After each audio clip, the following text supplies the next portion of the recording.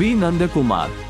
Meet a true inspiration who has overcome immense challenges to achieve greatness. Introducing V. Nanda Kumar, a young, suave, and articulate IRS officer who is an inspiration to many young aspirants.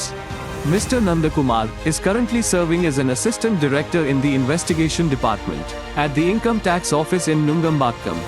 But his journey to success was far from easy.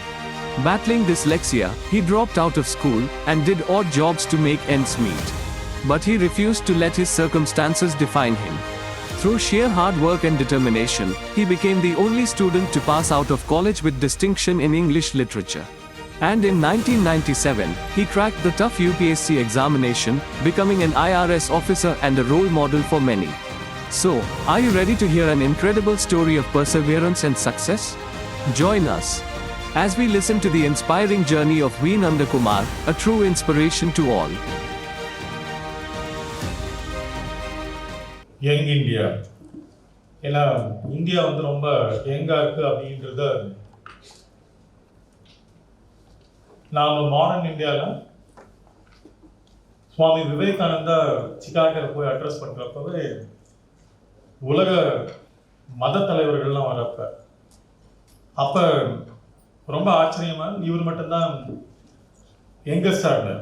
மற்றவங்கெல்லாம் கொஞ்சம் வயசான ஆட்கள். ஏன்னா நார்மலா மத தலைவர்கள் அப்படி இல்லைன்னா சாமியார்கள் வரப்ப கொஞ்சம் மூத்த ஆளுங்களா இருப்பாங்க, வயசான ஆளுங்களா இருப்பாங்க. திடீர்னு ஒரு ஒரு ஒரு யங்கான ஒரு ஆளை பார்க்குறப்ப, அதுவும் ஸ்ட்ராங்கான ஒரு மைட்டியான ஸ்பிரிச்சுவலான ஒரு ஆளை பார்க்குறப்ப எல்லாரும் நினைச்சாங்க அவரோட காஸ்டியூம் இந்தியாவை நல்லா அழகாக ரெப்ரசென்ட் பண்ணிச்சு. பிகாஸ் அங்கே போயும் அவர் ஒன்றும் மாடர்ன் ட்ரெஸ்ஸில், ஏன்னா அந்த ஒரு மாடர்ன் ட்ரெஸ் அப்படின்றது வெஸ்டர்ன் கண்ட்ரியோட போகுது, நம்ம பேண்ட் ஷர்ட்டை போட்டுட்டு இருக்கலாம். ஸோ அங்கே போயும் அவர் மாற்றலை. அவர் ஏன் பயங்கர ரெவல்யூஷனரியாக இருந்தார் அப்படின்னா, being young, he addressed all the members of the இதில், அந்த அவையில் the brothers and sisters தான் சொன்னார் எல்லாருமே. ஏன்னா எங்க இருந்து பிரதர்ஸ் சிஸ்டர்ஸ் சொல்ல மாட்டோம். வயசானதுக்கு அப்புறமா நம்ம பிரதர் சிஸ்டர்னு எல்லாரும் சொல்றது ரொம்ப ஈஸி. பட் எங்க இருக்கிறப்ப ஹாய் ஹலோ அப்படின்றது. ஸோ அதனால அந்த மாதிரி இல்லாம எல்லாரையும் அவர் சகோதர சகோதரிகள் அப்படின்னு அட்ரஸ் பண்ணார். ஆனா மதுரைக்கு ஒரு சிறப்பு. ஏன் மதுரைக்கு ஒரு சிறப்பு அப்படின்னா, மதுரைக்கு நிறைய சிறப்பு இருக்கு. காந்தி மதுரைக்கு வந்தப்ப எனக்கு ஏன் வேஷ்டி கட்டினேன் அப்படின்றதுக்கான காரணம் அதுதான். நானும் சரி காஸ்டியூம், 2 காஸ்டியூம் ஆக்சுவலா நான் யோசிச்சப்ப மதுரையா லைக், ஏன்னா இங்கதான் யங் இந்தியாவோட ஃபர்ஸ்ட் கான்ஃபரன்ஸ் நடக்குது மதுரை சாப்டர்ல. ஸோ யோசிச்சப்ப இந்த ஊருக்கு தேசத்துடைய அடையாளத்தையே காந்தி அவருடைய உடையில, அது ஒன்றும் அவர் திடீர்னு பேண்ட் சட்டை போட்டவர், கோட்டு போட்டவர், இங்க வந்த உடனே திடீர்னு இந்த வெயிலுக்காக அந்த கோட்டை கழட்டினவர் இல்லை. ஏன்னா வெயிலுக்காக கோட்டை கழட்டுறது, என்ன இப்போ ஸ்ரீகாந்த்லாம் கோட் போட்டிருக்காரு, அது ஒரு ஃபார்மல் ட்ரெஸ் இங்க இருக்கவங்க இல்லை. ஏன்னா அது ஃபார்மல் ட்ரெஸ். அது ஆக்சுவலா அந்த மாதிரி ஃபார்மல் ட்ரெஸ்ல இருந்து அவரு ஒரு சாதாரண ஒரு கந்தல் ஆடை அப்படின்னு சொல்ற, கந்தையானாலும் கசக்கி கட்டு அப்படின்ற அந்த அந்த வார்த்தைக்கு ஏற்ற மாதிரி தன்னுடைய அடையாளத்தை மாத்துறதுக்கு காரணம் என்னன்னா, இந்த இந்தியா இன்னைக்கு உலக நாடுகள்ல இந்த G20ல இந்தியாவை இன்னைக்கு இவ்வளவு பவர்ஃபுல்லா பார்க்கறது, ஒன் வேர்ல்டு ஒன் மதர் அப்படின்ற அந்த கான்செப்ட் இல்லை. ஒன் வேர்ல்டு, யாரும் ஊரே யாவரும் கேளீர் அப்படின்னு சொல்றாங்கல்ல, யாரும் ஊரே யாவரும் கேளீர் அப்படின்ற இந்த இந்த இந்த வார்த்தை நாம பல நூற்றாண்டுகளுக்கு முன்னாடியே சொல்லிட்டோம். இப்போ ஒன்றும் G20ல இப்பதான் நம்ம அதை நேம் பண்றோம். இந்த வார்த்தையை முன்னாடியே நம்ம ஏற்கனவே பயன்படுத்திருக்கோம். ஸோ அப்படி தான் இங்க வந்ததுக்கு அப்புறமா ஒரு மனிதர் மாமனிதர் ஆகிறதுக்கான அடையாளம் அதுதான். சாதாரண ஒரு ஆள், ஏன்னா அது துறவு நிலை இல்லை. ஆக்சுவலா துறவு நிலைன்றது எல்லாருக்கும் முற்றும் துறந்து முனிவர்ல எனக்கு எதுவும் வேணாம், நகை வேணாம், வீடு வேணாம், கார் வேணாம், பங்களா வேணாம், எது வேணாம் அப்படின்னு சொல்லி துறக்கிறதுன்றது இல்லை. இதுதான் இந்தியாவுடைய அடையாளம். ஒரு விவசாயியின் அடையாளம், ஒரு ஏழையின் அடையாளம், கிராமத்தின் அடையாளம். இத்தனை அடையாளம் இருக்கு. வேஷ்டின்றது சாதாரண அடையாளம் இல்லை. It has lot of identity. It has rural identity, அது ஒரு பாவர்ட்டி ஐடென்டிட்டி, ஒரு ஃபார்மரோட ஐடென்டிட்டி, இத்தனை ஐடென்டிட்டியும் அந்த ஒரு ட்ரெஸ்க்குள்ள ஒரு சாதாரண அந்த வேட்டியில தன்னுடைய அடையாளத்தை தேசத்தின் அடையாளமா மாத்தின ஒரு மண் இல்லையா? அதனால இது மாமதுரை, சரியா? மதுரைன்னு சொல்லாம இதை மாமதுரை அப்படின்னு சொல்றதுக்கும் சிறப்பு இருக்கு.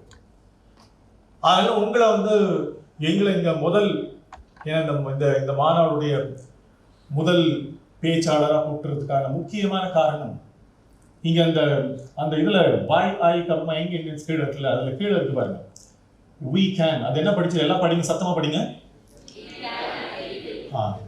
சோ அதுல we can and we will. ஆனா நாம இங்க இதுவே shared future. இந்த மாநாட்டுல இந்த முதல் அஜெண்டாவே அங்க அதான் போட்டிருக்காங்க, youth in democracy and governance அப்படின்னு. உங்களதான், ஏன்னா நாங்கெல்லாம் 30 கிராஸ் பண்ணிட்டோம். முன்னாடி இருக்கிற நிறைய ஸ்பீக்கர்ஸும் 30 கிராஸ் பண்ணிட்டாங்க. அதனால நாங்கெல்லாம் இங்க அந்த யூத் அப்படின்ற இந்தியாவோட பாப்புலேஷன்ல இப்ப கிட்டத்தட்ட 35%. ஸோ 35% அப்படின்றது 1/3 அப்படின்னு. ஆனா 2030 1/4 ஆயிடுவோம். நீங்க உட்கார்ந்துருக்க அத்தனை பேருமே. ஸோ அதுல இப்போ 1/3, சரியா? ஸோ தட்ஸ் அகைன் 3/1 அப்படின்ட்டு. ஸோ இப்போ 3 பேர் இருக்காங்க, அதுல ஒருத்தர் இளைஞர். இப்ப 30 பாக்குறப்ப 4 பேர்ல ஒருத்தர் தான் இளைஞரா இருக்க முடியும் அப்படின்றதுதான். அப்ப இந்தியா யார பாக்குது? இன்னைக்கு உலக நாடுகள்லாம் இந்தியாவை நோக்கி வரக்கூடிய வாய்ப்பை தேடி வரக்கூடிய காரணம் என்ன?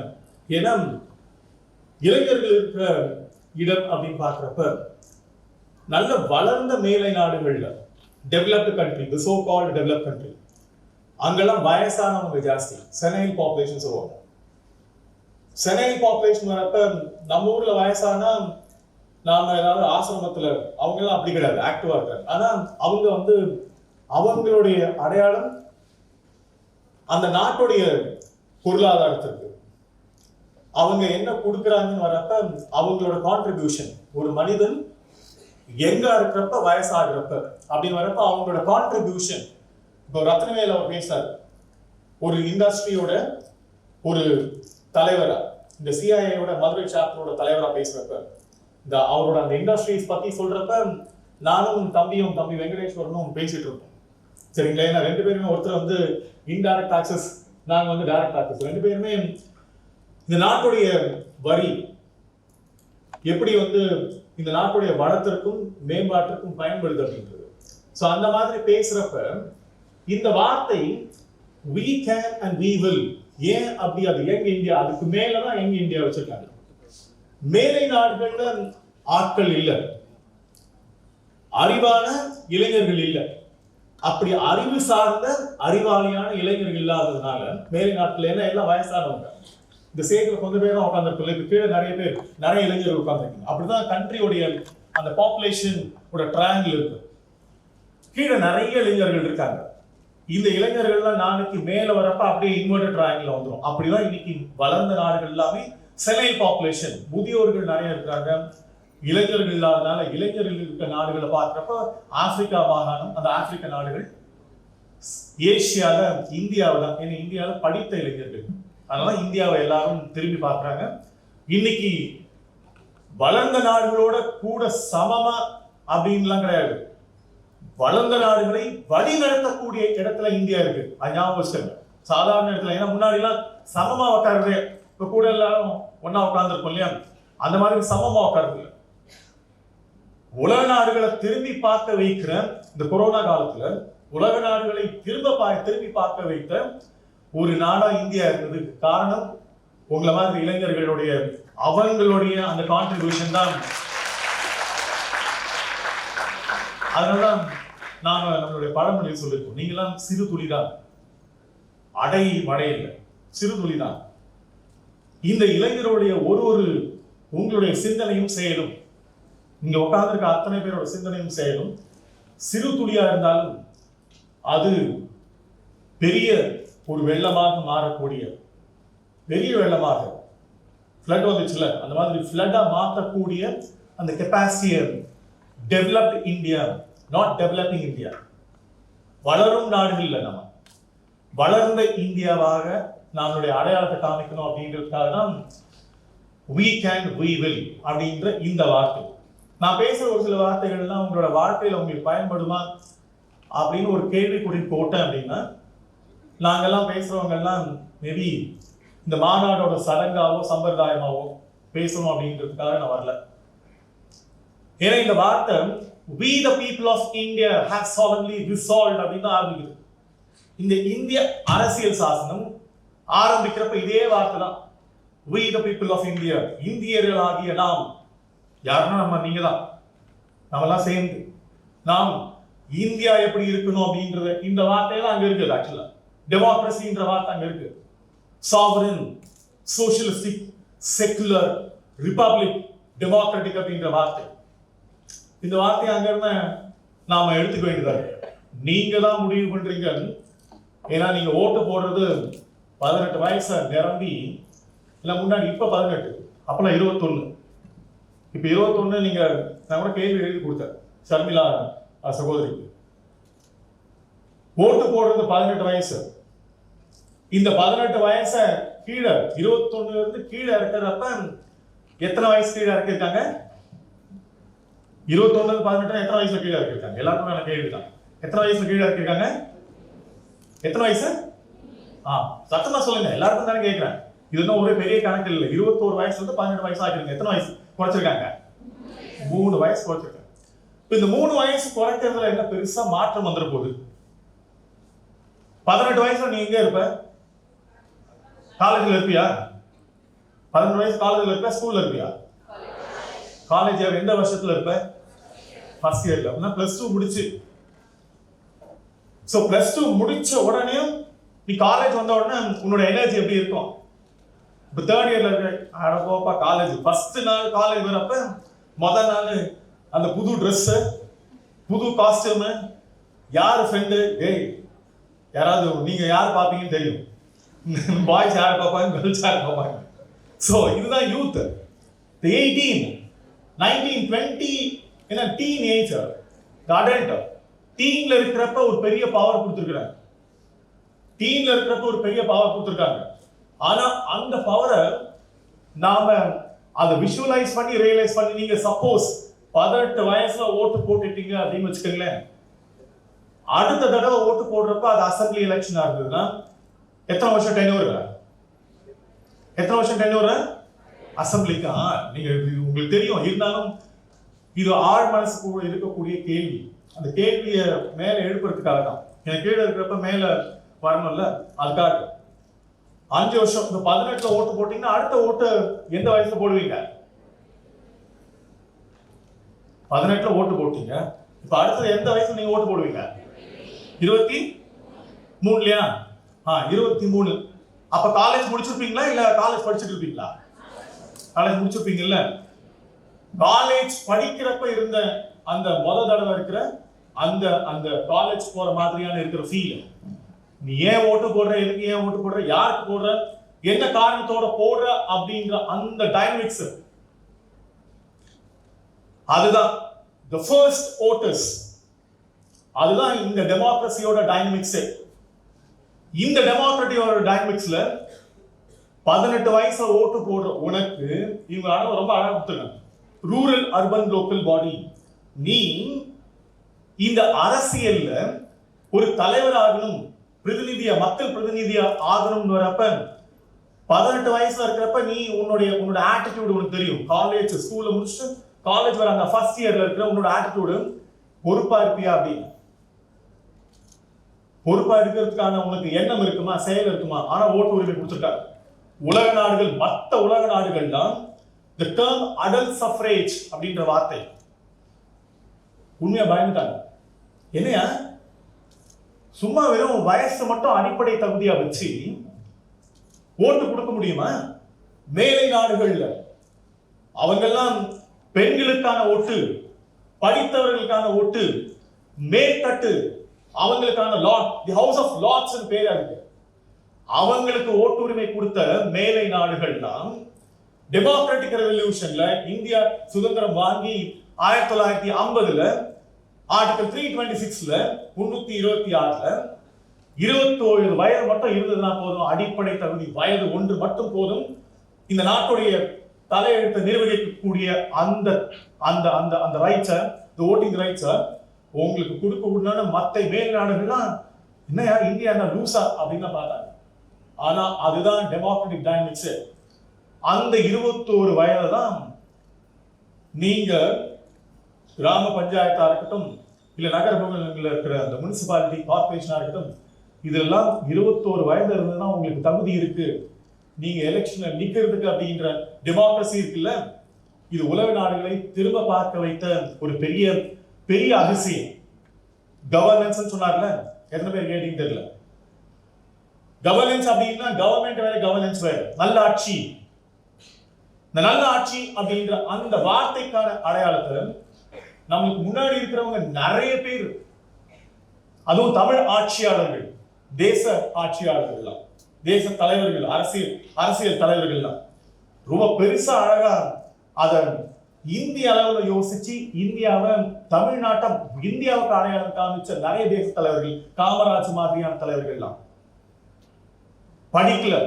ஆனா ஒரு அரசியல் அந்த ஞானம் இந்தியாவுக்கு பல பாடங்களை, பல அறிவுரைகளை, அவர் இளைஞரா இருக்கிறப்ப, உங்களை மாதிரி அரசியல்ல இளைஞரா இருக்கிறப்ப, ஏன்னா நீங்க அரசியல்ல இருக்கிற ஒரே தகுதி ஓட்டு போடுற தகுதி மட்டும்தான்.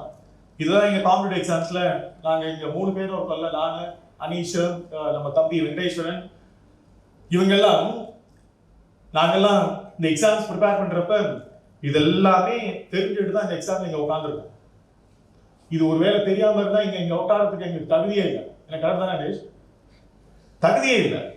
ஏன்னா அவர் டாக்டர், தம்பி இன்ஜினியர், இல்ல தம்பி இன்ஜினியர், நான் ஒரு ஆங்கில இலக்கியம், இங்கிலீஷ் லிட்ரேச்சர். ஒரு டாக்டர், ஒரு இன்ஜினியர், ஒரு ஆங்கில இலக்கியம், இங்கிலீஷ் லிட்ரேச்சர். ஆனா 3 பேருமே இந்த எக்ஸாம ஒரு காமனான நாலேஜ் பாஸ் பண்ணி, அதுவும் அரசியல் அறிவு, அதை பாஸ் பண்ணிட்டு தான் இங்க 3 பேர் உட்கார்ந்துருக்கோம். நாங்க 3 பேரும் இங்க உட்கார்ந்து இருக்கிறதுல இங்க நிறைய விஷயங்கள் இருக்கு.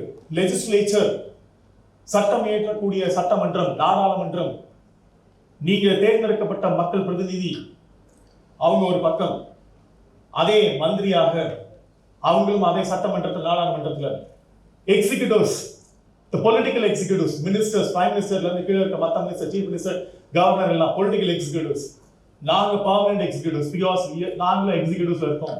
இந்த பார்ட்ல இருக்கிறதுனால, நாங்க இந்த அரசியல் சாசனத்துடைய பங்கா இருக்கிறதுனால, இந்த அரசியலோட ஒரு பங்கா இருக்கிறதுனால, நிர்வாகத்தினுடைய பங்கா இருக்கிறதுனால தான் எங்களை இந்த டிஸ்கஷன்ல கூப்பிட்டு இங்க உட்கார வைக்கிறதுக்கான பெரிய தகுதியை. ஆட்சியாளர்கள் மட்டும் இல்லை, இந்தியாவுடைய அரசியல் மேம்பாட்டுல, அதுல வளத்துல எங்களுடைய பங்கு பின்ல, இந்த பேக் அண்ட் ப்ராசஸ்ல என்ன இருக்கு அப்படின்றது. ஒரு டிஸ்ட்ரிக்ட் கலெக்டரா அனீஷ் இங்க வரப்ப இருக்கக்கூடிய மரியாதை, மக்களுக்கு இருக்கக்கூடிய அந்த கவலைகளை தீர்க்கக்கூடிய ஒரு அதிகாரியாக, அவர் அரசியல் தலைவராக இருந்தாலும், ஆட்சி தலைவராக இருந்தாலும், பொறுப்புன்னு ஒன்று கொடுக்குறப்ப யாரு கொடுக்குறாங்கன்னா, யாருக்கு அந்த அரசியல் அறிவு இருக்கோ, அந்த அரசியல் அறிவு இருக்கிற அவங்களுக்கு தான் பொறுப்பு கொடுக்குறாங்க. ஓட்டு போடுற அந்த அதிகாரம் மட்டும் இல்லை. அந்த விஷயத்தை நீங்க தெரிஞ்சு வச்சுக்கணும் அப்படின்றதுக்காக 21ல இந்த இந்தியாவை ஒரு குடி மகனாக இல்லாமல் ஒரு அரசியல் பிரதிநிதியாக நீங்க நிக்கிறதுக்கான வாய்ப்பு லோக்சபாவா இருந்ததுன்னா 25. இதெல்லாம் எங்க யூபிஎஸ்சி எக்ஸாம்ல ஒரு சாதாரண கேள்வி. ராஜ்சபாவா இருந்தால் 35. பிரசிடென்ட் ஆகிறதுக்கே 35 தான். தெரியுமா தெரியல உங்களுக்கு? பிரசிடென்ட் ஆகிறதுக்கே 35 தான். பெரிய தகுதி இல்லை, ஏஜ்ல ரொம்ப ரொம்ப சின்ன வயசு தான் வச்சிருக்கோம். தட் இஸ் வை நாம இந்த டெமோக்ராட்டிக் குவாலிஃபிகேஷன்ல யோசிச்சு பாருங்க. ஏதோ கடற்கரை ஓரமாக இருந்த ஒரு சாதாரண மனிதரை இந்த இந்தியாவுடைய முதல் குடிமகனாக ஒரு சாதாரண மனுஷனை இந்த அரசியல் சாசனம், இந்த அரசியல் டைனமிக்ஸ், இந்த பாராளுமன்றத்துடைய இல்ல ஜனாதிபதி அரண்மனையில ஒரு சாதாரண மனுஷனை அந்த அரண்மனையில உட்கார வச்சதுல யாரால முடியும்? மற்ற நாடுகளில் நடக்க முடியுமானா அது இந்தியாவில் மட்டும்தான் நடக்க முடியும். டாக்டர் அப்துல் கலாம் நீ நினைச்சு பார்த்துருப்பியா? நீ நினைச்சு பார்த்துருப்பியா? இங்க உட்கார்ந்து இருக்கல, உனக்கு அந்த அந்த சிந்தனை இருந்திருக்குமா? இந்த மண்ணு தான், இங்க இருந்து ரொம்ப தூரம் இல்லை. நாட்டிக்கல் மைன்ஸ்ல பார்த்தா, நாட்டிக்கல் மைன்ஸ்னா காற்று தூரத்துல மேல, நாட்டிக்கல் மைன்ல பார்த்ததுன்னா மேபி 60 கிலோமீட்டர் கூட வராது. சிந்தனையில இங்க இருந்து 60 கிலோமீட்டர் தொலைவில் இருந்து அந்த கடற்கரை ஓரமா இருந்த ஒரு சாதாரண மனுஷனை, அந்த மனுஷனை இந்தியாவுடைய ஒரு பவர்ஃபுல் பிளேஸ் உட்கார வச்சது இல்ல. இதுதான் இந்த பாலிடிக்ஸோட பவர். அப்படி இந்த பவர் ஒரு சாதாரண மனுஷனுக்கு, அது ஒரு ஆர்டினரி டீச்சர் ராதாகிருஷ்ணன், ஒரு ஆசிரியரை உட்கார வச்சது இந்த அரசியல். இப்படி சாதாரண மனிதர்களை உட்கார வைக்கக்கூடிய ஒரு பெரிய தலைவராக மாற்றக்கூடிய அந்த திறனை இந்த அரசியல் சாசனம் அதான் ஆரம்பிக்குது. We the people of India have solemnly resolved. India எப்படி இருக்கணும் அப்படின்னு அந்த எதிர்பார்ப்போடு தான் உங்களை இந்த எங்க India we can and we will அப்படின்ற இந்த 2 வார்த்தை, இது நம்மளால முடியும் அப்படின்னு என்னால முடியும் அப்படின்னு வரப்ப இந்தியாவுடைய அந்த அடையாளம் 2030 விவேகானந்தர் ரொம்ப அழகா சொல்லியிருக்காரு, இந்தியா எப்படி இருக்கும் அப்படின்னு. அப்பவே ஏன்னா இந்தியாவுக்கான அடையாளம் வெறும் இளைஞர்கள் மட்டும் இல்லை, அறிவு சார்ந்த அந்த அறிவை பயன்படுத்தக்கூடிய, அதுவும் கன்ஸ்ட்ரக்டிவா பாசிட்டிவா பயன்படுத்தக்கூடிய அந்த சிந்தனை உள்ள ஒரு பகுத்தறிவுள்ள ஒரு சமுதாயம். இந்த பகுத்தறிவுள்ள சமுதாயம் வெறும் படிப்பு மட்டும் இருந்ததுதான் போதும், இந்த படிப்பு பெரிய மாற்றத்தை ஏற்படுத்த முடியும் அப்படின்றதுதான் டாக்டர் அம்பேத்கரும் ரொம்ப அழகா சொல்லியிருக்காரு, எஜுகேட் அண்ட் ரெவல்யூஷனைஸ் அகைன். இன்னைக்கு உங்களுக்கு அந்த அடையாளம், இந்த படிப்பு அரசியல்ல மட்டுமல்ல, இந்த அரசியல் மாற்றத்தை ஏற்படுத்தக்கூடிய அந்த அடையாளத்தை நீங்க ஓட்டு போடுற எத்தனை செகண்ட் ஆகும், ஒரு 3 செகண்ட் கூட பிரஸ் பண்றது. அந்த 3 செகண்ட்ல முன்னாடிலாம் பாலிடிக்ஸ் சாதாரண விஷயம். இப்ப நீங்க ஓட்டு போடுற அந்த அந்த அந்த கேண்டிடேட்டோட ப்ரொஃபைல்ல நான் கேட்டேன் ஒரு கொஸ்டின் கூட, எத்தனை பேர் பேலட் பாக்ஸ்ல இருக்கிற அத்தனை சிம்பிளும் பார்த்துருப்பீங்க. நான் ஓட்டு போறப்ப சாதாரண ஒரு ஆளா போகிறப்ப அந்த அந்த பேனல், ஏன்னா நாங்கெல்லாம் எலெக்ஷன் அப்சர்வர், எலெக்ஷன் அப்சர்வர் இதற்கு 5 வருஷம் இருக்கேன். ஒரு எலெக்ஷன் நடத்துறதுன்றது, நம்ம இந்தியாவில் எலெக்ஷன் நடத்துறது அப்படின்றது உலக நாடுகள்ல வளர்ந்த நாடுகள் கூட முடியாத ஒரு செயல். 5 பேர் இருக்கிற ஒரு குக்கிராமத்துல, மலைவாழ் குக்கிராமத்துல நாம பேலட் பாக்ஸ் எடுத்து வைக்கிறோம். தெரியுமா உங்களுக்கு? அந்த 5 பேர் இருக்கிற ஒரு குக்கிராமத்துல, அதுவும் மலைவாழ் மக்களுக்காக ஒரு 5 பேர் இருக்கிற ஒரு கிராமத்துல பல அடி உயரம் ஏறி அதை தூக்கிட்டு போய் நாங்க வழி நடத்துறதுக்கு நாங்க ஒரு 20 பேர் தேவைப்படுது. வெறும் 5 பேர் ஓட்டு போடுறதுக்கு 20 பேர் அதை ஒர்க் பண்ண வேண்டியதா இருக்கு. அதுதான் இந்தியாவோட அந்த எலெக்ஷன் டைனமிக்ஸே. அந்த டைனமிக்ஸ் நீங்க உட்கார்ந்துருக்கீங்க. அப்படி இருக்கிறப்ப இந்த இந்தியாவுடைய அடையாளத்தை 2030 சிறு துளியாக இருக்கக்கூடிய நீங்கள் பெருவெள்ளமாக, பெரிய அடையாளமாக இந்தியாவுக்கு ஒரு பெரிய அரசியல் அடையாளத்தை நிச்சயமா கொடுக்க முடியும். அந்த நம்பிக்கையோட தான் we can and we will அப்படின்ற இந்த வார்த்தை யங் இந்தியா அவங்க வச்சிருக்கிறது.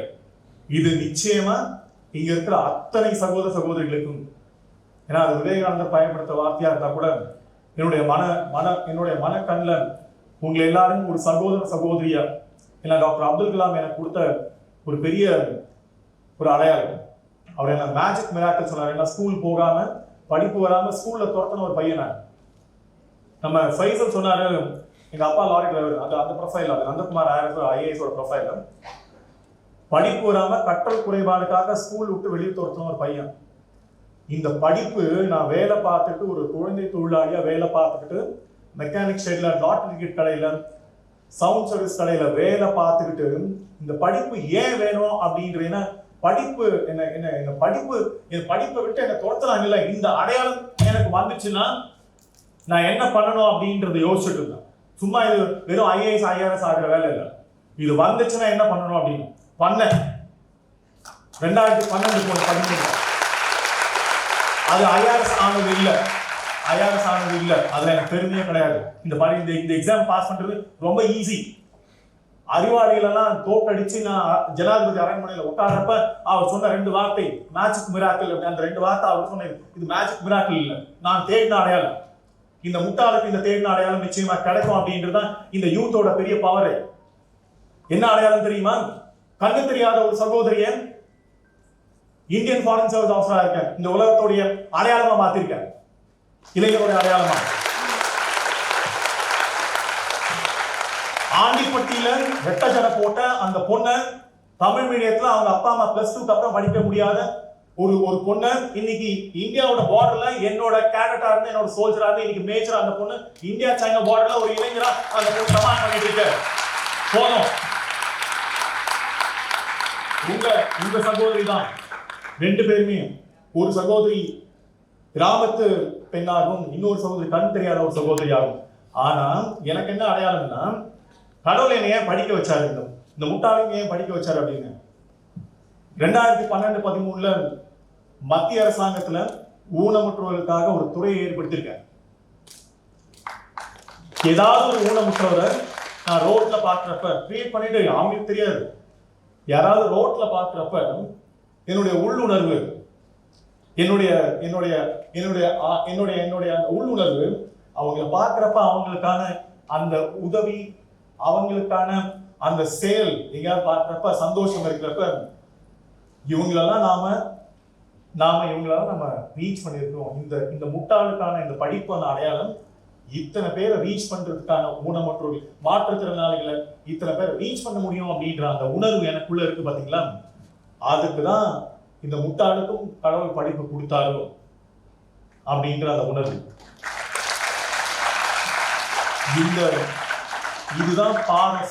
இதுதான் பவர் ஆஃப் யூத். நான் 30s இருக்கிறப்ப இந்த டிபார்ட்மெண்ட்டை கிரியேட் பண்ணேன். சரிங்களா? இப்ப எல்லாரும் நான் 40s வந்துட்டேன், தம்பிங்க 30s தான் இருக்கிறாங்க, 40s வந்துட்டேன். உங்களுக்கு தான் இந்த பவர் இருக்கு. இந்த முட்டாளுக்கு இந்த அரசியல் சாசனம், இந்த எலெக்ஷன், இந்த ப்ராசஸ்ல, இந்த எக்ஸாம்ல வெறும் சாதாரண degree, any graduation from any university போதும். இந்த அடையாளம் என்ன யார் அப்படின்ற இந்த அடையாளம், இந்த முட்டாளுக்கான அடையாளம் தேச அடையாளமா மாறும் அப்படின்றத நம்பிக்கை இருந்ததுனால ஜனாதிபதிக்கு முன்னாடி சர்வசாதாரணமா நின்று பாஸ் பண்ணிட்டு அது போதும். இந்த அடையாளம் தான் டாக்டர் அப்துல் கலாம் சொன்ன அடையாளம். உங்களுக்கு எனக்கு சொல்லாது. இப்ப நீ ரீச் ஆகிட்ட. 2005 உங்ககிட்ட சொல்ல சொன்னது, படிப்பு வராத ஒரு பையன் இந்த படிப்பு வந்தால் எனக்கு முன்னாடி நிற்க முடியும் அப்படின்னு எனக்கு நின்று காமிச்சல. என்னமோ கடவுள் என்னமோ கரெக்டா சரியான ஒரு ஆளை அந்த டைம்ல பிரசிடென்டா வச்சிருந்தாரு டாக்டர் அப்துல் கலாம். என்னை உணரக்கூடிய மற்ற பிரசிடென்ட்லாம் என்ன உணர்ந்துருப்பாங்கன்னா தெரியாது, ஆனா சூழ்நிலையில என்னுடைய நிலைமையில இருந்த ஒரு மனிதரை அங்க நிறுத்தி, என்னை உணரக்கூடிய ஒரு மனிதரை அங்க நிறுத்தி எனக்கு காதல சொல்ல வச்சு, உன்னுடைய தம்பி தங்கச்சிக்கெல்லாம் சொல்லு, அவங்களுடைய அடையாளம் இந்தியாவுடைய அடையாளம், இந்தியாவுடைய வல்லரசு ஆகக்கூடிய அடையாளம். இந்த அடையாளத்தை உற்றாத நிச்சயமா அவங்க இந்தியாவை ஒரு நாள் டெவலப்டு கண்ட்ரியா மாத்துவாங்க அப்படின்ற சொன்ன அந்த ஒரு வார்த்தை தான் இன்னைக்கு we can and we will. Thank you. All the best. வேஷ்டி கட்டிட்டு வேஷ்டியோட ஐடென்டிட்டியில இருந்து ஸ்டார்ட் பண்ணி மதுரையில் Y20 ஸ்டார்ட் பண்ண விஷயத்தை டச் பண்ணி டெமோக்ரஸியோட டைனமிக்ஸை பற்றி சொல்லி, எந்த ஏஜில் அரசியலில் வந்தால் ஒரு பெரிய சேஞ்சை கொடுத்துருப்பாங்கன்றதை சொல்லி, அரசியல் தலைவராக இருந்தாலும் ஆட்சி தலைவராக இருந்தாலும் அரசியல் நாலேஜ் இருக்கணுன்றதையும் சொல்லி, we can we willன்ற அந்த 4 வேர்டை வந்து பிரித்து மேய்ஞ்சு இன்னைக்கு நம்மளுக்கு வந்து லாஸ்ட் 20-30 மினிட்ஸாக வந்து ஒரு பெரிய ஐ ஓப்பனிங்காக கொடுத்த இங்கிலீஷ் லிட்ரேச்சர் படித்த Tamil magical miracle. Thank you, sir. And next person in the agenda, again the visionary, training from Trivandrum. இருந்தாலும் அவர் நம்ம மதுரைக்காரர் தான். அவர் வந்து such a visionary, மதுரை மேலே அவ்வளோ ஒரு கமிஷனராக இருந்திருக்காங்க, இப்போ கலெக்டராக இருந்திருக்காங்க. He is definitely a Madurai person. He can't be termed as a Trivandrum person. He is definitely a Madurai person. Such a visionary and அவ்வளோ இன்சைட்ஸ் அண்ட் அவ்வளோ ப்ராஜெக்ட்ஸ் மதுரைக்காக பண்ணியிருக்காங்க. The next no better person than Mr. Anish Shekhar can add value to the topic youth and democracy and governance. Also being the chief electoral officers of the city, you also add lights on that topic also, sir. என்கிட்ட பேசும்போது சொன்னாங்க நான் பேச நினைச்சது எல்லாமே sir பேசிட்டாங்கன்னு. இப்போ பேசும்போது தெரியும் எவ்வளோ விஷயங்கள் பேசுவார் sir.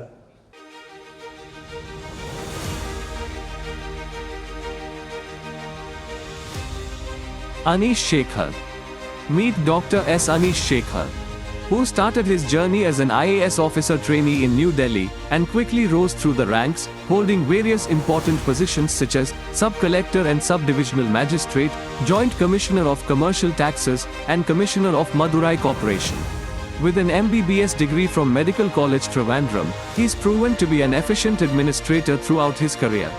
Currently serving as the Collector of Madurai District, Dr. Anish Shekhar is demonstrating his exceptional leadership skills and unwavering dedication to public service.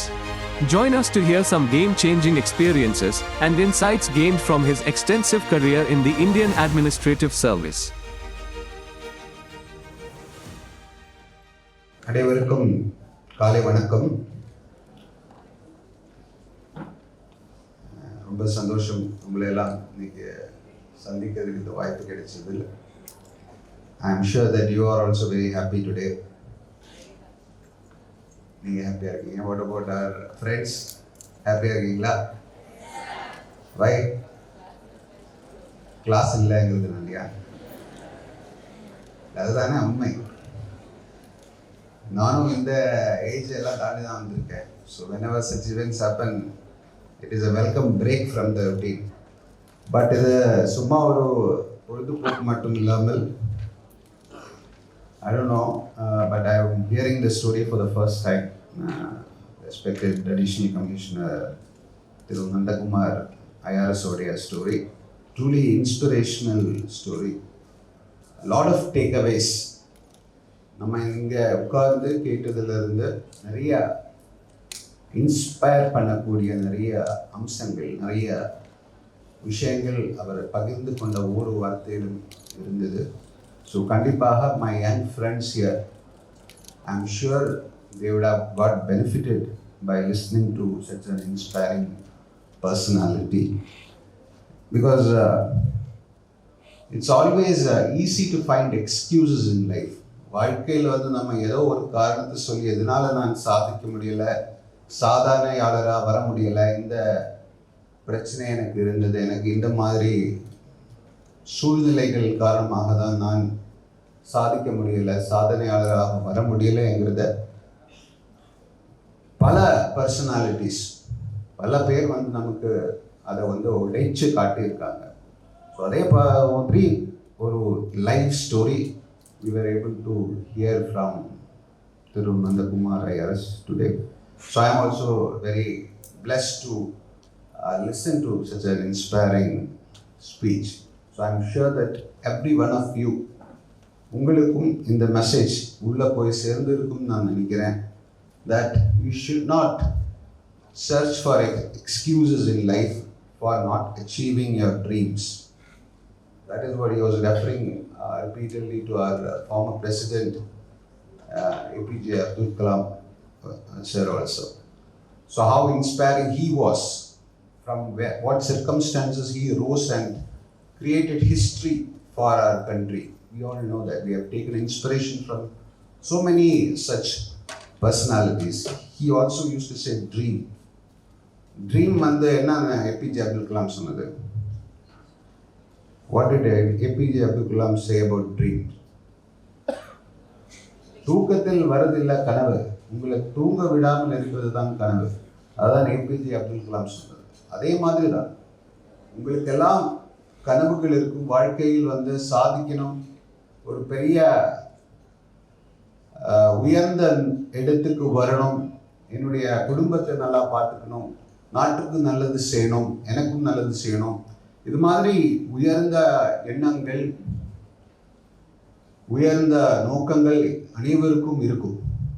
But அதுக்குன்னு ஒரு முயற்சி எடுத்து அதை வந்து ஒருபோதும் அந்த நோக்கத்திலிருந்து அந்த இலக்கிலிருந்து தவறாமல் constant effort has to be put behind your dreams. உங்களுக்கு இருக்க கனவு வந்து நனவாக மாறணும்னால் விடாமுயற்சி, taking advice from your seniors, உங்களுடைய சீனியர்ஸ் ஆகட்டும், உங்களை கைட் பண்ணக்கூடிய பேரண்ட்ஸ் ஆகட்டும், உங்கள் டீச்சர்ஸ் ஆகட்டும், உங்கள் ப்ரொஃபஸர்ஸ் ஆகட்டும், இவங்க கிட்டே இருந்தெல்லாம் கைடன்ஸ் உட்கொண்டு கண்டிப்பாக you have to choose your own way.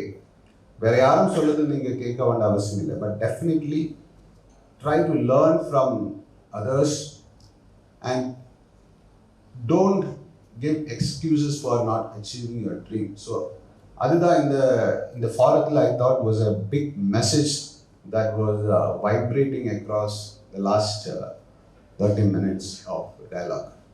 Coming to today's agenda regarding G20. So again, I am very fortunate to attend this program Y20. I considered a good opportunity to share some of my thoughts also amongst my young friends in front of me. So G20 India வந்து presidency எடுத்தது வந்து it's a big thing. We are gaining a place in the global high table. We are playing host to the most powerful, most wealthy countries in the world. So we are trying, or we are making constant attempts to regain the global leadership that our country used to enjoy at some point in time. So India நோடிய லோகத்தில் வந்து இருக்கிற சொத்துக்களில் வெல்த்தில் when British took over, because when we talk about democracy, participatory governance, it's very important to understand our history also. நம்மளோட வரலாறும் தெரிஞ்சுக்க வேண்டியது ரொம்ப முக்கியமான விஷயம். So from where we started, where we went wrong, and how we are taking corrective measures today so that we don't repeat history again, but we learn from history and regain our global leadership role. So again, when British took control over India, India was having 25% of the global wealth. உலகத்தில் இருக்கிற சொத்துக்களில் 25% it was with India. We were leaders in trade. We were leaders in the global order at that point in time for a long part of history. But we heard about fourth industrial revolution. We heard about third industrial revolution. What happened in 18th century was the first industrial revolution. So this first industrial revolution brought with it something called colonialism. The Western powers which gained ground or made progress in first industrial revolution, they wanted raw material and a market for their products. So they created colonies, and unfortunately, because of the political instability that was prevalent at that time in our country, India, we also became a colony of Britain. That is the history behind the struggle India is going through today. From having 25% of the total global wealth, when Britain left India in 1947, giving independence to India. So, you know how much was India's share in global wealth? Everywhere. 25 என்ன ஆச்சு? It became 3%. So systematic plundering of the country has been done over more than 2 centuries, which looted the wealth of the country and left us with very little to restart our growth. But still, even though we were damaged badly by the British rule, we have made significant progress over the last more than 7 decades of independent India. Now we are gaining strides. Now we are trying to regain that position in the global pecking order as one of the most developed countries. That is where we are moving ahead. But still, we are a far cry from where we were when British took over. So we have a great potential which is not yet realized. அதுவும் வந்து doctor Nandakumar IRS told that the biggest resource that India has, என்னது? What is the biggest resource that India has? Huh? Population. I would let students answer. Front row should not answer. Yeah, it is human resource, and most importantly, we have the youngest population today. We are nearing the peak of our demographic dividend. So today, it is a big opportunity when the global growth engine is slowing, India's growth engine is firing. And we are getting this opportunity once again to truly realize our potential. So as I told, we lost out in the first industrial revolution. That is the reason why we became a colony to Britain. We gained some ground in the third industrial revolution through IT services. We are trying to do our best in industry 4.0 also. All these are relevant. These are things that are impacting today's global order. So whoever takes lead when such disruptions happen, those economies tend to grow. China, South Korea, many Southeast Asian countries, which were almost at the same level India was when India gained freedom, they were able to grow at a much faster pace over the last 5 decades. But India couldn't because of various reasons, various legacy issues that were left behind by the British rule.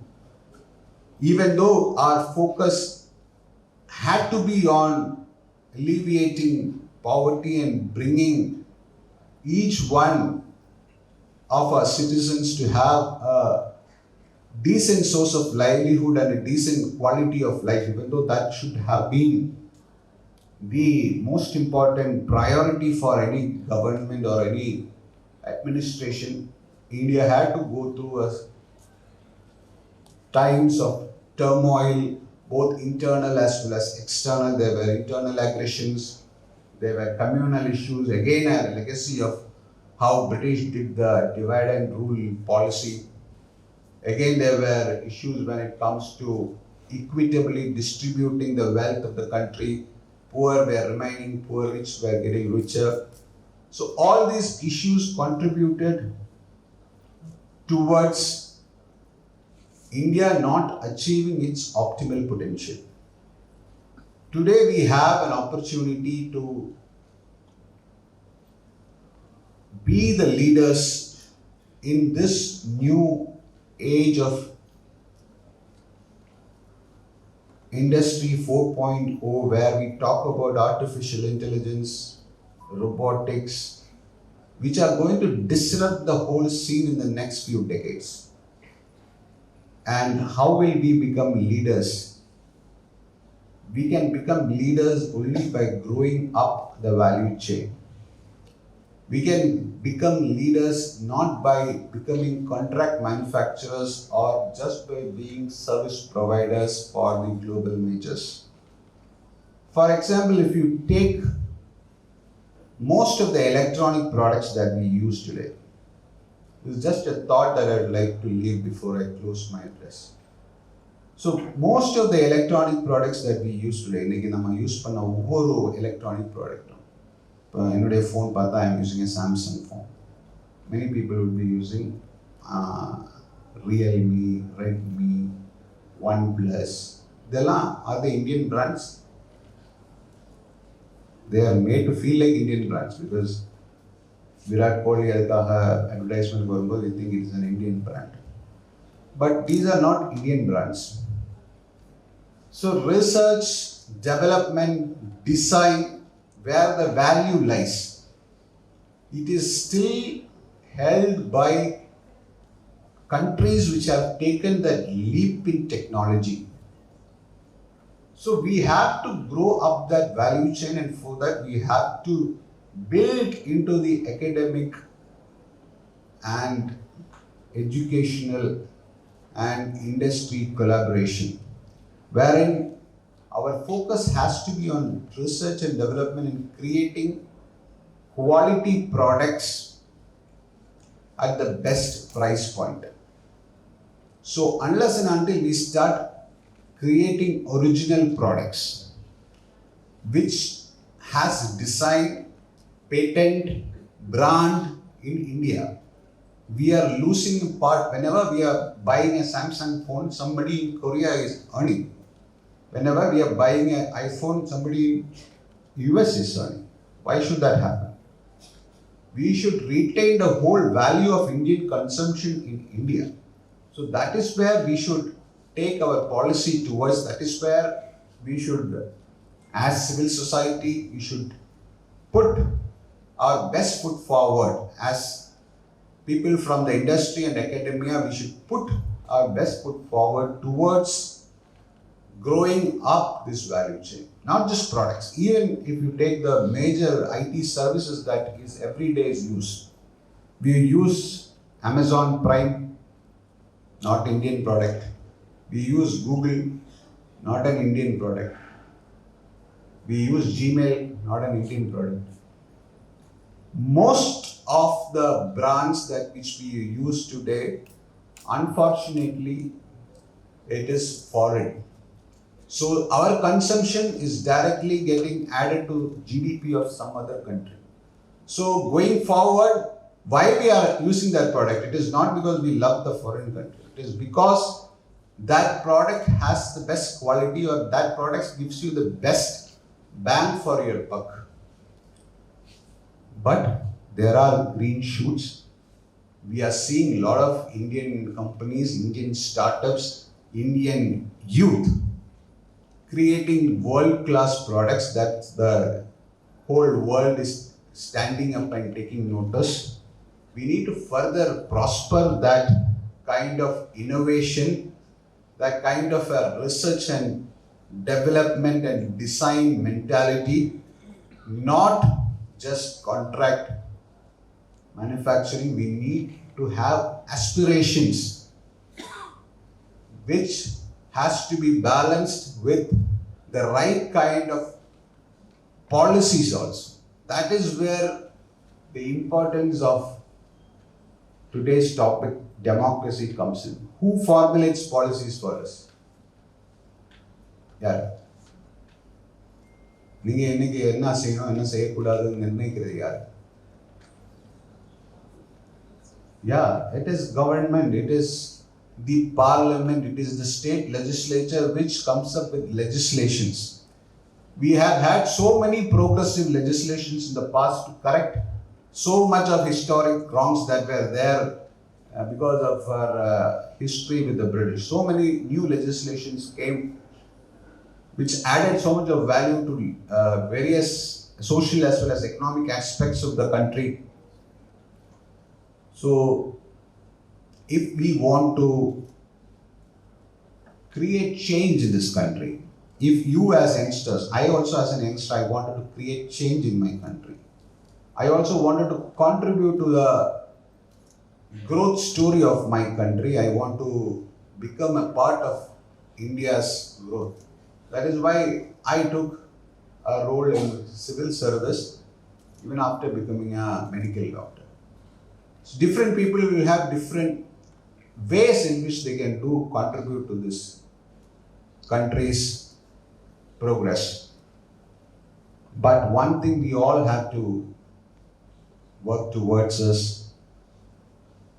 how India's polity is run. We need to understand that how we are governed, who governs us, what is a democracy. Democracy na enna? Solunga.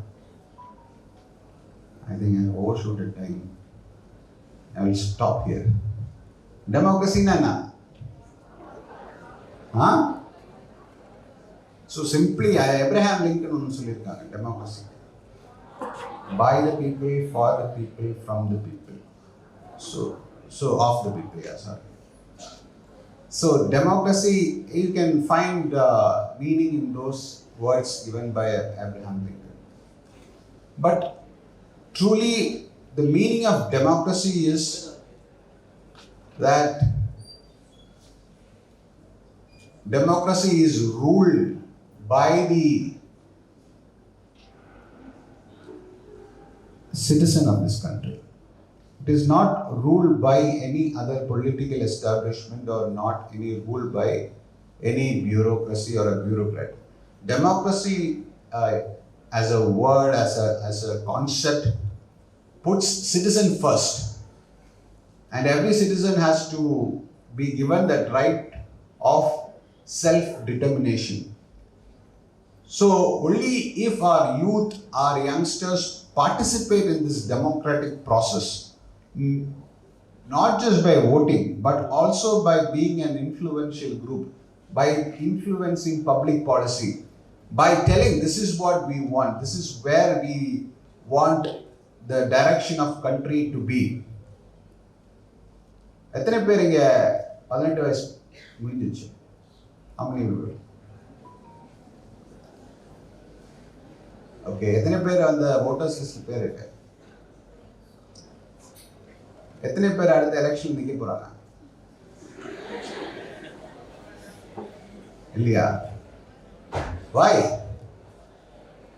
ஏன்? இப்பதான் நான் இவ்வளவு பெரிய lecture அடிச்சிட்டேன் உங்களுக்கு that democratic process எலெக்ஷன்ல நிக்கணும், நீங்க தான் அடுத்த பீப்புள்ஸ் ரெப்ரசன்டேட்டிவ் எம்பி எம்எல்ஏ அடுத்த சீஃப் மினிஸ்டர் பிரைம் மினிஸ்டர் எல்லாம் நீங்க தான் வரணும், tomorrow's generation. So this one point alone I will touch and close. This is important because I have observed this in any interaction that I have had with youngsters, that there is a general aversion for politics among our young generation. So please understand, politics is nothing that we should stay away from. We should,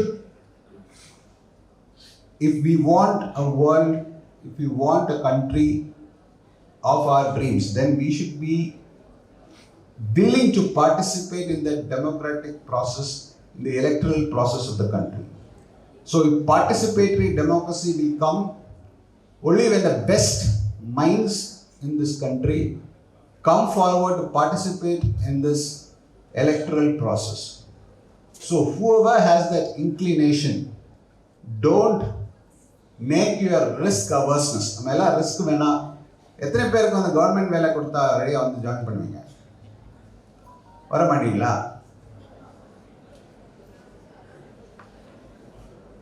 இப்போ government வேலைக்கு இப்போ வர்றதுக்கு ரெடியாக இல்லை youngsters. ரெடியாக இல்லையா?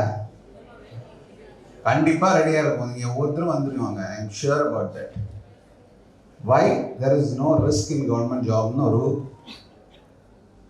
சிந்தனை இருக்கு. But when it comes to entering into politics, it's a risky field, it is a minefield. But that is where the country's future is getting determined.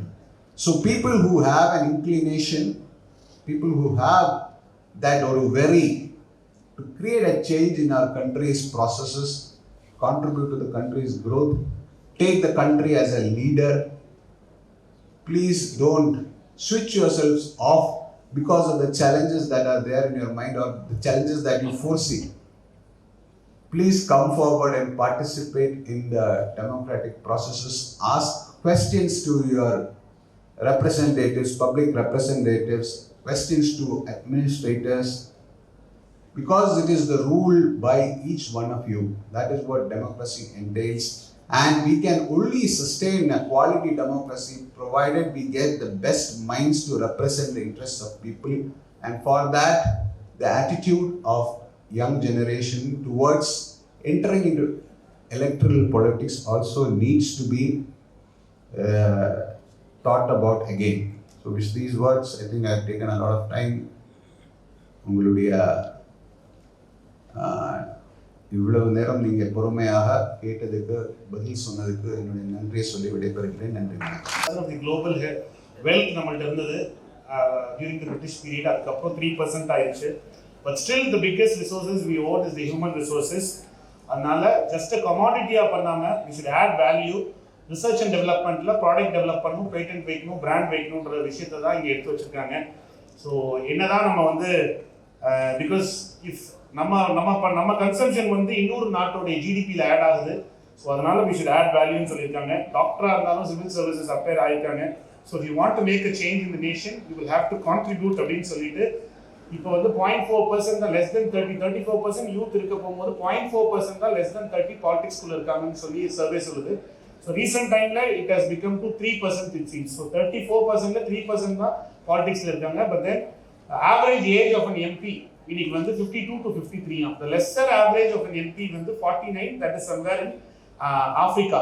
So அந்த அளவுக்கு இன்னைக்கு பாலிடிக்ஸில் என்டர் ஆகக்கூடிய ஏஜ் வந்து ஆவரேஜ் ஏஜ் வந்து ரொம்ப ஹையராக இருக்குது. So youth should enter into politics அப்படின்னு சொல்லி சர்வே சொல்லுது.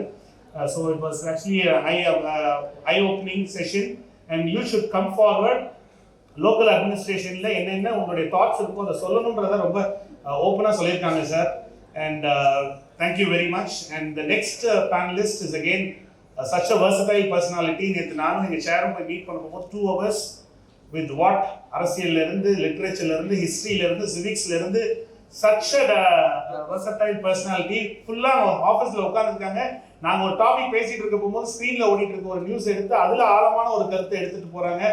அடுத்து ஹீஸ் ஆக்சுவலி இவர் எப்படி ஜிஎஸ்டி ஸ்க்ரூட்டினி பண்ணுவாரோ அந்த மாதிரி 2 பேப்பர், ஒரு 4 நாளுக்கு முன்னாடி இருக்கிற பேப்பரும் நியூஸ் பேப்பரையும் இன்னைக்கு இருக்கிற நியூஸ் பேப்பரையும் வச்சு அதில் கம்பேர் பண்ணி அந்த விஷயத்தை அந்த அளவுக்கு அதை வந்து he is introspecting the issues. So such a versatile personality. We are fortunate to have Mr. Venkateshan IRS today on the topic Youth in Democracy and Governance.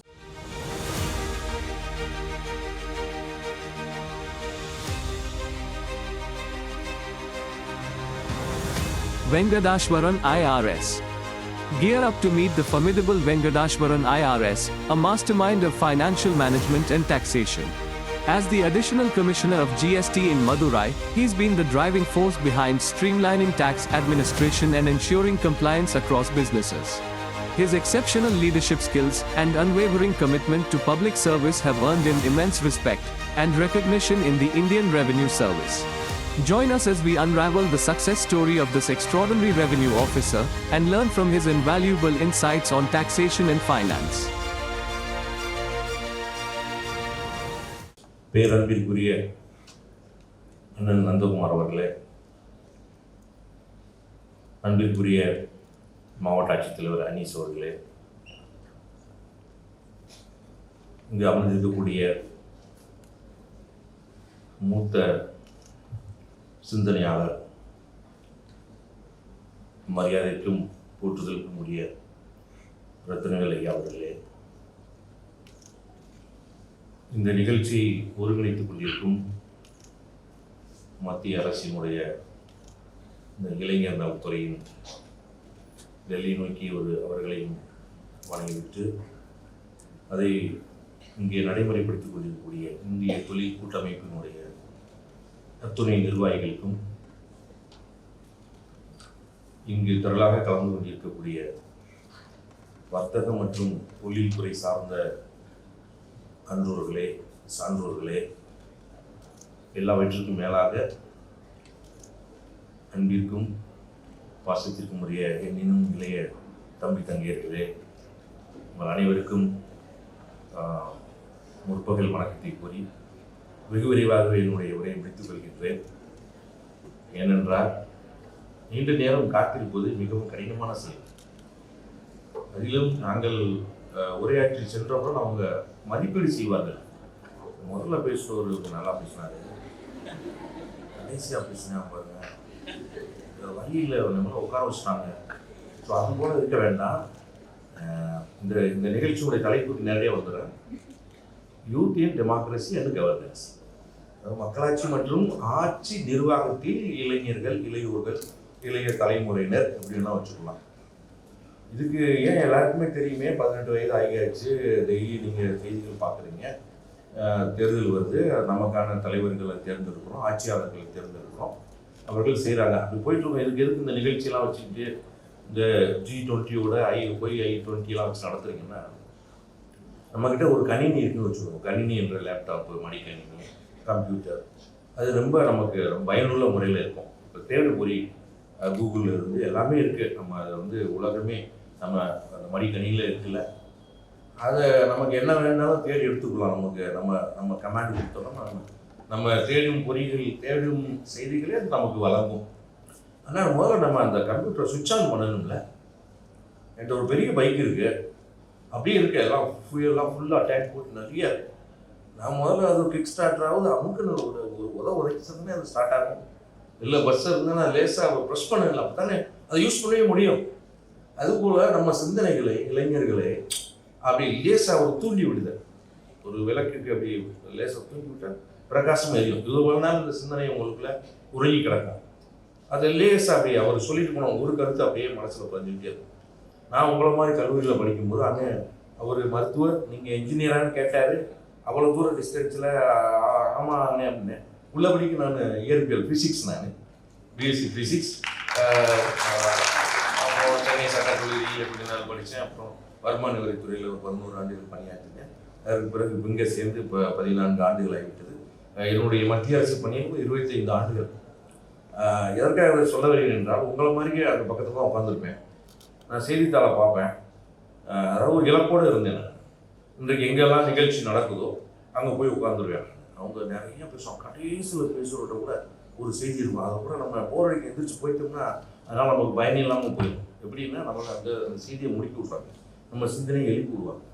அது மக்களாட்சி, ஆட்சி நிர்வாகம், இளைஞர், இந்த 3 தலைப்பையும் எப்படி ஒன்று சேர்க்கறது, அதில் என்ன இருக்குது அப்படின்னா, போகிற போக்கில் பார்த்தா அது வழக்கமான ஒரு செய்தி போல தான் தோணும். இப்போ மக்களாட்சின்னு நம்ம ஆட்சித் தலைவர் கேட்கும்போது, மக்களால் மக்களுக்காக மக்களே செய்யும் ஆட்சி. அவ்வப்பொழுது நீங்கள் தனியாக இருக்கும்போது சிந்திச்சு பாருங்கள். பல தருணங்களில் இப்போ ஒரு நிர்வாகம் இருக்குன்னா அதை ஆடிட் பண்ணுறாங்கல்ல. நாமளே வந்து தேர்வு இருக்குல்ல, நம்ம ஒரு நாள் படிச்சிருக்கான் பையன், ஒரு தேர்வு வச்சு அதில் எவ்வளோ உள்வாங்கியிருக்கான், அவன் எப்படி ப்ரெசன்டேஷன் பண்ணியிருக்கான், அவருடைய மதிப்பீடு பண்ணுறவங்க. அதுபோல் மக்களாட்சிக்கு ஏதாவது மதிப்பீடு இருக்கா, அதை தேர்ந்தெடுத்தவங்க, அதை உருவாக்குனவங்க நாம தானே. நம்ம என்னைக்காவது ஒரு நாள் சரியாக போகுதா, அது மக்களுக்கான ஆட்சி தானா, இது மக்கள் தானா அப்படின்னு அவங்க எப்போயாவது நீங்கள் சிந்திச்சு பாருங்கள். இந்த செய்திகளை எப்போயாவது நீங்கள் தனியாக இருக்கும்போது கூகுளில் அல்ல யூடியூப்பில் பார்த்துட்டு இருக்கும்போது, அதுபோல் நேரத்தை பயன்படுத்துங்க. வீணாக்குற நேரங்களில் உண்மையிலேயே மக்களாட்சி நடக்காது பார்க்கலாம். ஒரு நாள் என்ன பண்ணுறது, ஒரு மேம்பாலத்தில் ஒரு கார் போயிட்டுருக்கு. அந்த கார் பக்கத்துலேயே ஒரு வயதான முதியவர் ஒரு இழுவை வண்டியை பாரத்தை வச்சு இழுத்துட்டு போகிறார். அது கொஞ்சம் சிரமப்பட்டு போயிட்டுருக்காரு.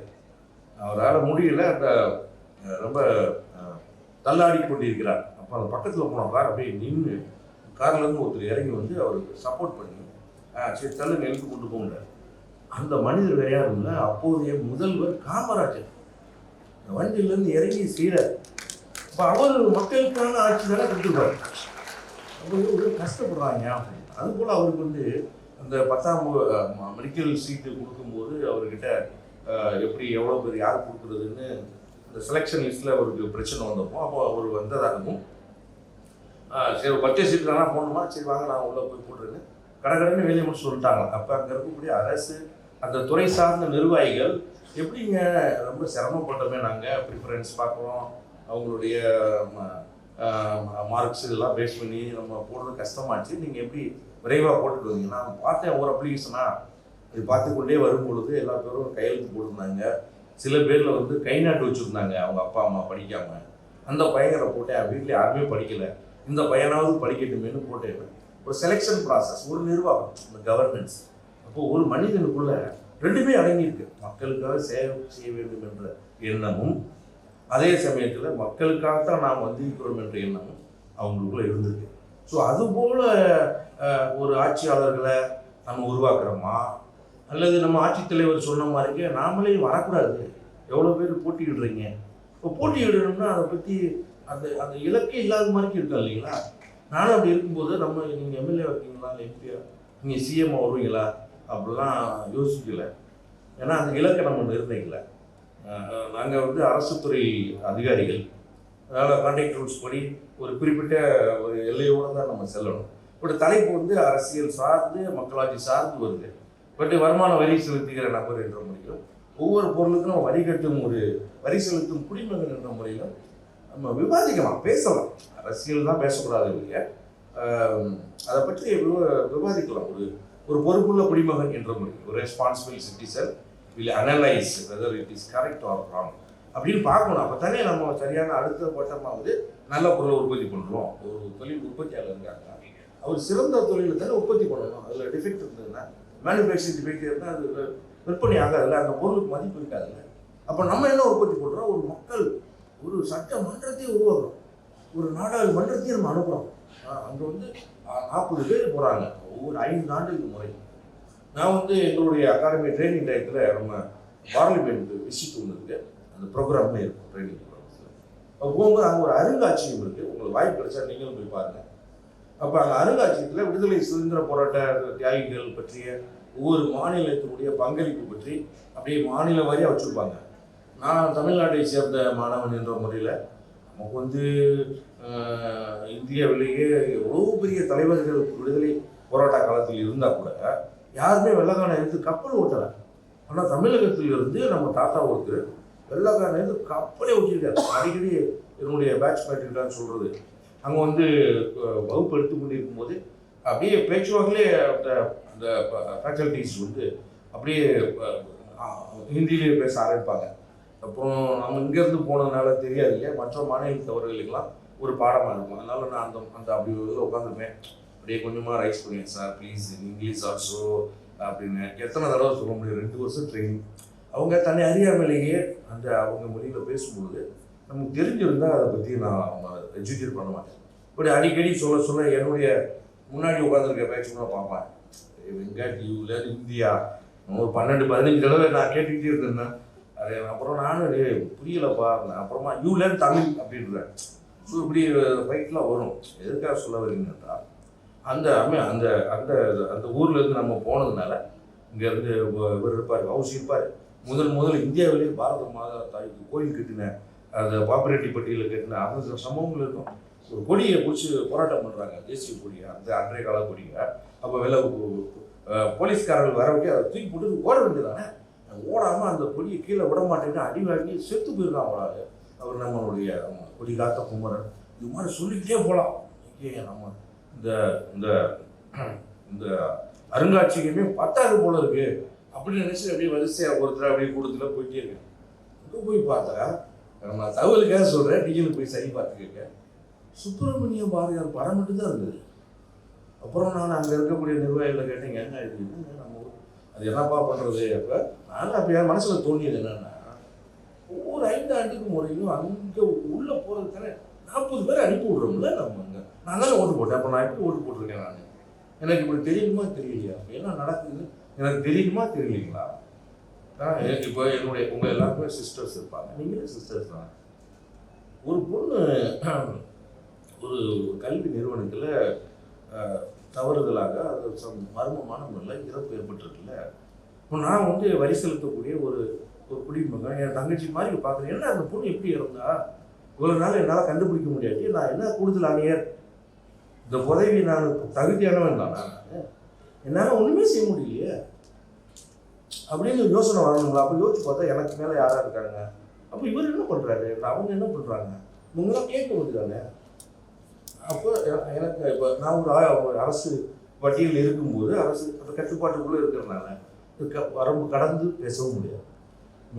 Because we are all government servants. பட்டு பொது மக்களாக இருக்குங்கல்ல, நானும் பொதுமக்கள் தான், ஓட்டு போடுறவங்க. அப்போ யோசிக்கிறவங்க, நம்மளுடைய ப்ராடக்ட்டு கரெக்டாக, உதாரணத்துக்கு நான் வந்து உங்களை மாதிரி இருக்கும்பொழுது எல்லா மேகசினும் படிப்பேன். நான் சிவில் சர்வீஸ் தேர்வுக்கு தயார் பண்ணி கொண்டு இருப்பேன். அப்போ வருமான வரித்துறையில் பணியாற்றி கொண்டிருந்தேன். அப்போ என்னோட தொழில்துறை சம்பந்தமாக எல்லா நூலும் படிப்பேன். அப்போ ஐயா ரத்தினர் ஐயா வந்து அவர் முதுநிலை சிந்தனையாளர், நிறையா எடிட்டோரியல் எழுதுவார். ஒன்று விடாமல் நான் படிப்பேன். அப்போ அவர் கடிதம்லாம் எழுதியிருக்கிறாங்க. அவர் எனக்கு ஒரு மறு கடிதமாக போட்டார்.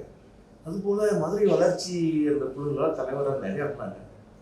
ஏன்னா என் கருத்தை சொல்லணும்னு பார்த்தா எப்படி காமராஜரை முழுமையாக பயன்படுத்தாமல் போயிடுச்சோ நம்ம நாடு, அதுபோல் இது போன்ற சிந்தனையாளர்கள்லாம் முழுமையாக உள்வாங்காமல் பயன்படுத்தாமல் போயிடுது. ஏன் அதை சொல்கிறேன்னா, காமராஜர் இல்லாட்டி தமிழ்நாட்டில் தொழிற்சாலையிலே கிடையாது. பிஹெச்எல்லேருந்து என்எல்சியிலேருந்து போராடி நம்ம ஊரில் சர்க்கரை ஆலைகள் இல்லைன்னு ஜப்பான் நிறுவனத்தோட பேசி 10 சர்க்கரை ஆலைகள் கொண்டு வரணும்னு கேட்டு உடனே செய்யுங்க அப்படின்றாரு. அப்போ அந்த நிறுவன தலைவர்களும் நிர்வாகிகளும் இந்த துறைசார் மந்திரி இவங்கெல்லாம் பேசும்போது, சார் ஒரு கம்பெனிக்கு ஒரு 10 விழுக்காடு நாங்கள் வந்து கமிஷன் தரோம் அப்படின்னா, அது நீங்கள் யார் வேணாலும் பயன்படுத்திக்கலாம். அரசோ அதில் அமைச்சரோ எப்படி வேணாலும் அது நீங்கள் என்னுடைய புரோட்டோக்காலில் இருக்குது. அப்படியா இருங்க, நான் என்னுடைய முதல்வர்கிட்ட கேட்டு சொல்கிறேன்னு இவர்கிட்ட ஐயா கிட்ட தகவல் சொல்கிறாங்க. அப்படியா 10 கம்பெனிக்கு 100 விழுக்காடு வந்துடும் இல்லையா, 10 100 கொடுப்பாங்களா? ஆமாங்க 100 கொடுப்பாங்க. அப்போ அதை வச்சு இன்னொரு சர்க்கரை ஆலை போட்டுருங்க. அப்படி வந்த சர்க்கரை ஆலை தான் மோகனூர் சர்க்கரை ஆலை. எப்படி பாருங்க, இவர் தானே மக்களாட்சிக்கு சரியான நபராக இருந்திருப்பாங்க.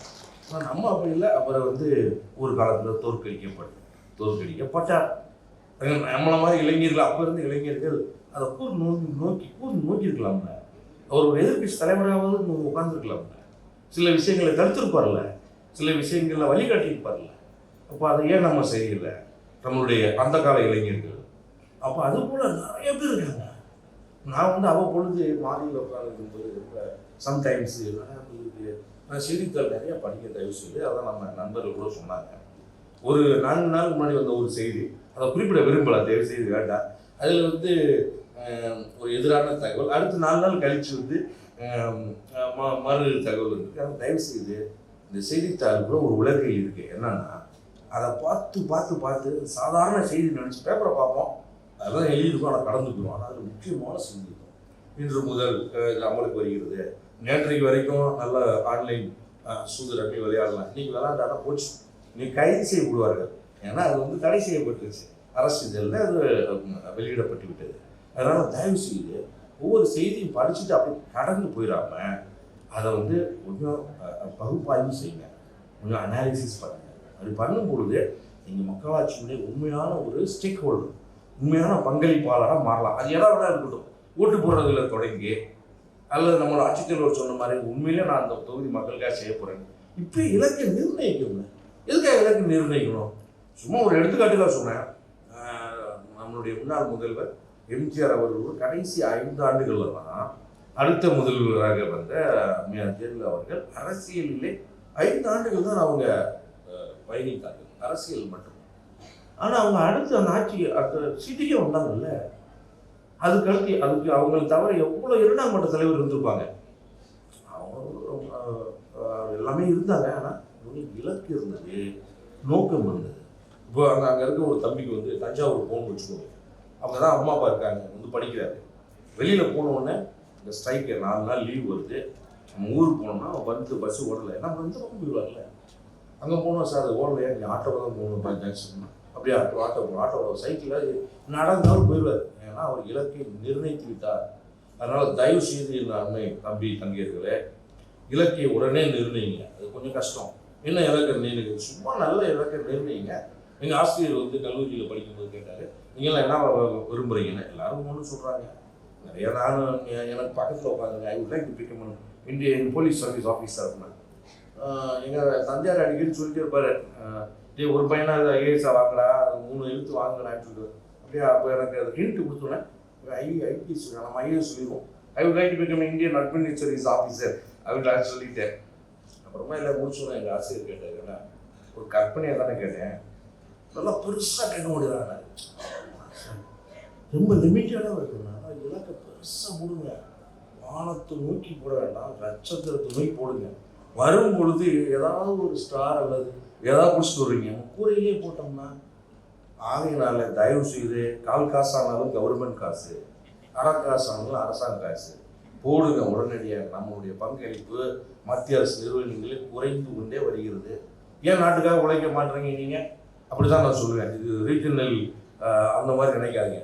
நாட்டுக்கான சேவையில் ஏன் தமிழர் பங்களிப்பு குறைந்து கொண்டே வருகிறது? ஸ்டாப் செலெக்ஷன் கமிஷன் ஒரு ஒரு ஒரு அமைப்பு இருக்குல்ல, அது எத்தனை பேர் நீங்கள் பின்பற்றுறீங்க? தயவு செய்து அதனுடைய வெப்சைட்டை உடனே நிகழ்ச்சி முடிஞ்சோன்னா பாருங்கள். நோட்டிஃபிகேஷன் கொடுத்துருக்காங்க. ஏப்ரல் 9 ஏதோ சம் டேட்டுக்குள்ளே, மே 1 அடுத்த இது வந்துருச்சு. தயவுசெய்து அதை போடுங்க. நம்ம மாவட்ட மைய வேளாண்மை அலுவலகத்திலும் சரி, என்னுடைய நூலகத்திலையும் சரி, அதற்கான இலவச பயிற்சி மையம் டெல்லியில் கிடைக்கிற எல்லா புக்கும் கிடைக்குது. அதனால் அங்கே வாங்க. அவங்க அண்ணன் டிபார்ட்மெண்ட் போனீங்கன்னா இன்ஸ்பெக்டர் ஆஃப் இன்கம் டேக்ஸ், என் டிபார்ட்மெண்ட் எங்கே இதுக்கு வந்தீங்கன்னா inspector of customs, central excise, GST. அருமையான பதவி. இங்கே வாங்க, நிறைய நாட்டுக்கு நன்மை செய்யுங்க. அதனால இப்படி நான் எதுக்கு எடுத்தாலும் இந்தியன் ஏசியன் பெயிண்ட்ஸில் மேனேஜராக இருக்கேன் சார்.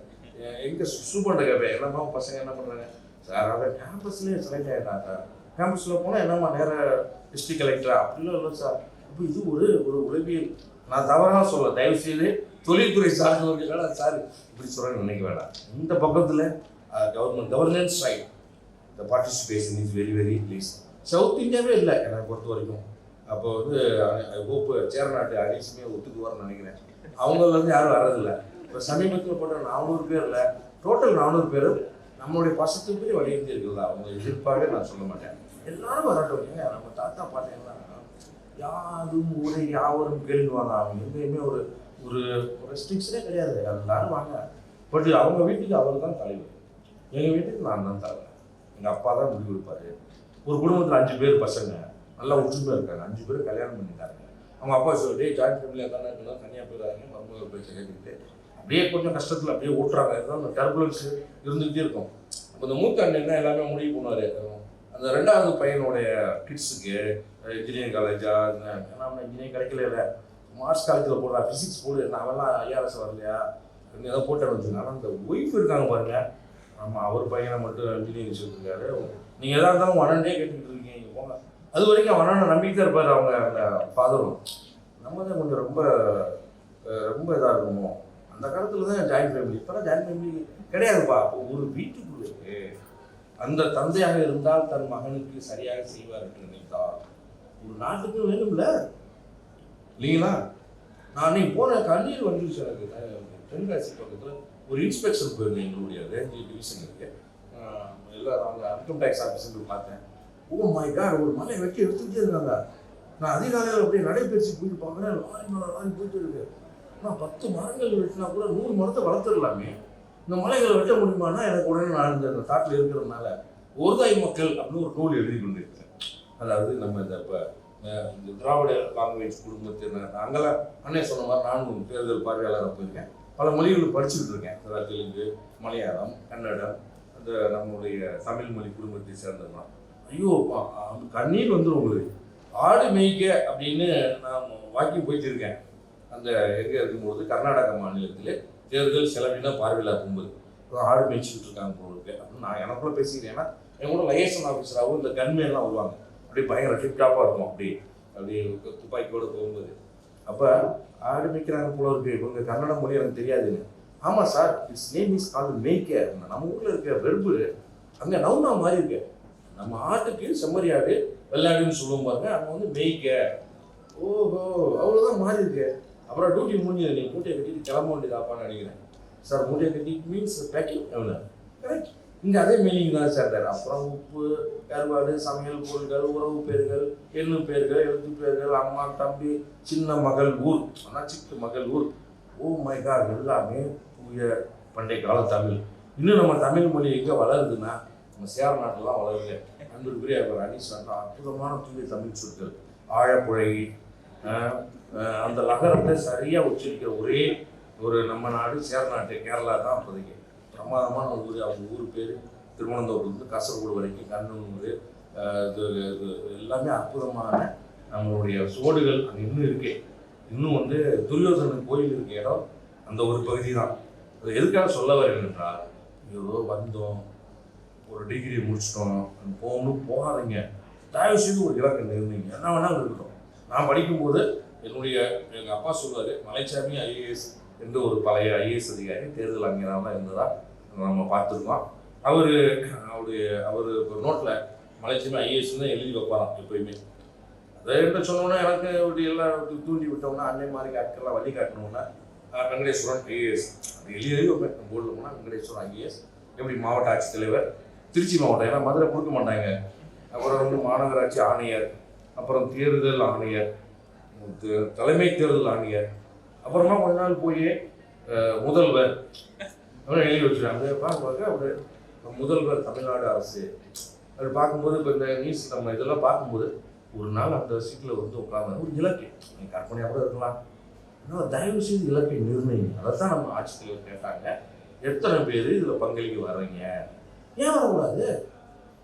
நம்ம என்ன நினைக்கிறோம், காமராஜர் போய்க்காது, அது அந்த கால அரசியல், இப்போ இருக்க மக்களாட்சியான்னு நினைக்க வேண்டாம். அப்போ தான் நான் மாடியில் அந்த பாயிண்ட் வரேன். நான் மாடியில் உட்காந்து இதெல்லாம் யோசிச்சு கொண்டிருக்கும்போது நீ நல்லவனா இருக்கல, இது மாதிரி பல துறைகளில் நல்லவன் இருப்பான்ல, ஒன்று தேடி கண்டுபிடி, ஒருங்கிணைச்சிக்கோ. ஏன் வந்து பார்வையை வந்து நெகட்டிவாக போடுறீங்க? எப்போ பார்த்தாலும் பாசிட்டிவ் தாட்டுன்னு பேசுகிறவர் நீங்கள் ஏன் பாசிட்டிவ் இல்லாமல் இருக்கிறீங்க? அதனால் இன்னும் நல்லவர்கள் அதிகமாக வாழ்ந்து கொண்டு தான் இருக்கிறார்கள். இன்னும் நல்ல அரசியலுக்கான காலங்கள் நிச்சயமாக இருக்குது. அது உங்ககிட்ட தான் இருக்குது. வரலாறு ஒரு நாள் மாறும், அது உன்னால் மட்டுமே முடியும். என்ன நண்பர்களே, அதனால் மேலே இருக்கவங்கெல்லாம் பார்க்காம இருக்குன்னு இருக்காங்க. இந்த முதல்ல ஒரு சிந்தனையில் உள்ள வச்சுக்கோங்க. ஒரு முறை நம்ம இவர் இருக்கார் பாருங்க, ராஜேந்திர பிரசாத் அவருக்கு வந்து காங்கிரஸ் காரிய கமிட்டியில் இருக்கும்போது 50 ரூபாய் சம்பளம் கொடுப்பாங்க, 50 rupees சேலரி. அவங்க ரொம்ப நிறைய குழந்தை குட்டி கொடுத்துருப்பாரு. அவர் ஒரு முறை அவர் வந்து குடும்ப கட்டுப்பாடு விஷயமா பேச போகும்போது காலையில் பேச மாட்டேன்னு இறங்கிட்டாராம். இதுக்கு நான் தகுதி இல்லாதவன் அப்படின்னு. அதாவது அவர் ஒரு மாரல் ஃபியர், அது இதுக்கு என்னை கூப்பிடாதீங்கன்னு சொல்லி போயிட்டாராம். அவரு ரொம்ப கடுமையான ஒரு வறுமையில் இருந்த குடும்பம் தான். அப்போ அவருடைய நண்பர் ஒருத்தர் வந்து 20 ரூபா கிடைக்குமா, எப்பா நாங்களே ரொம்ப கஷ்டப்படுறோம், எதுக்கும் என்னுடைய மனைவிட்டு கேட்டு வர போகணுன்னா அவங்க அப்படியே ஏதோ அவங்க எங்கே தேடி இருந்த சாமி படத்துக்கு கீழே இருந்தது, அந்த சுடுவாட்டு காசு சேர்த்து கொடுத்தது எல்லாம் எடுத்து somehow C manage and gave 20 rupees கொடுத்தோன்னே. ஏமா அவர் போனோன்னே எப்படி கொடுத்தாருன்னா அவங்க அந்த பதிலை சொல்லியிருக்காங்க. அப்போ 30 ரூபாயிலே நீ மேனேஜ் பண்ணிடுறியா? அவங்க மேனேஜ் பண்ணிடுறாங்க. அவர் என்ன பண்ணியிருக்காரு, மறுநாள் நேரம் வண்டி எடுத்துகிட்டு போய் காங்கிரஸ் காரிய கமிட்டியே போயிட்டார். அன்பார்ந்த நிர்வாகிகளே, என்னுடைய மனைவி 30 ரூபாயிலேயே வீட்டை நிர்ணயம் பண்ண கற்றுக்கிட்டாங்க, நீங்கள் எனக்கு 50 ரூபா கொடுக்குறீங்க, இட்ஸ் டூ பேட், தயவுசெய்து இந்த மாதத்துல இருந்து 30 ரூபாயை மாற்றிருங்கன்னு கேள்வி கொடுத்துருக்காங்க. நல்ல ஒரு கேள்வி கொடுத்துருப்பீங்க, ரொம்ப நல்ல ஒரு பார்த்துருக்கீங்களா? அதில் ஒருவர் தான் நம்ம தாத்தா காமராஜர். அவங்க தாயாருக்கு கூட அவங்க அப்படியே ஒரு குழா போட்டு கொடுத்துருக்காங்க. நீங்கள் பல இடங்களில் கேட்டிருப்பீங்க, கேட்டு பிடிச்சி போன செய்தி இது. ஆனால் இவர் போய் அந்த குழாயை எடுத்தாங்க அவருடைய பேராண்டின்ற முறையில். எனக்கு ஒரு வருத்தம், நீங்கள் வந்து ஒரு ஊழல் பண்ணி தவறு பண்ணி குடும்பத்துக்கு சொத்து சேர்க்க வேண்டாம். உங்களுக்குன்னு ஒரு 50 ரூபாய் எது சம்பளம் கொடுப்பாங்கல்ல, அதில் போய் உங்களை பெற்று வளர்த்து காலாக்கி அந்த தாய்க்கு ஒரு குழா போட்டு கொடுக்கணும் தானே, அதில் என்ன தவறு இருக்க போகுது அப்படின்னு நானும் நினச்சிக்குவேன். அவர் வந்து ஒருவேளை நிறையா படிச்சிருந்து அவருக்கு அந்த அதை நான் சொல்லக்கூடாது கான்ஃபிடன்ஸ் லெவல் இல்லையாங்க. ஒருவேளை அவர் அந்த பாரிஸ்டரோ ஏதோ அந்த காலத்து பாராட்டலாம் பட்ட மாதிரி நினச்சிருந்தாருன்னா பிரைம் மினிஸ்டர் வரக்கூடிய அத்தனை தொகையிலையும் அவர்கிட்ட இருந்தது. அவர் வந்திருந்தாருன்னா தமிழ்நாடு எப்படி இருந்திருக்கும்னு ஒரு கற்பனை பண்ணி பாருங்க. நான் வந்து எஸ்ஏ ரைட்டிங்கில் எல்லா இடத்துலையும் நான் ஃபர்ஸ்ட் ப்ரைஸ் வாங்குவேன். இப்போ கூட அந்த அலுவலகத்தில் நடந்த எஸ்ஏ ரைட்டிங்கில் நானும் கலந்துக்கிட்டேன் அந்த நட்பாசையில். ஆனால் யாருன்னு ஐடென்டிட்டி தெரியாமல் இன்கம் டேக்ஸ் அடிஷனல் கமிஷனர் பக்கத்தில் மைக்கேல் தான் இருக்கார், அவர்கிட்ட தான் கொடுத்தாங்க வேல்யூவேஷனுக்கு. அதில் நம்ம பேர் இருக்காது. அவர் பண்ணி நான் கேட்டேன் யாராவது வந்துருச்சுங்களான்னு. வந்துருச்சுங்க, ஒரு பையன் மட்டும் தமிழில் எழுதியிருந்தான், சூப்பராக எழுதியிருந்தாங்க. அப்படியா, சரி ஓகே, அவர் தான் ஃபர்ஸ்ட் ப்ரைஸ், கமிஷன்லாம் பரிசுலாம் கொடுத்துட்டாங்க. அதனால அது அந்த இது முடிஞ்சு போச்சு. அப்படி இருக்கும் பொழுது என்ன நடந்தது, இந்த இந்த உங்களுடைய சிந்தனை துளிகளுக்காக சொல்கிறேன். இது போன்ற நீங்கள் அந்த மாதிரி நான் கட்டுரை போட்டிகளில் எழுதி கொண்டும் பயிற்சியில் இருக்கிற ஆர்வத்தினால அவ்வப்பொழுது எழுதுவேன். இவர் வந்து ஒருவேளை பிரதமராக வந்திருந்தால், இவர் வந்து அறிஞர் அண்ணாதுரை அவர்கள் அப்போதைய முதலமைச்சர் அந்த அந்த அந்த 69 இறக்காமல் இருந்திருந்தார், இன்னொரு கற்பனை எழுதுறது. இந்த சிந்தனைகளை வளர விடுங்க. இப்போ இருக்கக்கூடிய தொழில்நுட்பத்தை நன்மைக்கு பயன்படுத்துங்க. உதாரணத்துக்கு இப்போ யூடியூப், வாட்ஸ்அப்பில் எங்கள் காலத்தில் இன்டர்நேஷ்னல் அஃபேர்ஸ் படிக்கிறதுங்கன்னா நாங்கள் அந்த இந்தியன் ஹிந்து பேப்பர் மட்டும்தான் இங்கிலீஷ் வெர்ஷன் படிப்போம். அதில் ஒரே ஒரு பக்கம் போடுவான். அப்போ உக்ரைன் இஷ்யூன்னு போட்டால் அதில் என்ன எடிட் வருதோ அதை தான் நாங்கள் படிப்போம். ஆனால் இப்போ போய் நீங்கள் ஒரு உக்ரைன் ரஷ்யா இஷ்யூன்னு போட்டிங்கன்னா டிஃப்ரெண்ட் டைப்ஸ் ஆஃப் ஆர்டிகிள்ஸ், அதை வந்து ப்ரோ டூ அண்ட் ப்ரோவா அவங்களுக்கு சாதகமாகவும் பாதகமாகவும் நிறையா தகவல்கள் வருது. ஸோ எதற்காக சொல்கிறேன் என்றால், நம்முடைய இளைஞர்கள் இந்த செய்திகளை உள்வாங்கி கொண்டு தன்னை ஒரு ஆளுமையாக பயன்படுத்தி கொண்டு வெறும் வாக்காளர்களாக மட்டும் இல்லாமல் அந்த வாக்காளர் மத்திய அரசினுடைய நீதி நிர்வாகத்திலும் ஆட்சி நிர்வாகத்திலும் மக்களாட்சியிலும் பங்கு பெற உங்களை இந்த நிகழ்ச்சியின் மூலமாக வருக வருக என்று அழைத்து அதில் நீங்கள் வெற்றி பெறுவதற்கு வாய்ப்புக்கு விடைபெறுகிறேன். நன்றி.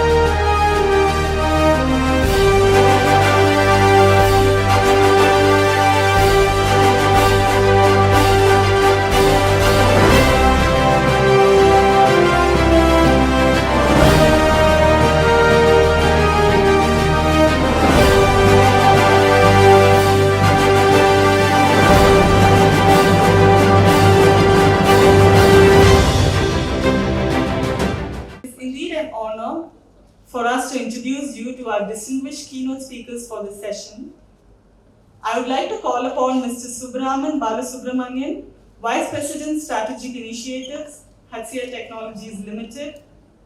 Let's all take a look at his profile in the AV.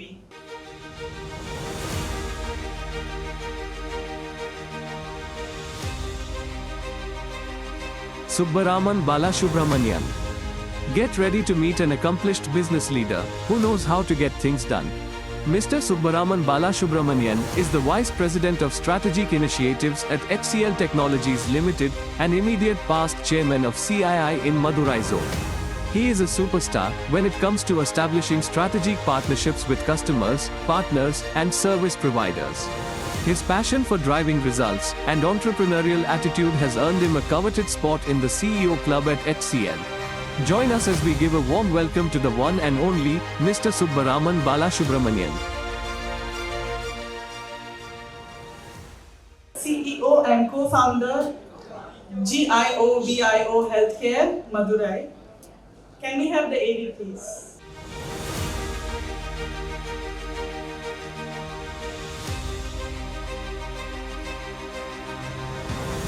Meet Sendhil Kumar N., a tech innovator from Madurai with a passion for solving real-life problems through technology. With 10+ patents filed, he has innovated in wireless networks, defense, maternal healthcare, and safety solutions. After working as an engineer, he left to become an entrepreneur and founded Geomio and Geovio with a vision to build self-sustaining communities in his region. Sendhil actively engages in community empowerment and education initiatives, especially for young women, through his non-profit Me Too Mentor. He has guest lectured in over 80 higher education institutes in India and has been honored as a top 5 technology explorer by NASSCOM. Let us hear from Sendhil about his mission to bridge the digital divide and empower the powerless. It's a great honor for us to introduce you all to Mr. V. Srikanth, Associate Vice President, ICT Academy. Let's have a small glimpse about him on the AV.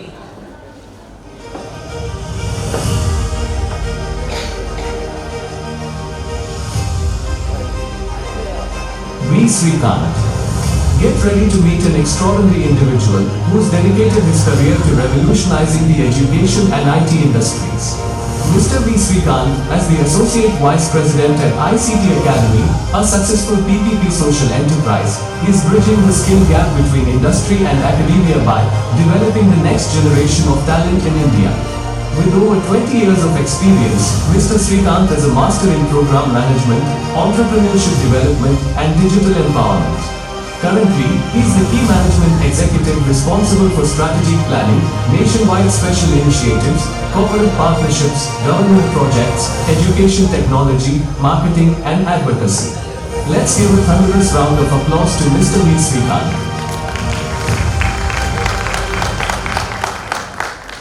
I now introduce you all to Mr. Kalyan Sundaram, CEO of Great Innova Solutions Inc., past Chair, CII, YI Madurai.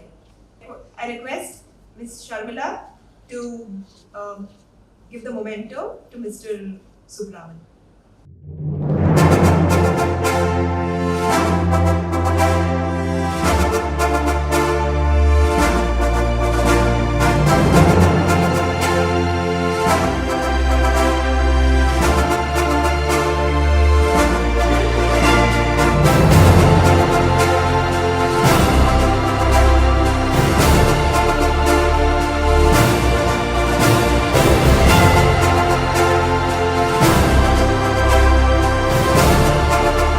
This session was supposed to be good morning welcome session, but unfortunately we ended up wishing you all good afternoon. We have very eminent speakers representing the industry, academia, and we are going to hear interact about industry 4.0. So you students எல்லாம் இப்போ college படிச்சுட்டு வரீங்க. So நீங்க வந்து இண்டஸ்ட்ரிக்குள்ள வரும்போது will be still eligible to be employable அந்த மாதிரி எல்லாம் வந்து aspects is what we are going to discuss over here. So that is predominantly what we are going to discuss here. So we have eminent speakers here. Let me just take time to introduce them. And we have Subraman from HCL, and he's a CA past chairman as well. So I would request Subha to give a brief elevator pitch about himself. Good afternoon. I still get to see a lot of people coming in from their respective assignments, which is encouraging. My name is Subbaraman. I work with HCL Technologies. I take care of certain strategic initiatives in the company. Based out of Madurai. I came into Madurai with a dream to set up HCL Tech for Madurai. And so happy to see that we've been able to provide jobs and sustain the part of creating, continue to create jobs in and around Madurai through this brand. And that's where we are focusing on. Thank you, Subha, for making the elevator pitch under 60 to 60 seconds. So next I would like to introduce this next speaker, Simple, who's a IoT expert and like he also runs a company in IoT. So Simple, again elevator pitch from your side. So hello everyone. So myself Senthil Kumar. I run a company called G20 Healthcare. So our main objective is using this all ABCD technology, which is like AI, like IoT, data science, cloud, all this ABCD technology. How we can provide a personalized pregnancy experience for a mother who are living in a remote villages. So that's the main focus we are working. We already have a 36 lakhs plus customer. We are ensuring that the whole pregnancy experience is personalized and they will be able to reduce maternal and infant mortality with them. That's the main project. Thank you, Simple. And next we have another eminent person from ICT Academy, Mr. Srikanth. So Srikanth represents the academia aspect of the today's theme, basically. So Srikanth. Good afternoon, Vanakkam. In fact, we are very closely with the student segment. So thanks for inviting us. So உங்களுடைய impact create பண்றது தான் this company was formed. So during my sessions, I think I'll be able to brief you. I'll give you some good opportunities and good how you can take forward. In fact, we have a big veteran here, Mr. Subbaraman sir. No words about it, but I'm very humbled to be all of this. It's a great time today. So I think the inputs will be good. I think it will be very crystally coined from an industry and from a startup. In fact, he's one of the very successful entrepreneur. I just got his huge success now. So we are from academia. So in fact, it is a good bridging, and I'll be able to share some good sites, good inputs. I think from here, I think most of you can take forward a good knowledge. I was told by Madam Sharmila that some set of students are still coming. My only request to all of you is that what are the inputs we are giving, just take it up and just go and pass it on to the students who are missing it today. Okay, thank you. Thank you, Shrikant, for again an elevator pitch. So before we dive into the session, like the session குள்ள போறதுக்கு முன்னாடி வந்து industry 4.0க்கு என்னென்ன டெக்னாலஜிஸ்லாம் தேவைப்படுது அப்படின்னு சொல்லிட்டு நீங்க கேள்விப்பட்டிருக்கீங்க from student side. என்னென்ன டெக்னாலஜிஸ் இண்டஸ்ட்ரி 4.0க்கு தேவைப்படுற டெக்னாலஜிஸ்? லஞ்ச் டைம்ல லஞ்ச் மூட்ல இருக்கீங்களா எல்லாரும்? It can be anything, like ஏதாவது சொல்லுங்களேன். Automation. Okay, automation. Okay. வேற இன்னைக்கு ரெவல்யூஷனைஸ் பண்ற ஒரு டெக்னாலஜி எல்லாரும் கேள்விப்பட்டிருக்கீங்களா இல்லையா? சாட் ஜிபிடி எல்லாம் கேள்விப்படுறீங்களா? ஏஐ. ஓகே. வேற கொஞ்சம் சத்தமா.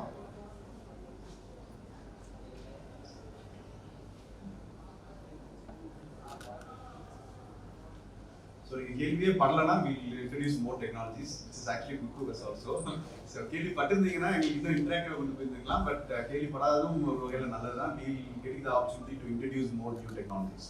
So first question to the panel, how can academia and industry work together to bridge the gap between education and skills required for the industry? நீங்க படிச்சிட்டா மாத்திரம் வந்து இண்டஸ்ட்ரி ரெடி ஆயிடுவீங்களா அப்படின்னா no, and industry 4.0க்கு தேவையான skills மாத்திரம் இருந்தாலும் போதுமா அப்படின்னாலும் no.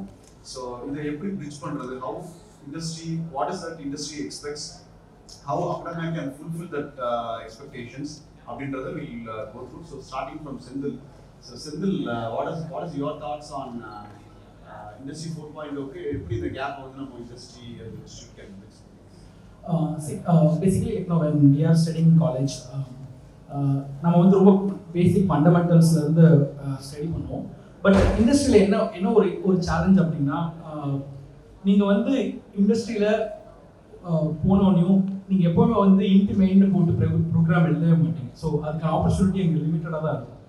ஏன் அப்படின்னா ப்ராடக்ட்ஸ் ஆல்ரெடி பில்டாக இருக்கும். அந்த ப்ராடக்ட்ஸில் you start contributing to the products. So உங்களோட மெயின் ஸ்கில் செட்டே இண்டஸ்ட்ரி எக்ஸ்பெக்ட் பண்ணுறதுனா உங்களோட டீமில் எப்படி கோஆர்டினேட் பண்ண முடியுது, உங்கள் சீனியர் ஜூனியர் உங்களோட எப்படி கோஆர்டினேட் பண்ண முடியுது, ஆல்ரெடி இருக்கிற ஒரு கோட் பேஸை அல்லது ஆல்ரெடி எக்ஸிக்யூட் ஆகிருக்கிற ஒரு ப்ராஜெக்டை அண்டர்ஸ்டாண்ட் பண்ணி அதில் எப்படி கான்ட்ரிபியூஷன் பண்ண முடியுது. இதுதான் வந்து இண்டஸ்ட்ரி எக்ஸ்பெக்ட் பண்ணுற skill. So you may come up with basic skill. Like முன்னாடி வந்து பார்த்தீங்க அப்படின்னா கம்பெனி வில் உங்களை பேசிக் ஸ்கில் செட்ல இருந்து ஹையர் பண்ணி உங்களை ஒரு 3 month ட்ரைனிங் பண்ணி இண்டஸ்ட்ரியில் வந்து அடாப்ட் பண்ணுவாங்க.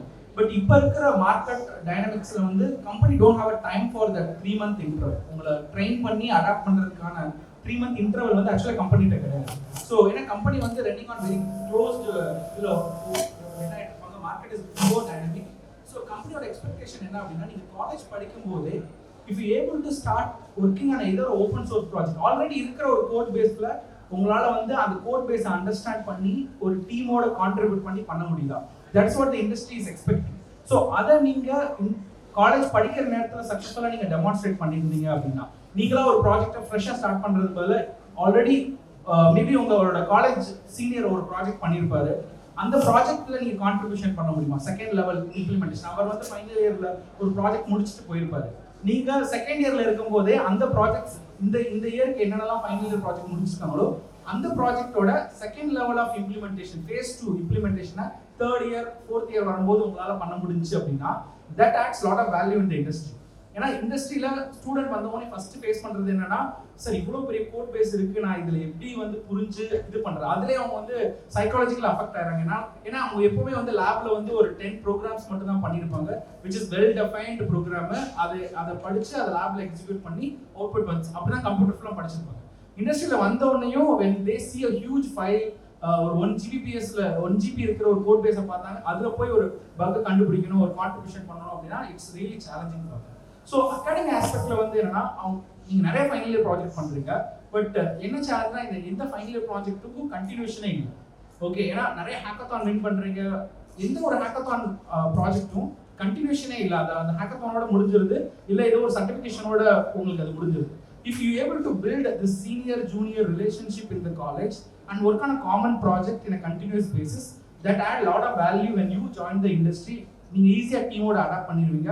டீமோட வந்து உங்களால ஃபர்ஸ்ட் டேல இருந்தே கான்ட்ரிபியூஷன் ஸ்டார்ட் பண்ண முடியும். So my feeling is if they get such opportunity, ஒரு பெரிய கோட் பேஸ்ல அல்லது ஃபைனல் இயர் பண்ணக்கூடிய ஒரு கோட் பேஸ்ல செகண்ட் இயர் தேர்ட் இயரே வந்து அந்த ப்ராஜெக்ட்ல கான்ட்ரிபியூட் பண்ண முடிஞ்சு அப்படின்னா they will learn the skill of எப்படி கம்யூனிகேட் பண்றது வித் a different ஏஜ் குரூப்ல அப்படின்றது அவங்களுக்கு இண்டஸ்ட்ரி வரும்போது பெனிஃபிஷியலா இருக்கு. தேங்க்யூ செந்தில். ஸோ செந்தில் சொல்ற சாராம்சம் பார்த்தீங்க அப்படின்னோம்னா, நீங்க படிச்சுட்டு இருக்கும்போதே கோடிங் அண்ட் லைவ் ப்ராஜெக்ட்ஸ்ல என்கேஜ்மெண்ட்ஸ் வந்து வச்சுக்கிட்டீங்கன்னா you will be able to shine better when you actually transition into industry அப்படின்னு சொல்லியிருக்காரு. So next we will hear the academia perspective from Mr. Srikanth. Okay. Basically பார்த்தீங்கன்னா the inputs what we give, the inputs basically எங்களை பார்த்தீங்கன்னா we acting as a bridge between industry and academia. For example, HCL or any recruiting company, அவங்கள்ட்ட இருந்து என்ன மாதிரி ஒரு talent வேணும், அவங்க எதிர்பார்க்குற டேலண்ட் பூலை நாங்கள் அண்டர்ஸ்டாண்ட் பண்ணிட்டு we are coming to knocking the doors of the institution and making the students ready. In fact, we are going to, and in fact, in turn, we are giving back to the industry. That's the model. The certain inputs in Mr. Senthil சொன்ன மாதிரி, we also have a lot of courses. In fact, fortunately, your Tyagaraja College is one of our active members, both engineering and arts and science. We are tied up with most of the majors, Microsoft, all certified programs, which are all very costly outside. But in fact, in our terms, we are giving the entire training methodology free for you. We are also trying to get the international certification like RPA through UA path, Microsoft Azure, okay, click to the data analytics courses.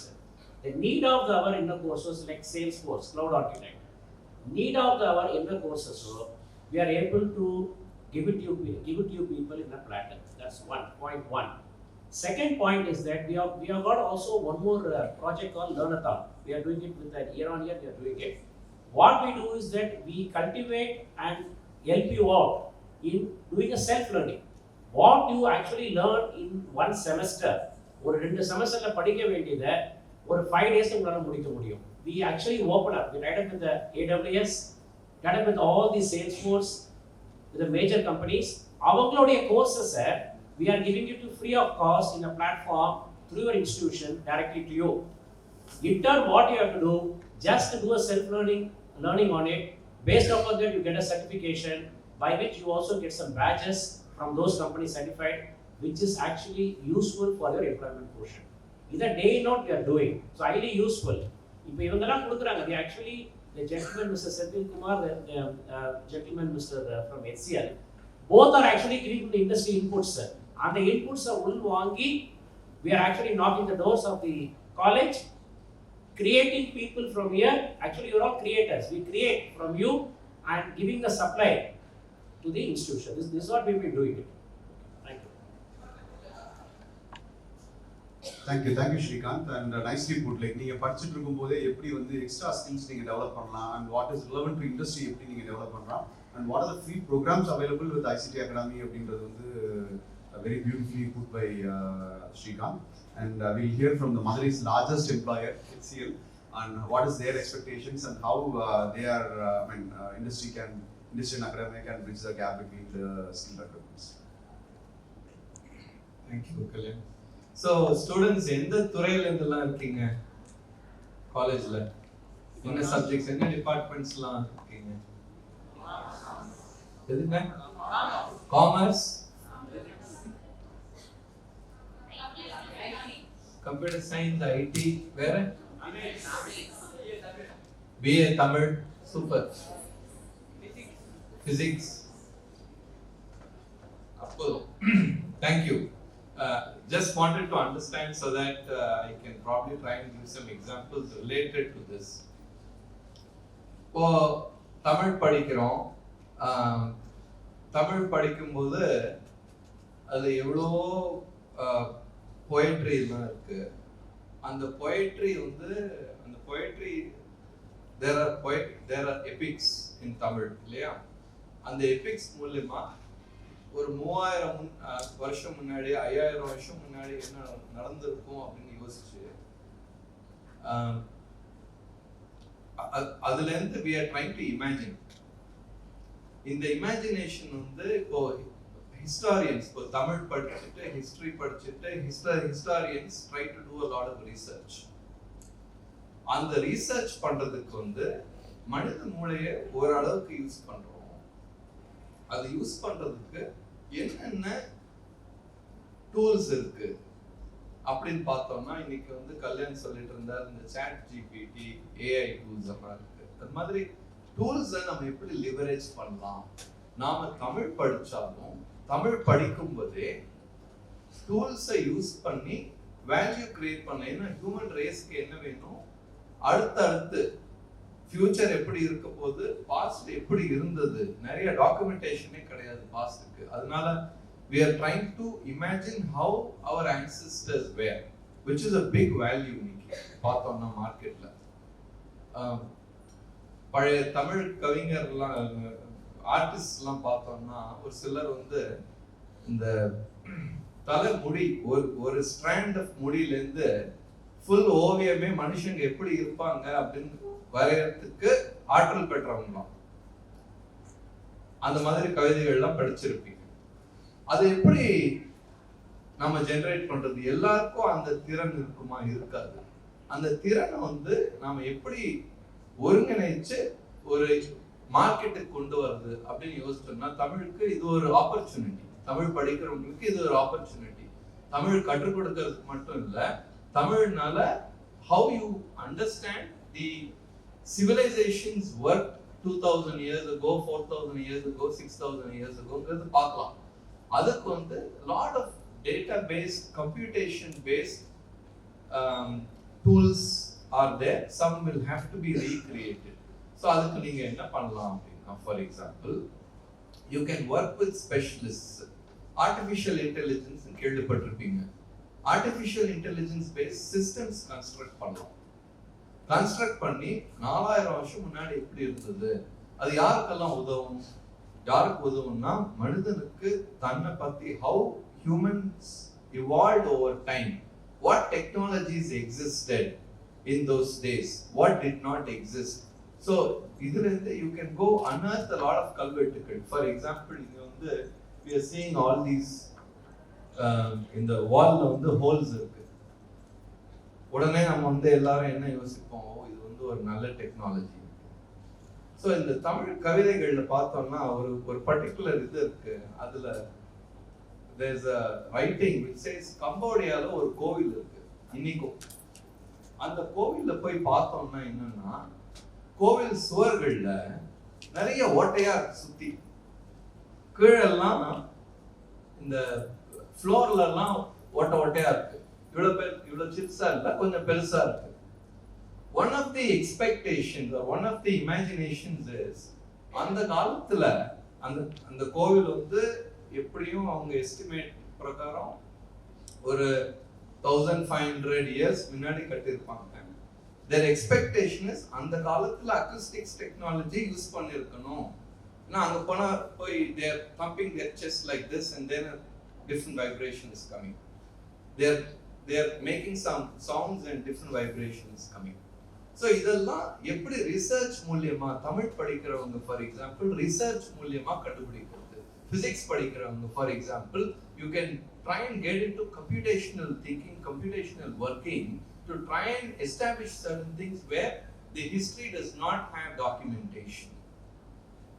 இது யாருக்குன்னா, இப்போ எங்கள மாதிரி companies, many other companies that are wanting to create value for humanity will want people like you who have the ability to put together what you've studied and establish the facts based on what they get to see. Just ஒரு உதாரணத்துக்கு தான் நான் சொன்னேன். ஏன்னா செந்தில் வந்து code base அப்படி இப்படின்னு C main இன்ட்லாம் ஆரம்பிச்சிட்டாரு.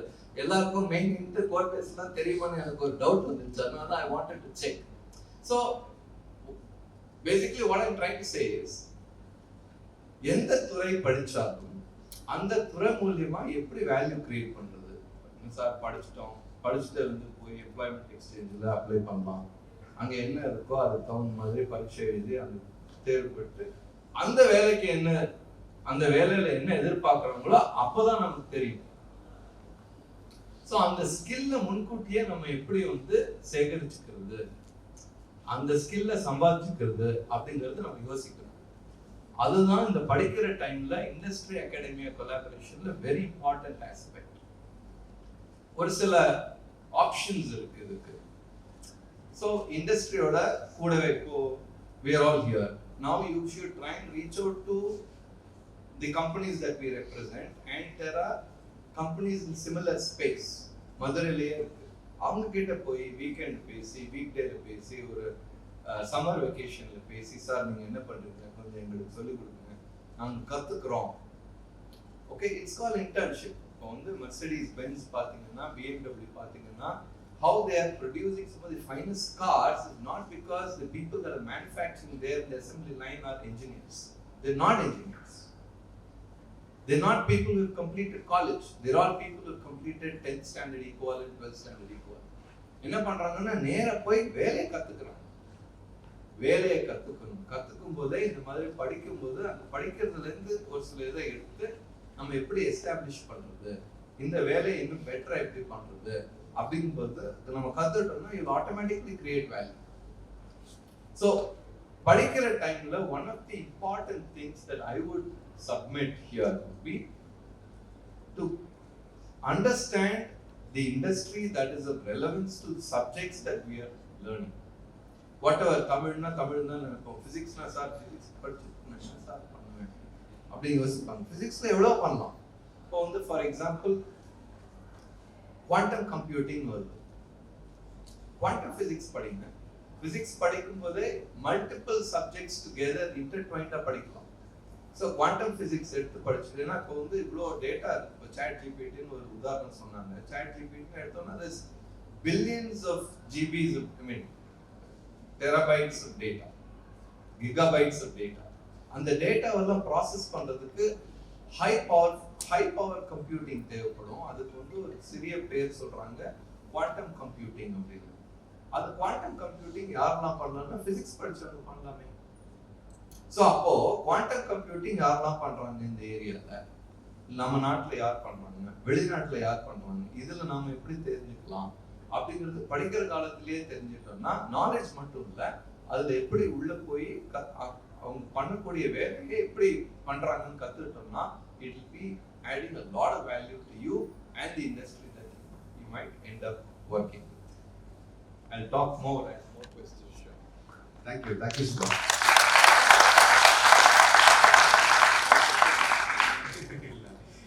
So very beautifully put, like மூணு ஸ்பீக்கரும் மூணு விதமான பெர்ஸ்பெக்டிவ் உங்களுக்கு ஓப்பன் அப் பண்ணியிருக்காங்க.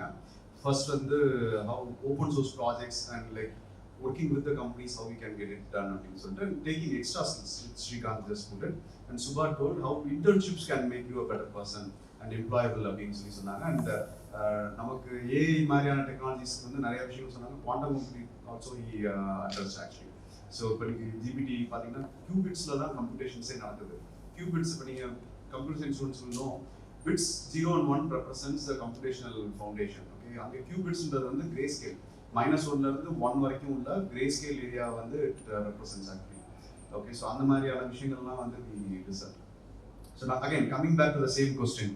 ஸோ என்னென்னலாம் டெக்னாலஜிஸ் உங்களுக்கு தெரியும், கேள்விப்பட்டிருக்கீங்க, தெரிஞ்சிருக்க வேண்டியது, கேள்விப்பட்டிருக்கீங்க அப்படின்ற மாதிரி டெக்னாலஜிஸ் ஏதாவது ஃபியூ டெக்னாலஜிஸ் சொல்ல முடியுமா? So basically we are probing this to understand the key skills and competencies that is needed for the industry 4.0. So before we open up to the speakers, உங்க சைடுல இருந்து பெர்ஸ்பெக்டிவ்ல கேட்டோம்னா கொஞ்சம் நல்லா இருக்கும்னு பார்க்குறோம். என்ன டெக்னாலஜிஸ் நீங்க கேள்விப்பட்டிருக்கீங்க? கம்ப்யூட்டர் சயின்ஸ் ஸ்டூடெண்ட்ஸ் ஒன்று கூட கேள்விப்படலையா?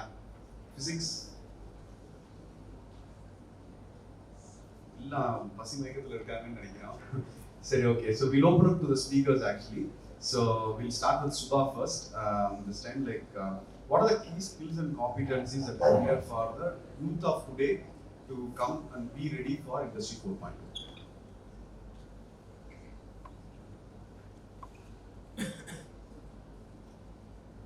ரொம்ப ஒன்று தெரிஞ்சுக்கவே வேண்டாம். சிந்திக்கிற திறன் இருந்தா போதும், ஆழ்ந்து சிந்திக்கக்கூடிய திறன் இருந்தா போதும்.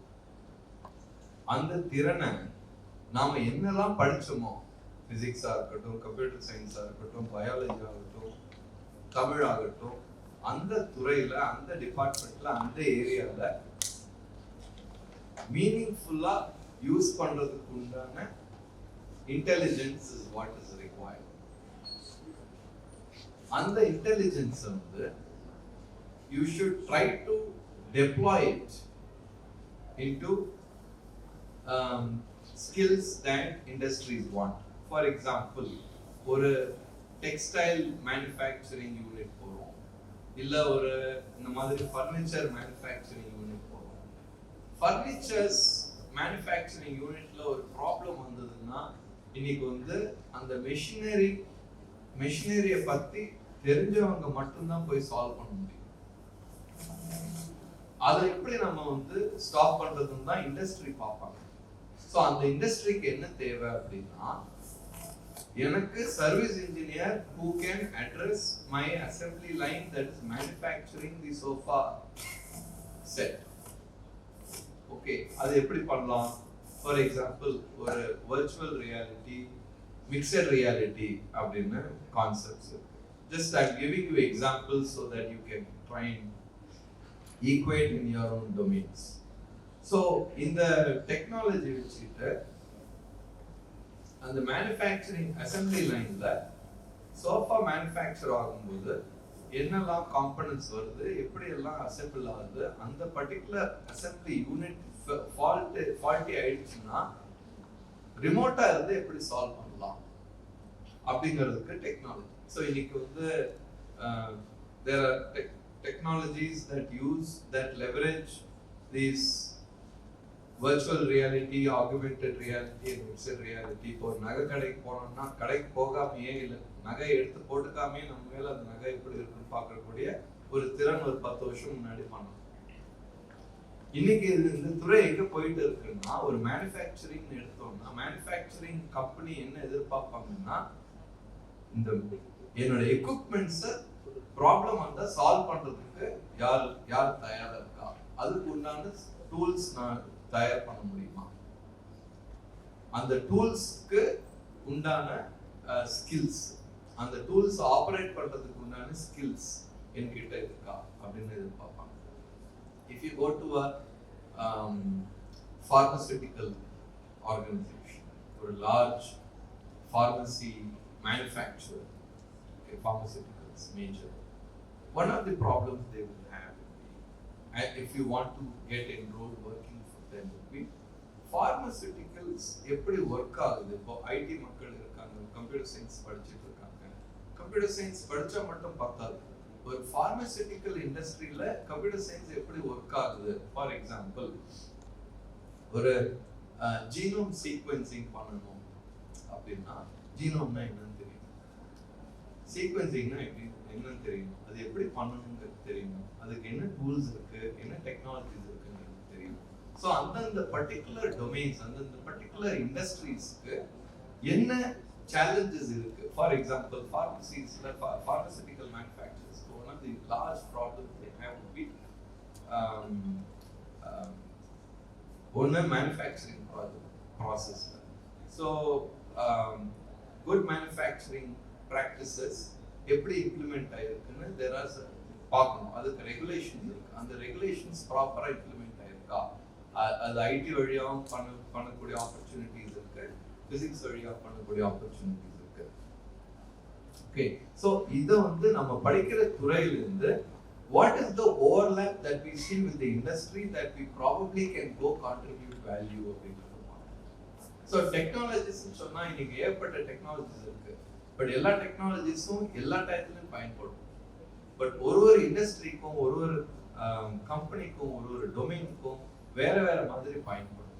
அந்த பயன்படக்கூடிய சிந்தனை வந்து நம்ம கிட்ட இருந்ததுன்னா எப்படி பயன்படுத்தலாம் அப்படின்னு, அதுதான் biggest ask that industry wants to give. சரியா? ஸோ அப்போனா என்ன பண்ணணும்னா, அந்த பிசிக்ஸ் படிக்கும் போதும் தமிழ் படிக்கும் போதும் கம்ப்யூட்டர் சயின்ஸ் படிக்கும் போதும் என்னெல்லாம் இண்டஸ்ட்ரி இருக்கு மதுரையில், அந்த இண்டஸ்ட்ரிக்கு என்னெல்லாம் ப்ராப்ளம் இருக்கு, அவங்க என்ன வேர்ல்டு ப்ராப்ளம்ஸ் சால்வ் பண்றாங்க, அந்த ப்ராப்ளம்ஸ் சால்வ் பண்றதுக்கு என்ன இஷ்யூஸ் அவங்க கிட்ட இருக்கு அப்படிங்கறத போய் கத்துக்கணும். திருப்பியும் அதே கான்செப்ட் தான் வரேன். It is not about the technology, it is the ability to work with technology that is most important at this point. That will help you bridge the gap between industry and academia. Thank you so much. So it is about the skills.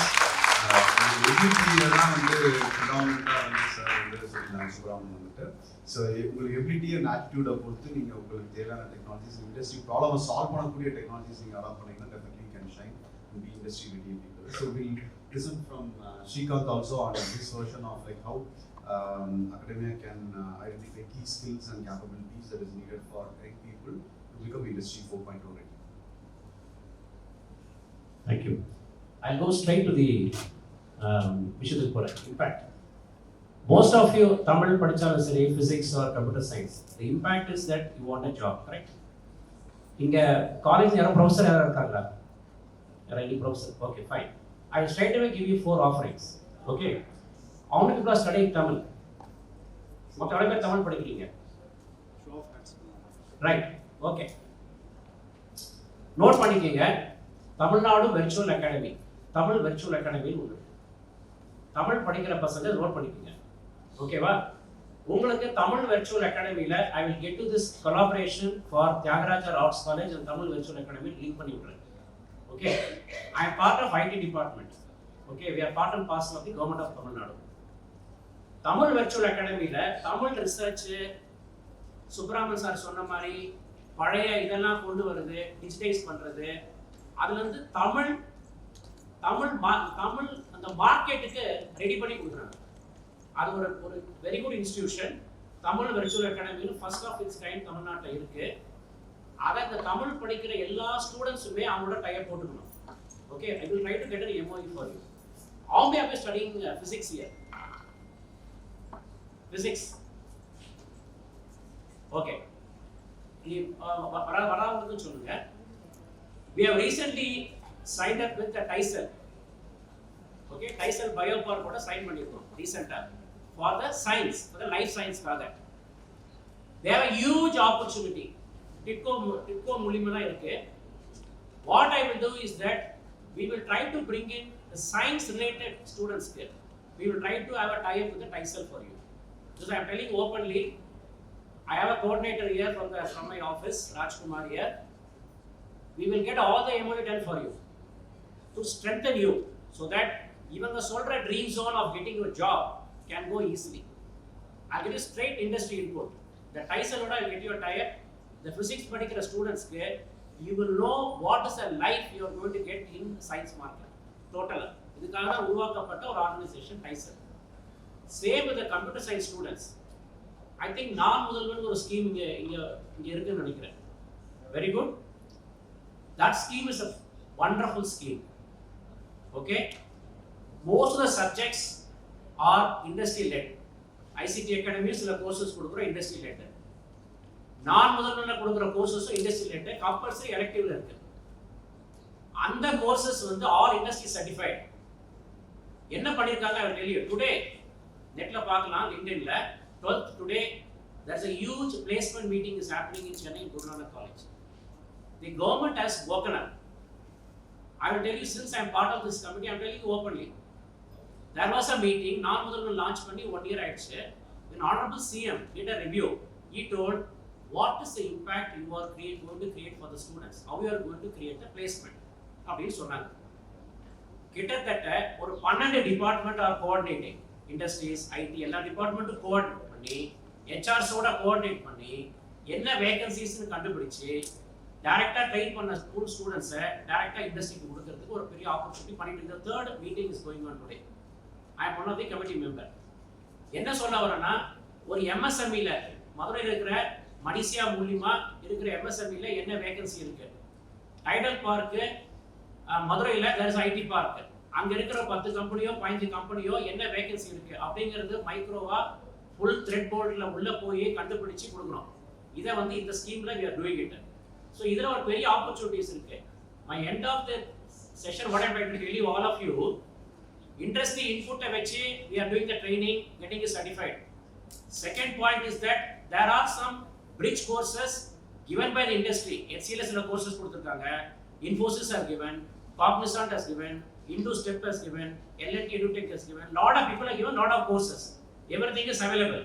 அந்த கோர்சஸை உங்களுக்கு compulsory எலெக்டிவ்ல கொடுத்து உங்களை படிக்க வச்சு pass பண்ண வச்சு intern that is a woken up by the government for placement. இது நடக்குது.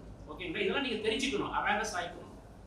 ஃபைனலா this year, in a short while, in a few months time, we'll be launching a project-based learning for all arts and science students across all disciplines. We are going to do an hackathon-based learning. Hackathon-based learning என்னன்னா ஒரு particular problem ஸ்டேட்மெண்ட்டை உங்களுக்கு கொடுக்குறோம். தமிழ் ஆனாலும் சரி, physics ஆனாலும் சரி, chemistry ஆனாலும் சரி, ஒரு 5 மெம்பர் ஸ்டூடெண்ட்ஸை குரூப்பாக ஃபார்ம் பண்ணி ஒரு சேலஞ்சை கொடுத்து நீங்களே உட்காந்து லைவாக ப்ராஜெக்ட் பண்ணி லாஸ்ட் இயர் விட்டுட்டு project along with IBM NASCOM சேர்ந்து பண்ணோம். இந்த வருஷம் government has woken up. They said we should do a PBL, project based learning. உங்க இன்ஜினியரிங் காலேஜில் பண்ணியிருக்கோம், very successfully ran last year. Same arts and science we are going to do this project. It is going to launch any time the coming. அதை ஒரு உங்க செமஸ்டர்ல inbuilt பண்ண போறோம். அதுல என்ன பண்ண போறோம்னா certain tools of the industry are going to be used, like empathy mapping. some tools தான் நீங்க கத்துக்க போறீங்க. கத்துக்கனால என்ன ஆகும், ஒரு இண்டஸ்ட்ரி மென்டார் இருப்பாங்க, ஒரு வந்து காலேஜ் மென்டார் இருப்பாங்க. அந்த 5 member team ஃபார்ம் பண்ணும்போது one person may be good in data, one person will be good in communication. So team spirit, one person may be in good team spirit.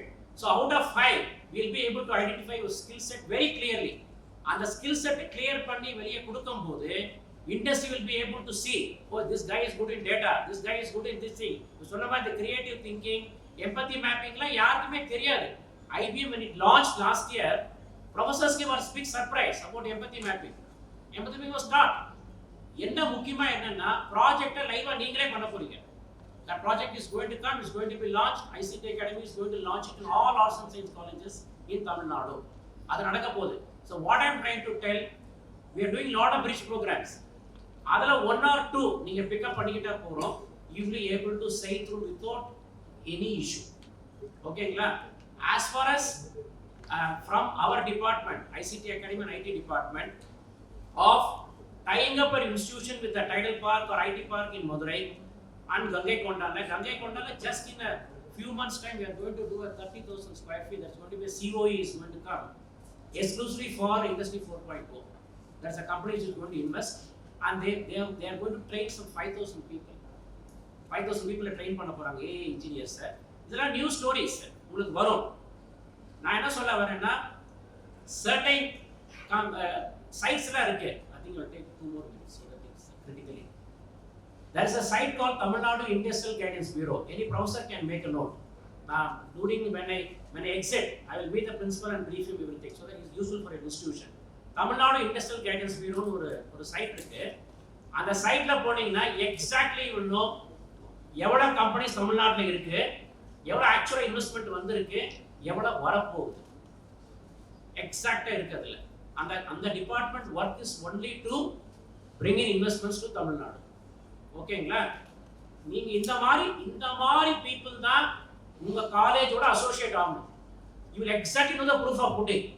நிறைய பேர் டொமைனுக்கு போகணும், நான் வந்து பிசிக்ஸ் படிச்சிருக்கேன், I want to go into science தான் போகணும், I don't want to go into இதுன்னா அதுக்கேற்ற மாதிரி கோர் டொமைனுக்கு என்ன பண்ணணுமோ we are woken up.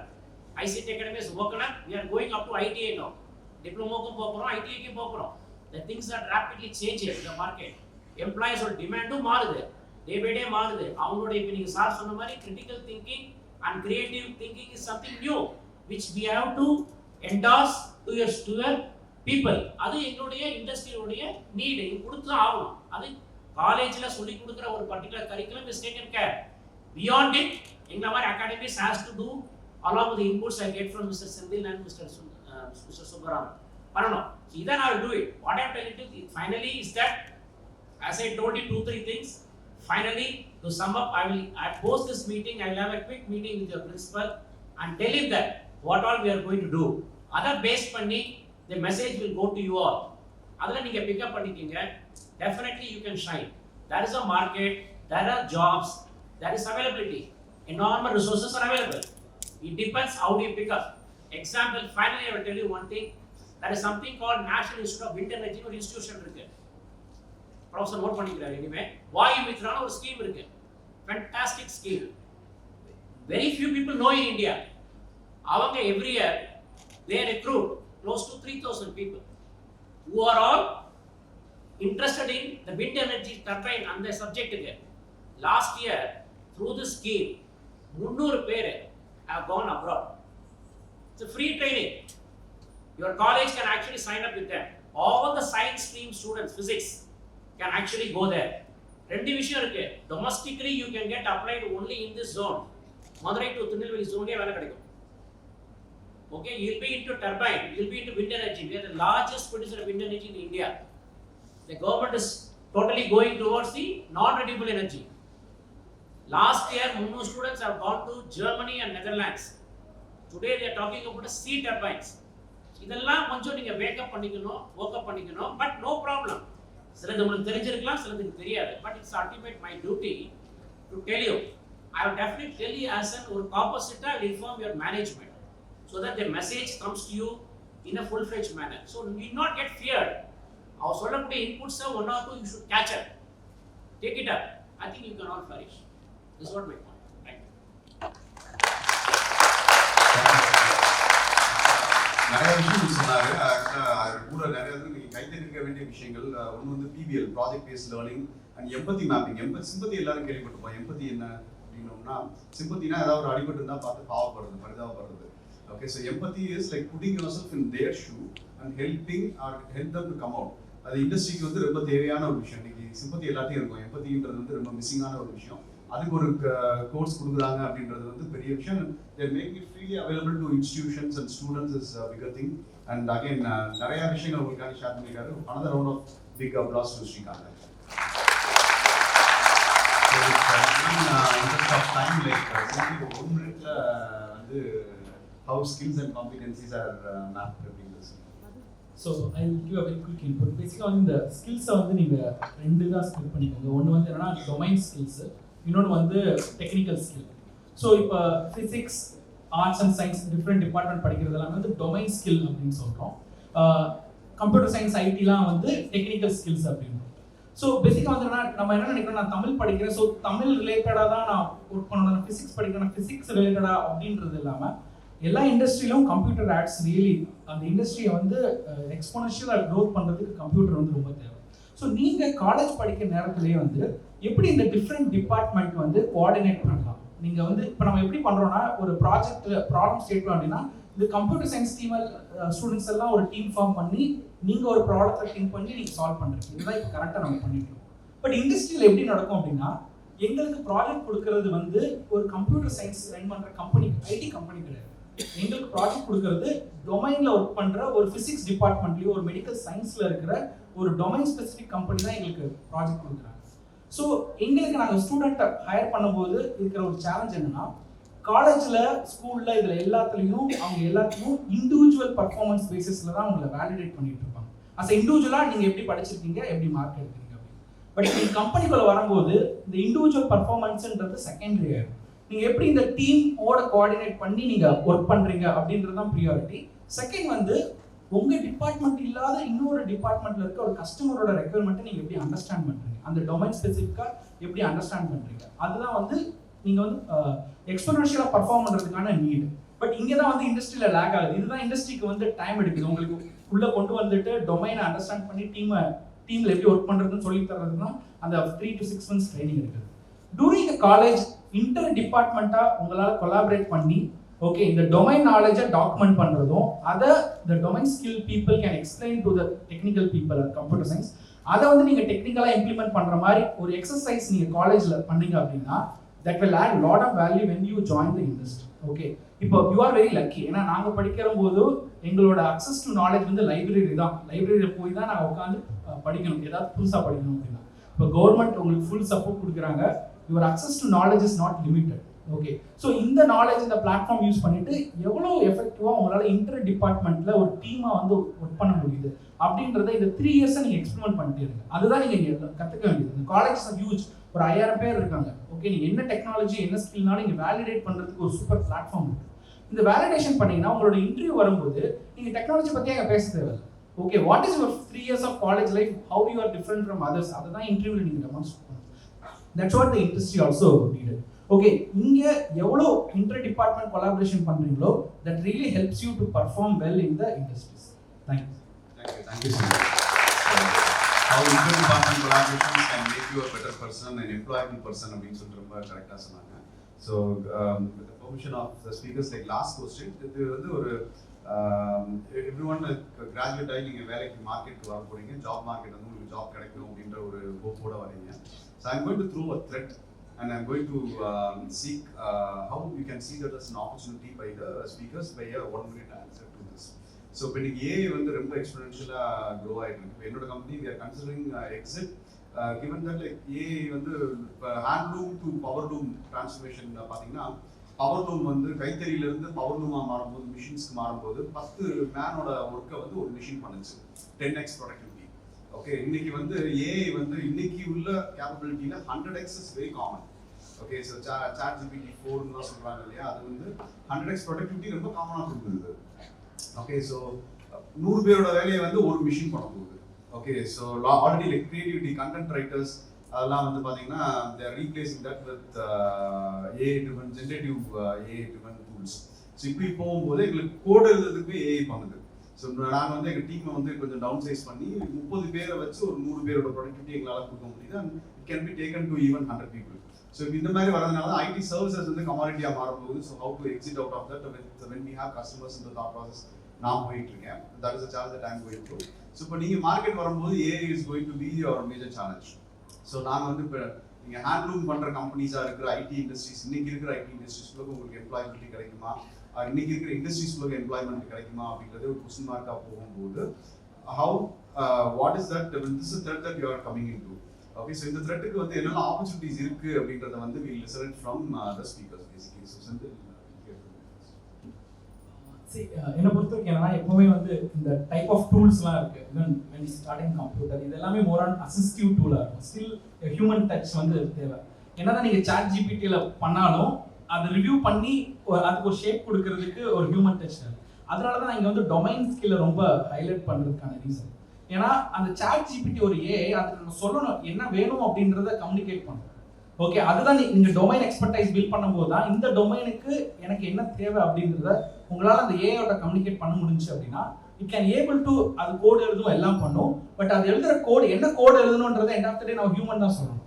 So that's why இங்கே வந்து உங்களால் எப்படி டீம் ஒர்க் பண்ண முடியுது, கஸ்டமர்கிட்ட இருந்து ப்ராப்ளம் ஸ்டேட்மெண்ட்டை கிளியராக எப்படி டாக்குமெண்ட் பண்ண முடியுது. ஏன்னா டேரெக்டாக கஸ்டமர் வந்து ஏஐட்ட பேச முடியாது. So it has to come through the human interface. அங்கே தான் நீங்கள் ஒர்க் பண்ண போகிறீங்க. இது என்ன இருக்கும் அப்படின்னா அவர் சார் சொன்ன மாதிரி ப்ரொடக்டிவிட்டியை டிராஸ்டிக்காக இன்க்ரீஸ் பண்ணும்.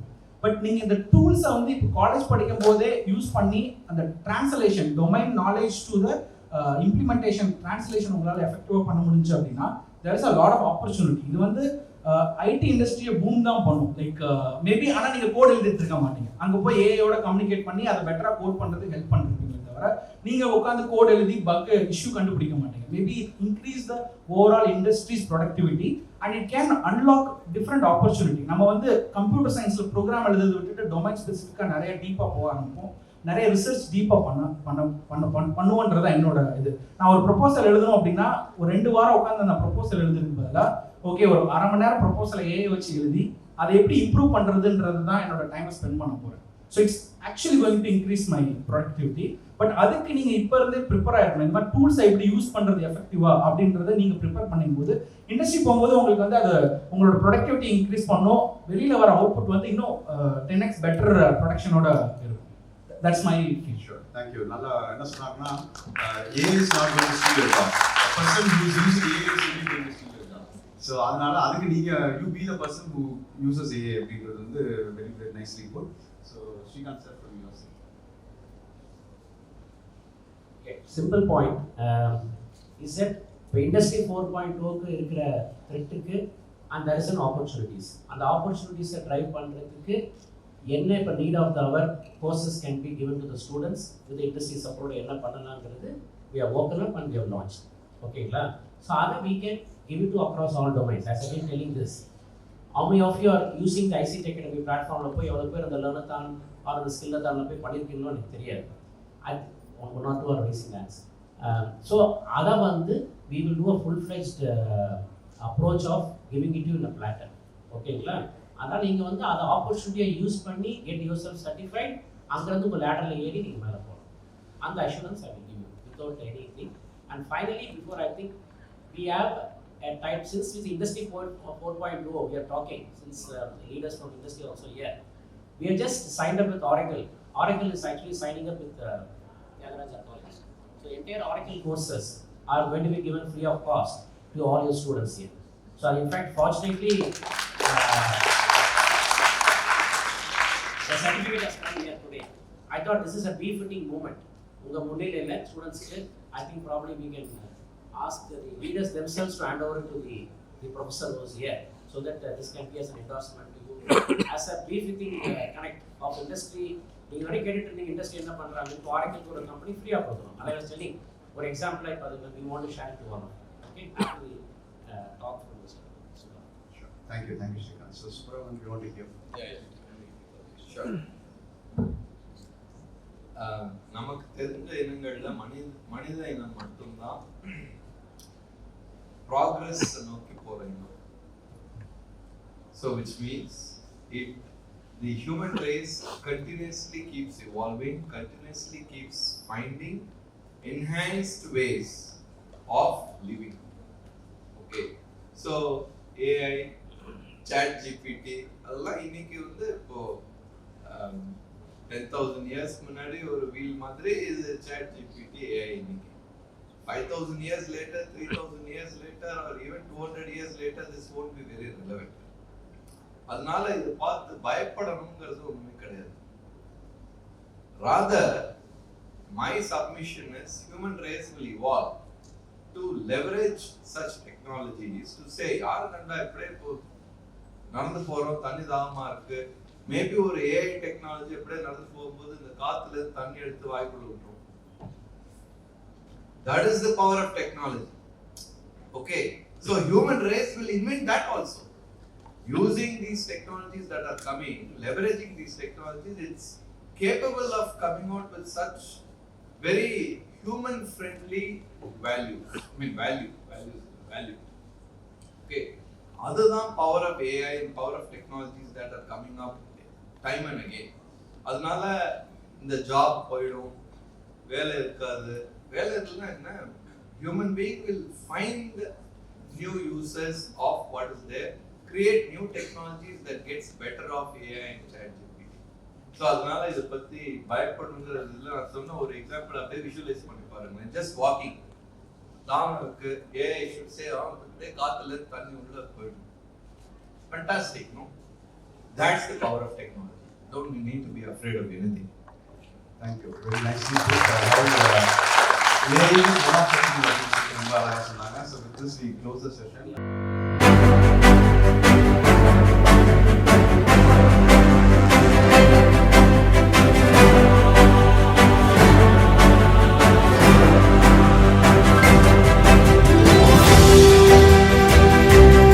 Good afternoon, one and all.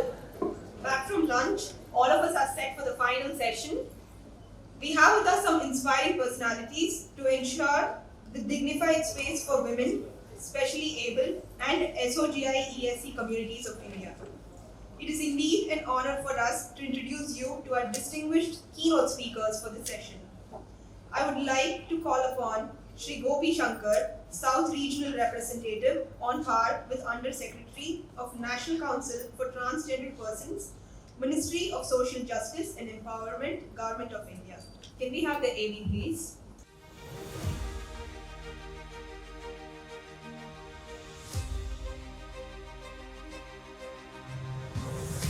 Gopi Shankar. Meet Gopi Shankar, founder of Srishti Madurai Volunteer Movement, an iconic activist who's been a game changer for the LGBTQIA+ community in India. Shankar launched India's first helpline for genderqueer and LGBTQIA+ people, organized Asia's first genderqueer pride parade, and introduced LGBTQIA+ courses in schools and universities. He has also been a strong advocate for intersex individuals and organizations, founded Intersex Asia and organized the first state policy briefing on intersex human rights. Additionally, Gopi Shankar has mentored the Transgender India Forum and ensured justice for transgender persons on various civil and human rights related cases. Despite facing bureaucratic harassment and insensitivity, Shankar remains an inspiration to us all. Put your hands together and make some noise for the amazing iconic activist.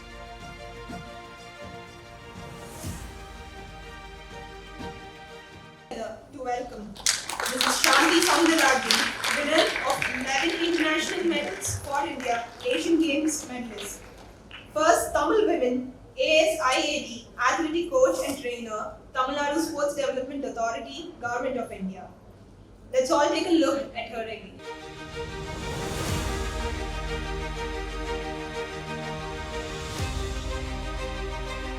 Shanti Soundarajan. Get ready to meet an extraordinary athlete who's made history. Shanti Soundarajan hails from Tamil Nadu, India, and has won an impressive 12 international medals for India and around 50 medals for Tamil Nadu. She's a trailblazer, being the first Tamil woman to bring home a medal from the Asian Games.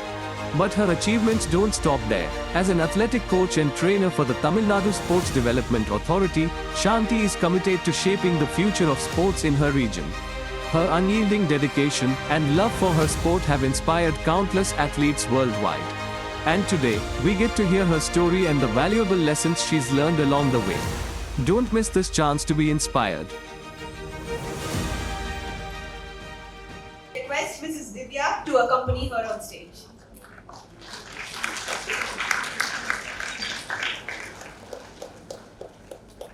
It's a great honor for us to introduce you all to Mrs. Kamakshi Swaminathan, National Vice President, Saksham Seva Specialist on Cognitive Disability and Specially Able Child Rights.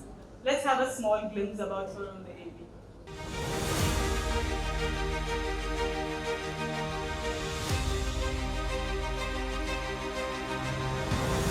Kamakshi Swaminathan.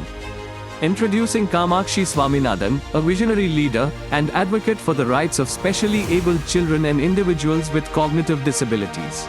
As the National Vice President of Saksham Seva, she has spearheaded transformative initiatives to promote inclusivity and empower the differently abled community. Kamakshi's tireless efforts have earned her numerous accolades, and her work has had a profound impact on the lives of countless individuals across India. Join us as we hear from this remarkable woman and gain valuable insights into the challenges and opportunities in the field of disability rights.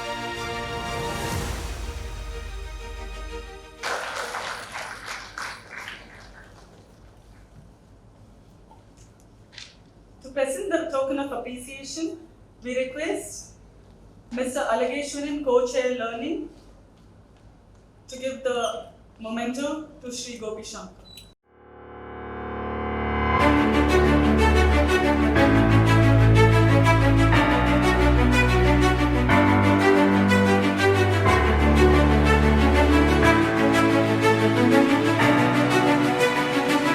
And first of all, welcome you all. Welcome on. Good afternoon. Nice. I think morning there was another batch. This is the new batch, I think. Morning irundhavanga yaradu irukingla? No, it's a new batch. So I want to just give an introduction about what is Y20 is, what is G20 is before the program starts. So G20 is the group of 20 countries, topmost 20 countries of the world.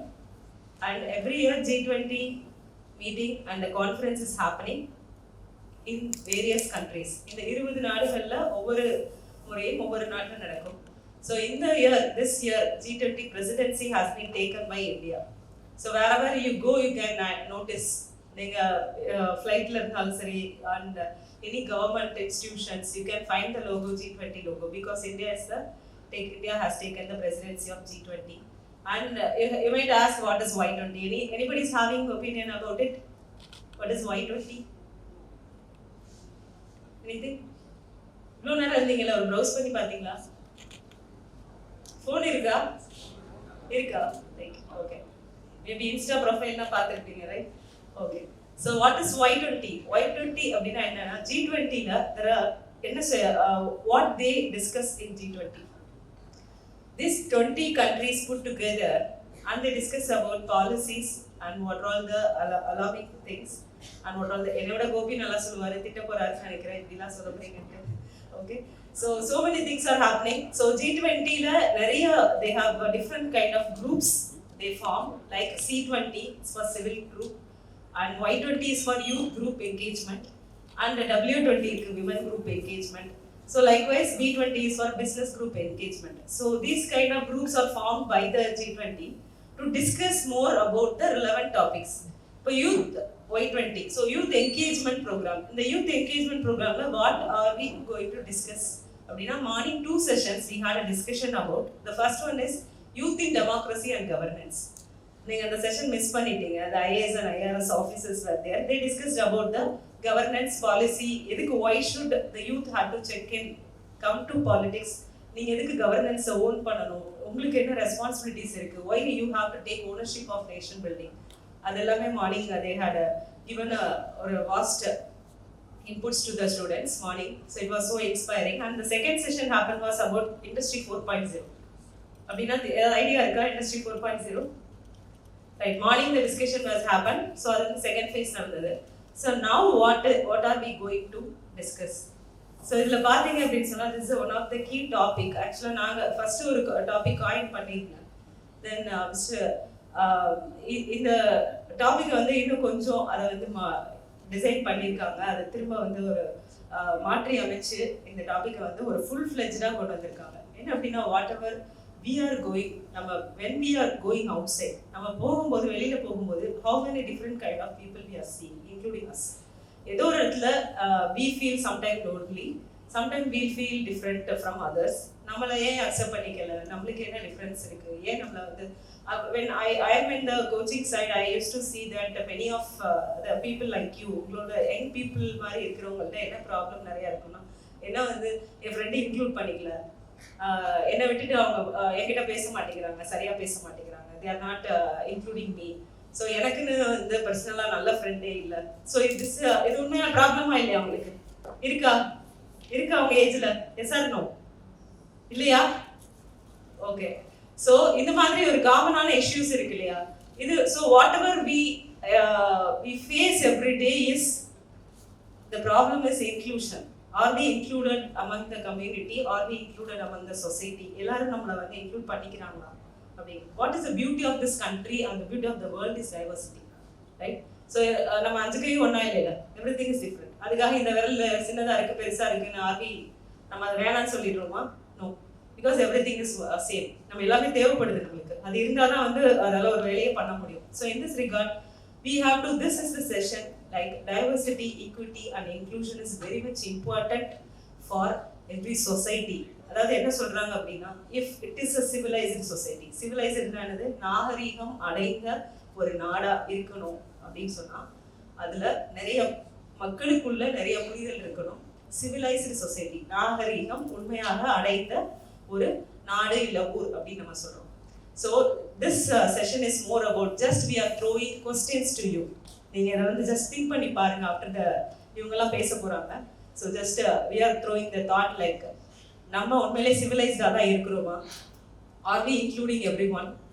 So how much we are giving significance and importance to the இங்க நீங்க பாத்தீங்கன்னு சொன்னா அந்த 3 விதமான ஒரு brilliant speakers and inspiring personalities are there, those who had really made difference in the nation.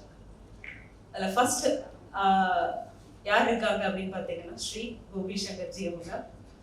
he is from Delhi, Madurai, அவர் பிறந்த ஊர் Madurai. So அதுக்காக நீங்க கை தட்டலாம். It's a complete மதுரையன். இங்க இருந்து அமெரிக்கன் காலேஜ்ல படிச்ச ஒரு ஸ்டூடெண்ட் இன்னைக்கு டெல்லியில பாலிசி ஃப்ரேம் பண்றதுக்கு, சோஷியல் மினிஸ்ட்ரியில ஒரு பாலிசி ஃப்ரேம் பண்றதுக்கான முன்னெடுப்புகளையும், டிரான்ஸ்ஜெண்டர் ரைட்ஸ், எல்ஜிபிக்யூடி ரைட்ஸ், இது மாதிரி அவங்க இன்னும் நிறைய பேசுவாங்க.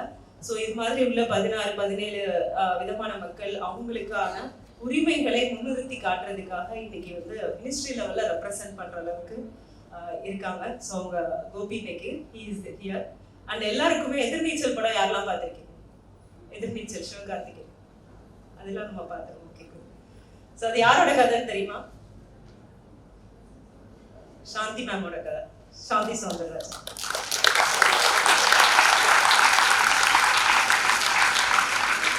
இன்னைக்கு ரொம்ப சந்தோஷமான ஒரு விஷயம் என்ன அப்படின்னா, இன்னைக்கு வந்து இங்க ஒரு 300, I think 200 or 250 youngsters are here to listen her story.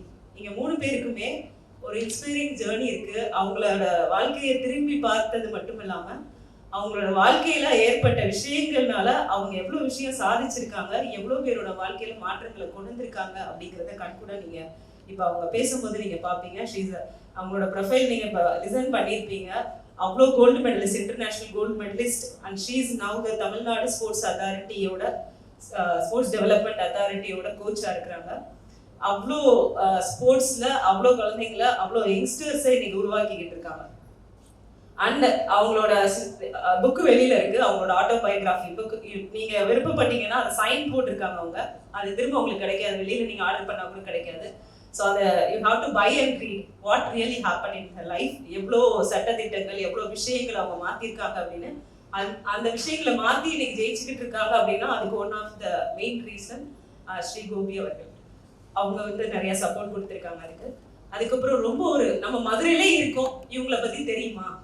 மதுரையில தானே இருக்கும், இவங்கள பற்றி நம்ம என்னைக்காவது கேள்விப்பட்டிருக்கோமா அப்படின்னு நம்ம கேட்டோம் அப்படின்னா காமாட்சி அம்மா. ஸோ காமாட்சி மேம் மதுரையிலே இருக்கோம். எத்தனை பேருக்கு தெரிஞ்சிருக்கு காமாட்சி மேம்? தெரியாது இல்லையா? அவங்க வந்து she is the vice president of சேவம் சக்ஷா அப்படிங்கிற ஒரு நேஷனல், அதாவது தேசிய நிறுவனம், அதோட வைஸ் பிரசிடென்ட்டாக இருக்கிறாங்க. நேஷனல் பிரசிடென்ட் ஆகிருக்கியா, நேஷனல் பிரசிடென்ட்டாக இருக்கிறாங்க. அவங்க வந்து ஃபிசிக்கலி அண்ட் மென்டலி சேலஞ்சு, அந்த துறையில இருக்கிற அதுல கஷ்டப்படுறவங்க. ஸோ அதுல இருந்து அவங்களுக்கு வந்து முன்னிறுத்தி அவங்களுக்கான ரைட்ஸ், ஸோ அவங்களுக்கான டெவலப்மெண்ட், அதுலவெண்டான பல விஷயங்கள் அவங்க வந்து செஞ்சுட்டு இருக்காங்க. இப்போ இந்த 3 strong personalities are here. This is a time. இதுல வந்து உங்களுக்கு என்ன விஷயம் கிடைக்க போகுது அப்படின்னா இவங்களோட life journey plus the inputs and perspectives and the valuable thoughts they are going to add with you. And end of the session, we will see how much difference it is going to make. So I would invite Shri Gopi Shankar to the stage and deliver the talk. Over to you. இப்போ வந்து பார்த்தீங்கன்னா நம்ம G20 அப்படின்னு இருக்கு. G20னா அது என்னப்பா G20 அப்படின்னா உலகத்தில் ரொம்ப சக்தி வாய்ந்த பொருளாதாரத்தில் வந்து சக்தி வாய்ந்த நாடுகளாக இருக்கக்கூடிய 20 நாடுகள் வந்து ஒன்று சேர்ந்து வர்றது வந்து G20ன்னு சொல்கிறோம். இது வந்து இந்த தடவை இந்தியா, நம்ம நாடு வந்து தலைமை பொறுப்பு வந்து ஏற்றிருக்கு. முன்னாடி இந்தோனேஷியா இருந்துச்சு. இதில் வந்து Y20, B20, C20ன்னு சொல்லிட்டு இந்த மாதிரி ஏபிசிடியில் இருக்கிற நிறையாத்த பிடிங்கி வச்சிருக்கிறாங்க. இதில் வந்து B20னா அவங்களுக்கு வந்து பிஸ்னஸ் பண்ணுறவங்க, இல்லை பெரிய ஆட்கள், அந்த பிஸ்னஸில் விருப்பம் இருக்கிறவங்க, அவங்க தொடரக்கூடிய ஆட்கள், அவங்க மூலிமா இந்த நாட்டுக்கு நடக்கக்கூடிய பங்கு இருக்கு இல்லையா, ஸோ அவங்க வந்து பங்கு பெறுறது B20 அப்படின்னும். சமூகத்துக்காக சேவை செய்கிற பல்வேறு என்ஜிஓக்கள், சிவில் சொசைட்டி நிறுவனங்கள்னு சொல்லக்கூடிய அந்த அரசு சாரா நிறுவனங்கள், அவங்க மூலியமா நாட்டுக்கு முன்னேற்றம் ஏற்படுறதுனால C20, கம்யூனிட்டி பேஸ்ட் ஆர்கனைசேஷன்ஸ் C20னும். இதில் Y20 உங்களை மாதிரி இளைஞர்கள், அவங்களுக்காக வந்துட்டு, ஏன்னா எனக்கு 31 வயசுக்கு மேலே, இப்போ 32, நாளை கூட எனக்கு 32, ஸோ அதனால நான் இப்போ இளைஞர்னு சொல்ல முடியாதுன்னு நினைக்கிறேன். ஸோ அதனால வந்து இப்போ உங்களை மாதிரி இளைஞர்களுக்கு வந்து பார்த்தீங்கன்னா Y20 அப்படின்னு யூத் 20ன்னு சொல்லிட்டு இப்போ கொண்டுட்டு வந்திருக்காங்க. ஸோ இதனுடைய உச்சி மாநாடு வந்து நடக்கும் பொழுது கிட்டத்தட்ட வந்து 20 நாடுகள்ல இருந்தும் பிரதிநிதிகள் வந்து கலந்துப்பாங்க. இதில் வந்துட்டு இப்போ நம்மளோட சப்ஜெக்டுக்கு வந்து நம்ம போகலாம். இப்போ ensuring dignified space for women, அடுத்து பார்த்தீங்கன்னா என்னது இதில் ensuring dignified space for women, differently abled and SOGIESC communities அப்படின்னு நம்ம சொல்கிறோம். சோகிஎஸ்சின்னா ஃபர்ஸ்ட் அதில் நம்ம பார்க்கலாம். அதாவது வந்துட்டு எல்லாருக்கும் தெரியும், அதாவது முக்கியமான விஷயம், நீங்கள் இந்த காலேஜுக்கு அப்ளிகேஷன் போட்டிருப்பீங்க இல்லையா, எல்லாரும் போடும்பொழுது வந்துட்டு மேல் ஃபீமேல்னு ஆப்ஷன் இருக்கும் இல்லைங்களா. வந்துட்டு இப்போ அந்த மாதிரி மேல் ஃபீமேல்னு ஆப்ஷன் இருக்கும் பொழுது நாங்கள் தான் வந்து அதர்ஸ் அப்படின்ற ஆப்ஷன் வந்து நம்ம கொண்டுட்டு வந்தோம். இப்போ அந்த மேல் ஃபீமேல்ன்ற ஆப்ஷன் வந்து எதில் கொண்டுட்டு வராங்க? ஜெண்டர்ன்றதை கொண்டுட்டு வராங்களா? மேல் ஃபீமேல்னா ஜெண்டரா? இல்லை, மேல் ஃபீமேல்னா செக்ஸ் ஐடென்டிட்டி. தமிழில் வந்து நம்ம செக்ஸ் ஐடென்டிட்டியை பால் அடையாளம் அப்படி என்று கூறுகிறோம். பாலினத்தை ஜெண்டர் என்று கூறுகிறோம். பாலியல் ஒருங்கிணைவை செக்ஷுவல் ஓரியன்டேஷன் என்று கூறுகிறோம். பால் அடையாளமானது செக்ஸ் ஐடென்டிட்டி. ஒரு குழந்தை பிறக்கும் பொழுது ஒரு ஆணுறுப்பு என்று சொல்லப்படும் ஆணுறுப்போடு பிறக்கின்றது என்றால் அதை ஆண் குழந்தை என்று, மேல் சைல்டு என்று நாம் சொல்கிறோம். ஒரு குழந்தை பிறக்கும் பொழுது அந்த குழந்தையானது வந்து, அந்த சிசுவானது வந்து ஸ்டீரியோடிபிக்கல் இல்லை ஒரு முற்கருத்தோடு இந்த பெண் ஒரு பெண் சொல்லி அந்த பெண் உறுப்போடு பிறக்கக்கூடிய குழந்தை நம்ம பெண் என்று கூறுகிறோம். ஒரு குழந்தை பிறக்கும் பொழுது அதுக்கு ஆணுறுப்பும் இல்லை பெண்ணுறுப்பும் இல்லை, இரு இன உறுப்புகளும் ஒருங்கிணைந்து அந்த குழந்தை பிறக்குது அப்படின்னா அந்த குழந்தைய வந்து நம்ம இன்டர்செக்ஸ் குழந்தை அப்படின்னு சொல்றோம். இடையிலிங்க குழந்தைகள் அப்படின்னு தமிழ்ல வந்து அவங்கள சொல்றாங்க.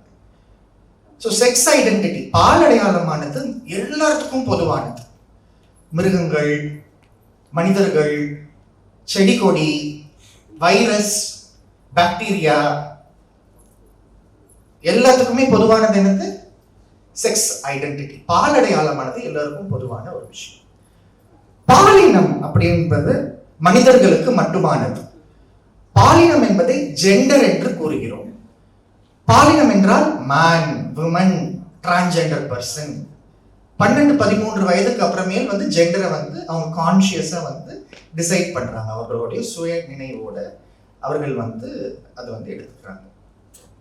இப்போ செக்ஸ் ஐடென்டிட்டி பால் அடையாளமானது அப்படி பார்த்தீங்கன்னா இங்க இருக்கக்கூடிய அத்தனை மேல் அப்படின்னு சொல்லக்கூடிய மேல் அப்படின்னு இருக்கக்கூடிய ஆண்களும் நாங்க மேலாதான் வந்து பிறப்போம் அப்படின்னு முடிவு பண்ணீங்களா? இல்ல. இங்க இருக்க அத்தனை ஃபீமேலும் வந்துட்டு நாங்க ஃபீமேலா தான் பிறக்க போறோம் அப்படின்னு சொல்லிட்டு முடிவு பண்ணீங்களா? இல்லையே. அதே மாதிரி இன்டர்செக்ஸ் குழந்தைங்களா பிறக்கிற யாருமே இன்டர்செக்ஸா பிறக்கணும், எங்களுக்கு இதுவே இந்த பாலின உறுப்போட தெளிவற்ற பாலின உறுப்போட நாங்க பிறக்க போறோம் அப்படின்றது பிறக்கல. ஸோ நான் வந்து ஒரு இன்டர்செக்ஸ் நபர்.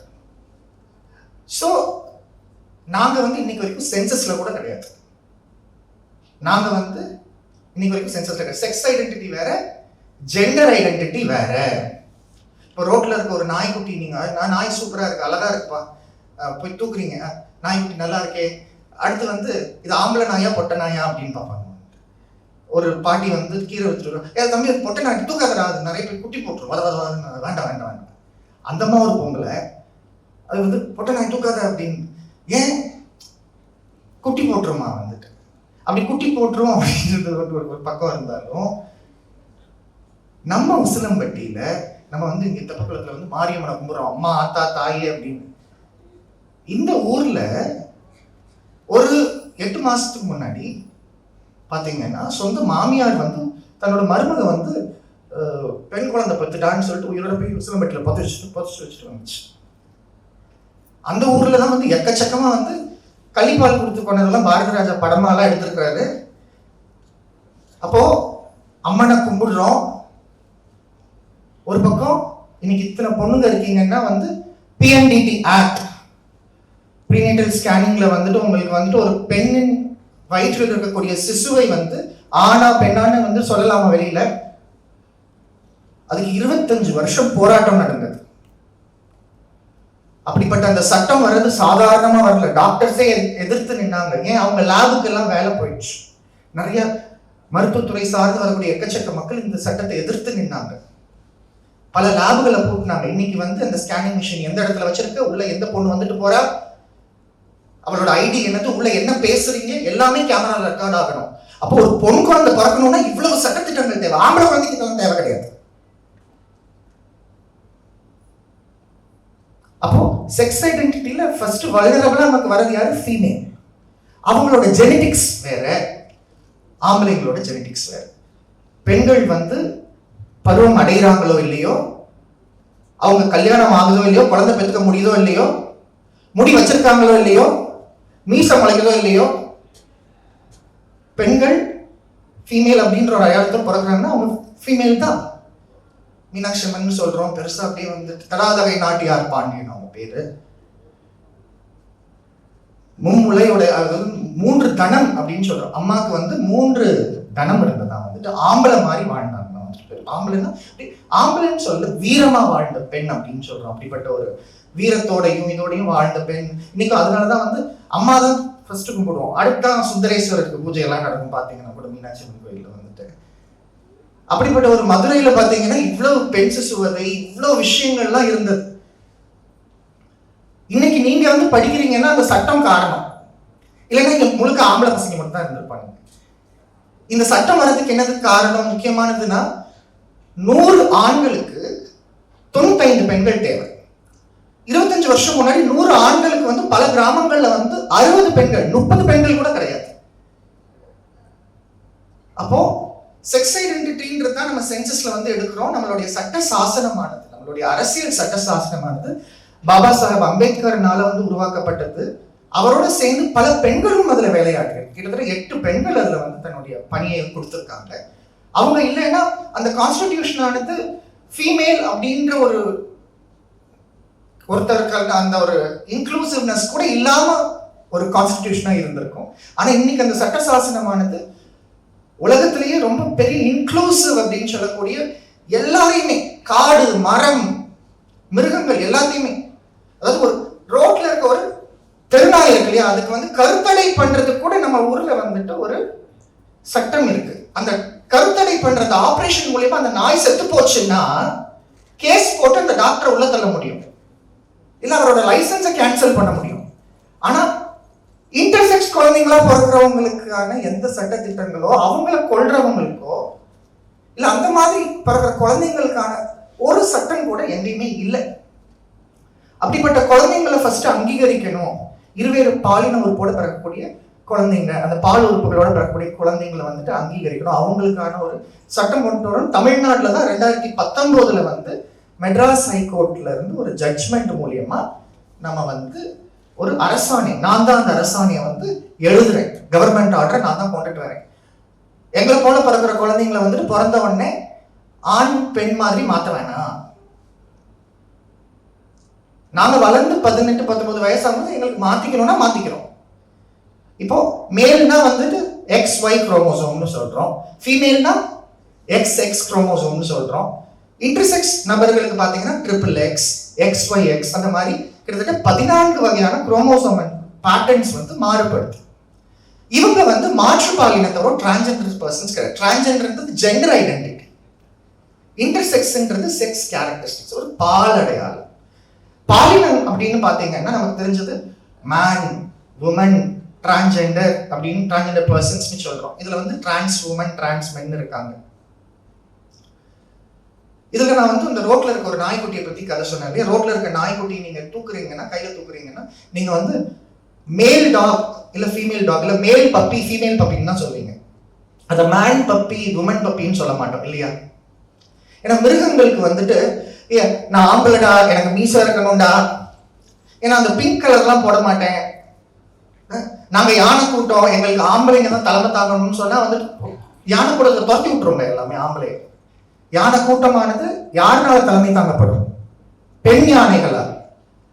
தேனீக்களானது பெண் தேனீக்களால் தலைமை தாங்கப்படும். ராணி தேனி வந்துட்டு முக்கிய பொறுப்பு வகிக்கும். அப்போ நமக்கு மனுஷங்கள்ல தான் ஜெண்டர் ரோல், மனிதர்கள்ல தான் ஜெண்டர் ரோல்.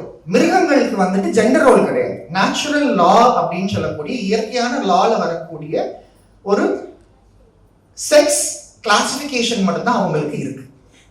அதுல வந்துட்டு அவங்க வந்து மேல், ஃபீமேல், ஹெர்மோபாடைட் அப்படின்னு அவங்களோட இதில் சொல்லுவோம். மனிதர்களை குறிக்கிறதுக்கு ஹெர்மோபாடைட்னு சொல்ல மாட்டோம், இன்டர்செக்ஸ்னு சொல்லுவோம்.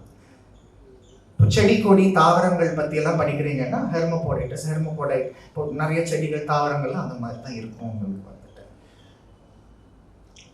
ஸோ அப்போ பால் அடையாளமானது மேல், ஃபீமேல், இன்டர்செக்ஸ். பாலின் அடையாளமானது man, woman, transgender person. Transgender பர்சன்ல உங்களுக்கு தெரிஞ்சு யாரு பெருவாரியா நீங்க பார்த்துருக்கிறது வந்து மேலா பிறந்து ஆணாக பிறந்து உமனா, ஃபீமேலா இல்ல உமனா, டிரான்ஸ் உமன் சொல்லக்கூடியவங்க, டிரான்சிஷன் ஆகி அதாவது ஃபீமேலா பிறந்து மேனா வாழ்றவங்களை வந்து நம்ம டிரான்ஸ் மென்னு சொல்லுவோம். இங்க ஒரு திடீர்னு ஒரு பொண்ணு இருக்காங்க, ஃபர்ஸ்ட் 2 வருஷம் வந்துட்டு பொண்ணு மாதிரி நல்ல அவங்க சுடிதார்லாம் போட்டு வராங்க. 3ஆவது வருஷம் படிக்கும்போது ஃபேண்ட் ஷர்ட் எல்லாம் போட்டு வந்து புல்லட்ல வர்றாங்க. திடீர்னு பார்த்தா வந்து எல்லாமே வெட்டிட்டு அவங்க வந்து அவங்க பிரஸ்ட் எல்லாம் ரிமூவ் பண்ணிக்கிறாங்க, அவங்க டிரான்ஸ்மென். இந்த பக்கம் ஒருத்தர் இருக்கீங்க, பசங்க ஃபேண்ட் ஷர்ட் போட்டு வரீங்க 2 வருஷம். 3ஆவது வருஷம் ஒரு பையன் திடீர்னு வந்துட்டு அவன் வந்து என்ன பண்றான், சுடிதாரோ புடவையோ கட்டிட்டோ வர்றாங்கன்னாலுமே அது அசிங்கம் கிடையாது. எல்லாருமே வந்து பெண்களுக்கு தானே பிறந்திருக்கோம். ஏன்னா நம்ம வந்து கொச்சையா வந்து ஒருத்தரை வந்து திட்டணும்னா கூட வந்து பெண் பிறப்புறுப்பை வச்சுதான் திட்டுற ஒரு சூழ்நிலையில இருக்கும். ஏன்னா வந்துட்டு மற்றவங்க எல்லாம் வந்து வேற இதுல இருந்து வந்த மாதிரியும். அப்போ ஒவ்வொரு இப்ப வந்துட்டு பாத்தீங்கன்னா உங்களுக்கு இருக்கக்கூடிய ஒவ்வொரு சட்டமும் பாத்தீங்கன்னா இருக்கக்கூடிய ஒவ்வொரு சமூக கட்டமைப்புகளும் வந்துட்டு மேல் அப்படின்னு சொல்லக்கூடிய அந்த ஆணின் கண்ணோட்டத்துல வந்து உருவாக்கப்பட்டிருக்கு. அந்த மேல்ன்றதுக்கும் ஆண் உடலுக்கும் சம்பந்தம் கிடையாது. அந்த ஆணின் கண்ணோட்டத்தில் உருவாக்கப்படுற எத்தனையோ விஷயங்கள் பெண்களால தான் வந்து நிர்ணயிக்கப்படுது. பெண்கள் தான் அதை வந்து நடைமுறைக்கும் கொண்டுட்டு வராங்க. ஸோ செக்ஸ் ஐடென்டிட்டின்னு பார்க்கும்பொழுது பால் அடையாளம், அதுல மேல் ஃபீமேல் இன்டர்செக்ஸ். ஜெண்டர் ஐடென்டிட்டியில உங்களுக்கு man woman transgender person. Transgender பர்சன்ல பாத்தீங்கன்னா உங்களுக்கு வந்து டிரான்ஸ்மென் டிரான்ஸ்வுமன். இவங்களுக்கு அடுத்து உங்களுக்கு பாத்தீங்கன்னா 58 பாலினங்கள் இருக்கு. இந்த 58 பாலின அடையாளங்களோடு இருப்பவர்களை வந்து பால் புதுமையினர் என்று சொல்கிறோம். பால் புதுமையினர் இந்த சொல்ல வந்து நாங்க கொண்டுட்டு வந்தோம். இன்னைக்கு தமிழக அரசாங்கம் அவங்களுடைய பல்வேறு அரசாங்க கெசட்ல எல்லாம் பண்றாங்க. மறைக்கப்பட்ட பக்கங்கள் அப்படின்னு சொல்லி இதை பத்தி நான் வந்து தமிழ்ல வந்து புத்தகம் எழுதியிருக்கேன். இது வந்து நம்ம பல கல்லூரிகள்ல பாடத்திட்டத்திலையும் படிக்கிறாங்க. ஸோ செக்ஸ் ஐடென்டிட்டியில மேல் ஃபீமேல் இன்டர்செக்ஸ். ஜெண்டர் ஐடென்டிட்டியில man woman transgender person gender queer people கீழே 58க்கு மேல ஜெண்டர் ஐடென்டிட்டிஸ். அத்தனை பேருக்கும் ஃபேஸ்புக்ல வந்துட்டு ஜெண்டர் ஆப்ஷன் இருக்கு தெரியுமா? அதுவும் எங்களால தான் வந்துச்சு. ஃபேஸ்புக் நீங்க போய் ஜெண்டர்ன்ற ஆப்ஷனை கிளிக் பண்ணீங்கன்னா உங்களுக்கு வந்து 58 ஆப்ஷன்ஸ் காட்டும். அவங்களுக்கு ப்ரிஃபிக்ஸ் சஃபிக்ஸ்ன்னு இருக்கு. இப்போ வந்துட்டு மிஸ்ஸஸ்ன்னு சொல்றோம் இல்லையா நம்ம வந்து இங்கிலீஷ்ல வந்துட்டு. மதுரை வந்து இங்கிலீஷை விட பழைய ஒரு பழைய ஊர். மதுரையோட வரலாறு வந்து கிட்டத்தட்ட 3000 வருஷத்துக்கு மேல போகுது. அமெரிக்காவும் உருவாகிறதுக்கு முன்னாடி உருவானது மதுரை. ஸோ இங்க இருக்க அந்த சங்க இலக்கியங்கள் சங்க இலக்கியங்களுடைய பதிவுகள்லயே பார்த்தீங்கன்னா இன்டர்செக்ஸ் மக்களை பற்றிய பதிவு வந்து இருக்கு. நம்மளுடைய அன்றைய சங்க இலக்கியங்கள்ல இருந்து இன்றைய காலகட்டங்கள் வரைக்கும் இருக்கக்கூடிய எத்தனையோ விஷயங்கள்ல பாத்தீங்கன்னா நிறைய மாற்றங்கள். குறிப்பா வந்துட்டு உங்களுக்கு 19ஆம் நூற்றாண்டின் தொடக்கத்திலையும் 21ஆம் நூற்றாண்டு அந்த தொடக்கத்திலையும் தான் வந்து ஜெண்டரை பத்தி அதிகமா பேசுறோம். அதுக்கு முன்னாடி நம்மளுடைய இலக்கியங்கள்லாம் ஜெண்டர்ன்றது கிடையாது, செக்ஸ்ன்ற கான்செப்ட் மட்டும்தான் வந்துட்டு. ஜெண்டர்ன்றது வந்துட்டு உங்களுக்கு மேற்கத்திய நாடுகள்ல இருந்து இங்க பெருவாரியாக வந்து பரப்பப்பட்ட ஒரு கான்செப்ட் ஆக தான் வந்து இருக்கு. இதுல வந்துட்டு அடுத்து செக்ஷுவல் ஓரியன்டேஷன். உள ரீதியாக, உணர்வு ரீதியாக, காதல் ரீதியாக உங்களுக்கு யார் மேல ஈர்ப்பு ஏற்படுது. ஏசெக்சுவல் அப்படின்னு சொல்லுவோம். ஏசெக்சுவல்னா அவங்க சுயன்பம் கூட வச்சுக்க மாட்டாங்க. அவங்களுக்கு வந்துட்டு எந்த வகையான ஒரு காதல் ரீதியான, உடல் ரீதியான, உள ரீதியான, உணர்வு ரீதியான உணர்வுகள் வந்து இருக்காது. அவங்கள ஏசெக்சுவல்ஸ் சொல்றோம். அடுத்து ஹெட்ரோசெக்சுவல்ஸ். ஆனா ஸ்ட்ரைட் பார்ட். ஹெட்ரோசெக்சுவல்ஸ்னா வந்துட்டு ஒரு மேல் ஃபீமேல்னால எமோஷனலா, ரொமான்டிக்கா, பிசிக்கலா அட்ராக்ட் ஆகுறது. ஒரு ஃபீமேல் மேல்னால எமோஷனலா, ரொமான்டிக்கா, பிசிக்கலா அட்ராக்ட் ஆகுறது. இது போக நம்மளுக்கு வந்து ஹோமோசெக்சுவாலிட்டி இருக்கு. அதுல வந்து கே லெஸ்பியன்ஸ்னு இருக்காங்க. கேன்னா ஒரு மேல் இன்னொரு மேல விரும்புறது. லெஸ்பியன்ஸ்னா ஒரு ஃபீமேல் இன்னொரு ஃபீமேல உடல் ரீதியாக, உணர்வு ரீதியாக, உள ரீதியாக விரும்புறது. பைசெக்சுவல்னு இருக்காங்க. இந்த மாதிரி 15க்கு மேற்பட்ட செக்ஷுவல் ஓரியன்டேஷன்ஸ் இருக்கு. இப்போ இந்த அத்தனை பேரையும் குறிக்கிற சொல் தான் வந்து சோகி எஸ்சி. செக்ஷுவல் ஓரியன்டேஷன், பாலியல் ஒருங்கிணைவு, ஜெண்டர் ஐடென்டிட்டி அண்ட் எக்ஸ்பிரஷன், பாலின அடையாளம் மற்றும் வெளிப்பாடு, செக்ஸ் கேரக்டரிஸ்டிக்ஸ், பால் குணநலன்கள். ஸோ இந்த அத்தனை பேரையும் நம்மளுடைய சட்டசாசனமானது அங்கீகரிக்குது. இதுல என்ன பிரச்சனைனா நம்மளுடைய காலேஜ் அப்ளிகேஷன் ஃபார்முக்கு திரும்ப வரணும். நீங்க அப்ளிகேஷன் போடும்போது ஜெண்டர் என்ற ஆப்ஷனை கொடுக்குறான், செக்ஸ்ன்ற ஆப்ஷனை கொடுக்குறான் அப்படிலாம் கொடுக்கக்கூடாது. ஏன்னா வந்து ரெண்டுமே பிரச்சனையா. செக்ஸ்ன்றது மட்டும் தான் அவங்க கொடுக்கணும், ஜெண்டர்ன்றது கொடுக்கக்கூடாது. ஏன்னா ஜெண்டர்ல வந்து உமன் மேன் அப்படின்ட்டு வர்றாங்க. அது வந்து வளர்ச்சி அடைஞ்ச பிறகு வருது. செக்ஸ்ன்றதுல வந்து மேல் ஃபீமேல், இன்டர்செக்ஸ்ல அதர்ஸ்ன்றது கொடுக்கணும். இன்டர்சேஞ்சபிளா இன்னைக்கு நம்ம வந்து செக்ஸ் அண்ட் ஜெண்டர் அப்படின்ற வார்த்தையை வந்து பயன்படுத்துறோம். இதுல ரொம்ப முக்கியமா வந்து பாத்தீங்கன்னா இந்த சமூகத்தை பத்தி நம்ம ஏன் தெரிஞ்சுக்கணும், இவங்களோட பங்கு என்னது. இந்தியாவில் வந்து கிட்டத்தட்ட வந்து 2.5 கோடி மக்களுக்கு மேல இவங்களுடைய பாப்புலேஷன் ஆனது இருக்கிறது. இதுல ரொம்ப முக்கியமா வந்துட்டு பாத்தீங்கன்னா இன்டர்செக்ஸ் குழந்தைங்க அப்படின்றவங்க பாத்தீங்கன்னா பிறந்த உடனே அந்த பாலுறுப்பு தெளிவில்லாம அந்த குழந்தைங்க பிறக்கிறதுனால உசிலம்பட்டியில இருந்து ஒரு அம்மா வந்துட்டு இங்க கவர்மெண்ட் ஹாஸ்பிட்டல்ல சேர்க்கிறாங்க அப்படின்னா வந்து இந்த குழந்தை பிறந்த உடனே அந்த குழந்தைக்கு வந்து பாலுறுப்பு தெளிவில்லைன்னா அம்மா கொஞ்சம் பிரச்சனை இருக்கு, ஒரு வாரம் வெயிட் பண்ணுங்க, அதுக்குள்ள வந்து கேரியோடைப்பிங்னு சொல்லக்கூடிய அந்த குழந்தையோட ஜெனடிக்ஸை வந்துட்டு பார்ப்பாங்க டிஎன்ஏ என்ன மாதிரி இருக்கு, அந்த குழந்தைக்கு குரோமோசோமல் ஸ்ட்ரக்சர் என்ன மாதிரி இருக்கு அப்படின்னு பார்த்துட்டு அதுக்கு மேல் ட்ரைட், அதாவது ஒரு ஆணினுடைய குணம் அதிகமாக இருக்கு, பெண்ணினுடைய குணம் அதிகமாக, அதெல்லாம் வந்து எந்த அளவுக்கு சயின்டிஃபிக்கும் நம்ம பார்க்க வேண்டியது இருக்கு. ஏன்னா சயின்ஸ்ல வந்து இது மேல் குணம் ஃபீமேல் குணம்லாம் வந்துட்டு கிடையாது வந்துட்டு பார்த்தீங்கன்னா. ஸோ டெஸ்டோஸ்டெரான் அப்படின்றது வந்து மேலுக்கு மட்டும் இருக்கிற ஹார்மோன் கிடையாது, ப்ரிடாமினன்ட்லி மேலுக்கு இருக்க ஹார்மோன், பட் ஆல்சோ ஃபீமேலுக்கும் அது இருக்கும். ஈஸ்ட்ரோஜன்ன்றது ஃபீமேலுக்கு மட்டும் இருக்கக்கூடிய ஹார்மோன் கிடையாது, நம்மளுக்கு வந்து மேலுக்கும் வந்து அது இருக்கணும். ரெண்டுமே பேலன்ஸ்டாக வந்து எந்த மாதிரி ஒருத்தருக்கு இருக்கு அப்படின்றது மேட்டர்ஸ் அ லாட். ஸோ இதில் வந்து ஒரு குழந்தை அந்த கேரியோடைப்பிங் டெஸ்ட் எல்லாம் பண்ணுறது வந்து அந்த உசிலம்பட்டிக்கார அம்மாவுக்கு தெரியாது. என் குழந்தை கேரியோடைப்பிங் பண்ணுறாங்க, என் குழந்தை இன்டர்ஸ், அதெல்லாம் புரியுமா அந்த அம்மாவுக்கு வந்து ஃபர்ஸ்ட். டாக்டர்ஸ்க்கே இன்டர்செக்ஸ்னா என்னன்னு தெரியாது. இந்தியா முழுக்க 13,000 குழந்தைங்க பிறக்கிறாங்க இந்த மாதிரி. அந்த 13,000 குழந்தைக்கு ஒரு குழந்தைக்கு இந்த மாதிரி பிறந்த உடனே இந்த குழந்தைய வந்து ஆம்பளை மாதிரி மாற்றிடுங்க, ஏன்னா சொத்து தான் கிடைக்கும் வந்துட்டு. ஸோ அந்த ஆம்பளை மாதிரி மாற்றிட்டோன்னு இந்த குழந்தை 12-13 வயசு ஆகும்போது ஆம்பளை மாதிரியே வளராது, நான் வேற ஏதோ உடம்புல மாட்டிட்டு இருக்கேன் அப்படின்ற மாதிரி அது வந்து தற்கொலை பண்ணிடும். 90% குழந்தைங்க அப்படி ஆப்ரேட் பண்ணுற குழந்தைங்க தற்கொலை தான் பண்ணியிருக்கு.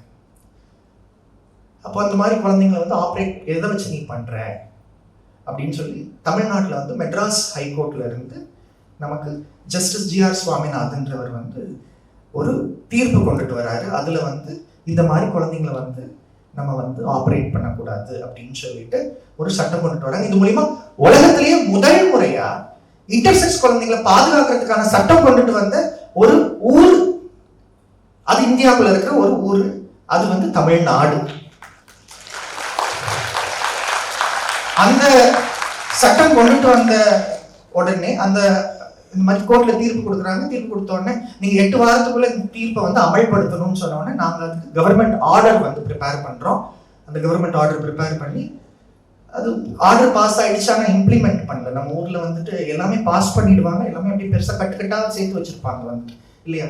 Policies R policies when it is practical. Policies or policies when it is practical. ஏன் ப்ராக்டிக்கலா இல்லை? எப்பா ஏதோ பிறந்துட்டோம், ஏதோ ஸ்கூலுக்கு அனுப்பிச்சாங்க, ஏதோ ஆர்ட்ஸ் அண்ட் சயின்ஸ் அவங்க வந்துட்டோம், இங்கே படிக்கிறோம், ஏதோ வேலைக்கு போகிறோம், அப்படி கிடையாது.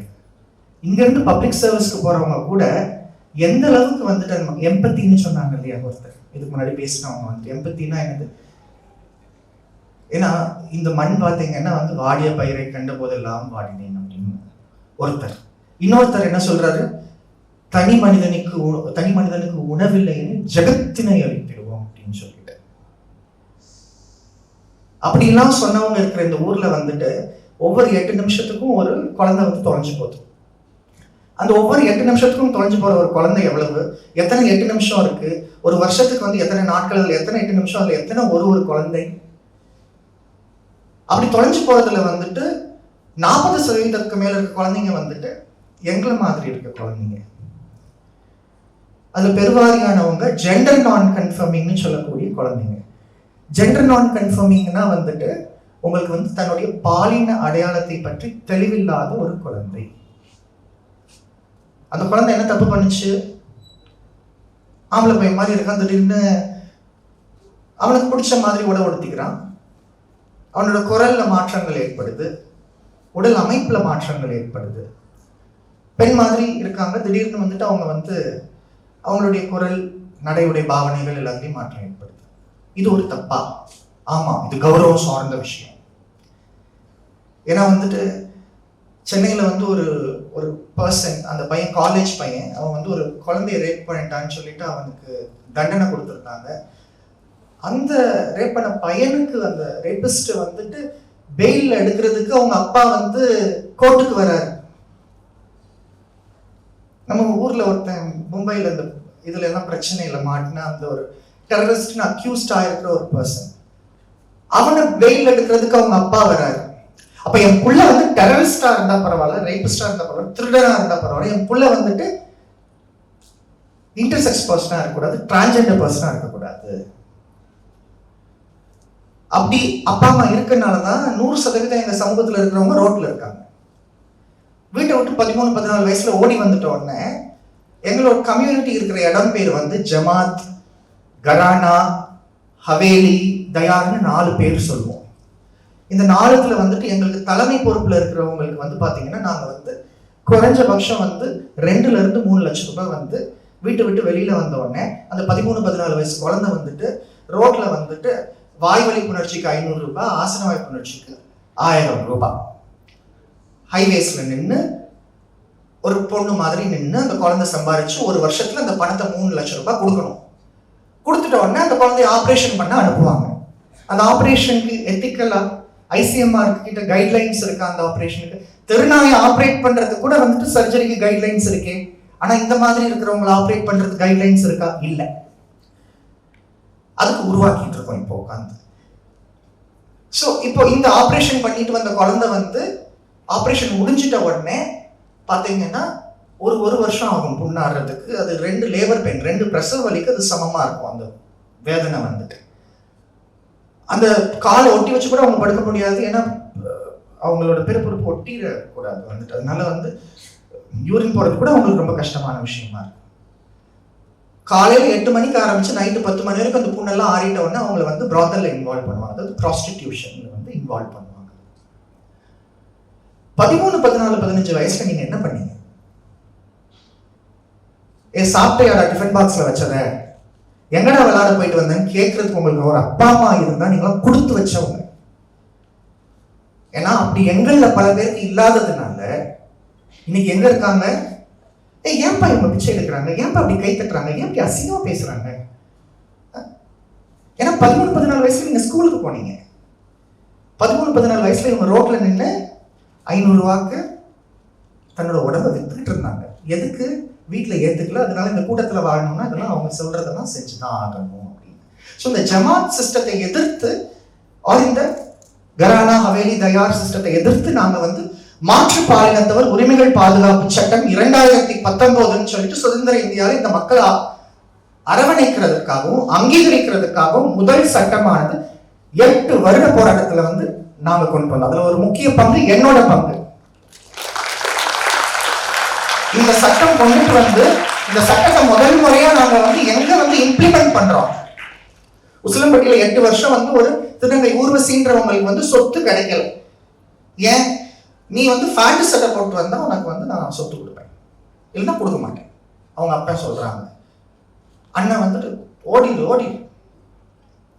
அப்போ அந்த சமூகத்தை சார்ந்த மக்களுக்கு வந்துட்டு ஒரு சட்டம் வேண்டாமா?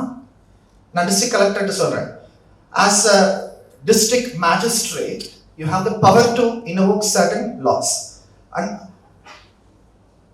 நான் செல்லூர்ல பிறந்தேன். ஒரு சின்ன தெருவில் வந்துட்டு நாங்கள் எங்கள் ஃப்ரெண்ட்ஸ் எல்லாம் மீட் பண்ணி இந்த சிருஷ்டின்ற அமைப்பு கொண்டுட்டு வந்தோம். அப்படியே வளர்ந்து இன்னைக்கு பார்லிமெண்ட்ல நிற்கிறோம். பார்லிமெண்ட்ல இருக்க எத்தனையோ எம்பிஸ்க்கு நாங்கள் அட்வைஸ் பண்ணியிருக்கோம். நாங்கள் எம்பி கிடையாது, எம்எல்ஏ கிடையாது. ஆனால் நாங்கள் இந்தியாவோட ஃபர்ஸ்ட் இன்டர்செக்ட் ஸ்டாச்சுட்டரி அத்தாரிட்டி. நாங்கள் இந்த சுதந்திர இந்தியாவில் வந்துட்டு செல்லூர்ல பிறந்த ஒருத்தரை வந்துட்டு ஒரு ஸ்டாச்சுட்டரி அத்தாரிட்டியில வைக்கிற ஒரு தருணத்தை வந்து G20 நம்ம கொண்டாட வேண்டாமா? இந்த ஒரு G20 அப்படின்னு நடக்கிற ஒரு தருணத்துல பாத்தீங்கன்னா இந்த G20 இருக்க எந்த நாடுமே இன்டர்செக்ஸ் குழந்தைங்களை அங்கீகரிக்கல, இந்தியாவை தவிர்த்து. இந்தியாவில தமிழ்நாடு தவிர்த்து. அப்போ இதுல ரொம்ப முக்கியமான விஷயம் பாத்தீங்கன்னா, உங்களுக்கு இந்த உசிலம்பட்டியை சார்ந்த அந்த நபருக்கு வந்து நான் ஆர்டர் பாஸ் பண்ணேன். ஸ்டாச்சுட்டரி அத்தாரிட்டினா ஸ்டாச்சுட்டரி லானா சிறப்பு சட்டம். சட்ட சாசனத்தில் இல்லாமல் தனியாக வந்து சட்டம் இயற்றப்பட்டு அதுல இருந்து வரக்கூடிய சட்டத்தை நம்ம என்ன சொல்றோம்? ஸ்டாச்சுட்டரி லா அப்படின்னு சொல்றோம், சிறப்பு சட்டம் அப்படின்னு சொல்றோம். அந்த சிறப்பு சட்டத்தை பாதுகாக்கக்கூடிய அதிகாரியானவர் வந்துட்டு ஒரு குவாசி ஜுடிஷியல் பாடி அப்படின்னு சொல்லக்கூடிய ஒரு அரை நீதிபதி ஆவார். அப்ப நான் அரை நீதிபதியா? ஆமா. நாங்க கொடுக்குற ஆர்டர்ஸ் வந்து ஃபாலோ பண்ணலன்னா நாங்க கண்டம் போட்டு கோர்ட்ல வந்து கேஸ் போடுவோம். ஸோ கலெக்டர் கிட்ட நான் ஆர்டர் கொடுக்குறேன். ஆர்டர் வந்து அவர் வந்துட்டு ரெவன்யூ ஆஃபீஸர் கொடுக்குறாங்க. ரெவன்யூ அந்த முதன்மை அலுவலர் வந்து ராஜ்குமார், அவர் எல்லா அலுவலருக்கும் விழிப்புணர்வு இருக்குன்னு சொல்லுவாங்க. ராஜ்குமாருக்கு ரொம்ப விழிப்புணர்வு இருந்திருக்கு. ரொம்ப யங்ஸ்டர், என்னை விட சின்ன வயசுக்காரர். அவர் வந்து என்ன பண்றாரு, அவங்க அப்பா கூப்பிடுறாரு, அவங்க அண்ணனை கூப்பிட்டு, எப்படி இந்த ஊர்வசிங்கிற திருநங்கையை நீங்க வந்துட்டு திருநங்கைன்ற காலத்துல சொத்து கொடுக்காம இருக்கலாம், அவங்களே நீங்க வீட்டுக்குள்ள கூட விட மாட்டேன்றீங்க, இது நீங்க பண்றது தப்பு, இதுக்காக புது சட்டம் வந்து கொண்டுட்டு வந்திருக்காங்க, மாற்றுப்பாடு உரிமைகள் பாதுகாப்பு சட்டம், protection of rights of transgender persons act 2019. இதைப்படி நான் அவங்களை வந்து ஆக்ஷன் எடுப்போம் அப்படின்னு சொல்றாங்க. அப்படின்னு சொன்ன உடனே ஒரு மாசத்துல வந்து அவங்களுக்கு சொத்து கிடைக்கும். 8 வருஷம் போராட்டத்துல வந்து ஒரு கையெழுத்து மாத்திடுச்சு பாத்தீங்களா. அடுத்து உங்களுக்கு வந்து பாத்தீங்கன்னா ஆடம் ஹாரின்ற ஒரு திருநம்பி கேரளால வந்துட்டு அவங்க பெண்ணா இருந்து ஆணா இருக்கிறவங்க, அவங்க வந்து பைலட் லைசன்ஸ் அவங்களுக்கு கிடைக்கல. உடனே நாங்க என்ன பண்றோம், டிஜிசிஏ டிஜிசிஏ தான் உங்களுக்கு வந்துட்டு எல்லா விமானம் சார்ந்த விஷயங்கள்ல எல்லாத்தையுமே அதுக்கான ரெகுலேஷன்ஸ் எல்லாம் கொடுக்குறது டிஜிசிஏ. டிஜிசிஏ கிட்ட நான் சொல்றேன், அந்த நபர் வந்து டிரான்ஸ்ஜெண்டர் பர்சன் திருநம்பி ஒரு பெண்ணா இருந்து மேனா வாழ்றான்றதுக்காகவே நீ என்ன பண்ற, அவனுடைய ரைட்டை வந்து நீ டினை பண்ற, அவனுக்கு நீ கொடுக்கலன்னா நான் வந்து உங்களை ஆக்ஷன் எடுப்பேன் அப்படின்னு சொல்லி, இந்த சட்டத்தின்படி ஆக்ஷன் எடுப்பேன் அப்படின்னு நான் சொல்றேன். உடனே அவனுக்கு லைசன்ஸ் கொடுக்குறாங்க. ஸோ ஒவ்வொரு இந்த சமூகத்தில் இருக்கிறவங்க ஒவ்வொருத்தரும் வெளியில வந்து பார்க்கறது ரொம்ப பெரிய கஷ்டங்கள். இப்போ எங்களோட வாலண்டியர்ஸும் எக்கச்சக்க மக்கள் இருக்காங்க பார்த்தீங்கன்னா உங்களுக்கு. ஸோ இந்த மாதிரி இருக்கிறவங்களுக்கு நீங்க என்ன பண்ணலாம்? G20 நடக்கிறது எந்த அளவுக்கு பெருமையான விஷயமோ அதே அளவுக்கு இந்த மாதிரி இருக்கிற மக்களும் எந்த அளவுக்கு G20ன்ற அந்த கொண்டாட்டத்தில் பங்கு பெறாங்கன்றது ரொம்ப முக்கியம் இல்லையா? இந்தியான்றது வந்து வெறும் மேல் ஃபீமேலோட கான்ட்ரிபியூஷன்ல மட்டும் வளர்ந்துச்சா? மகாபாரதத்துல ஷிகண்டின்ற ஒரு கேரக்டர் பெண்ணா பிறந்து ஆனா வாழ்றாங்க. அவங்க இல்லைன்னா பீஷ்மர் வந்து இறந்திருக்கவே மாட்டார், போர் அப்படியே நீண்டுகிட்டே இருக்குமா. அப்போ மகாபாரதத்துல கூட வந்து எங்களை மாதிரி இருக்கிறவங்களுக்கு ஒரு இடம் இருந்திருக்கு. அப்போ இன்னைக்கு இருக்கிற சமூகத்துல எங்களுக்கு என்ன மாதிரி இடம் இருக்கு அப்படின்றது ரொம்ப முக்கியமான விஷயம்.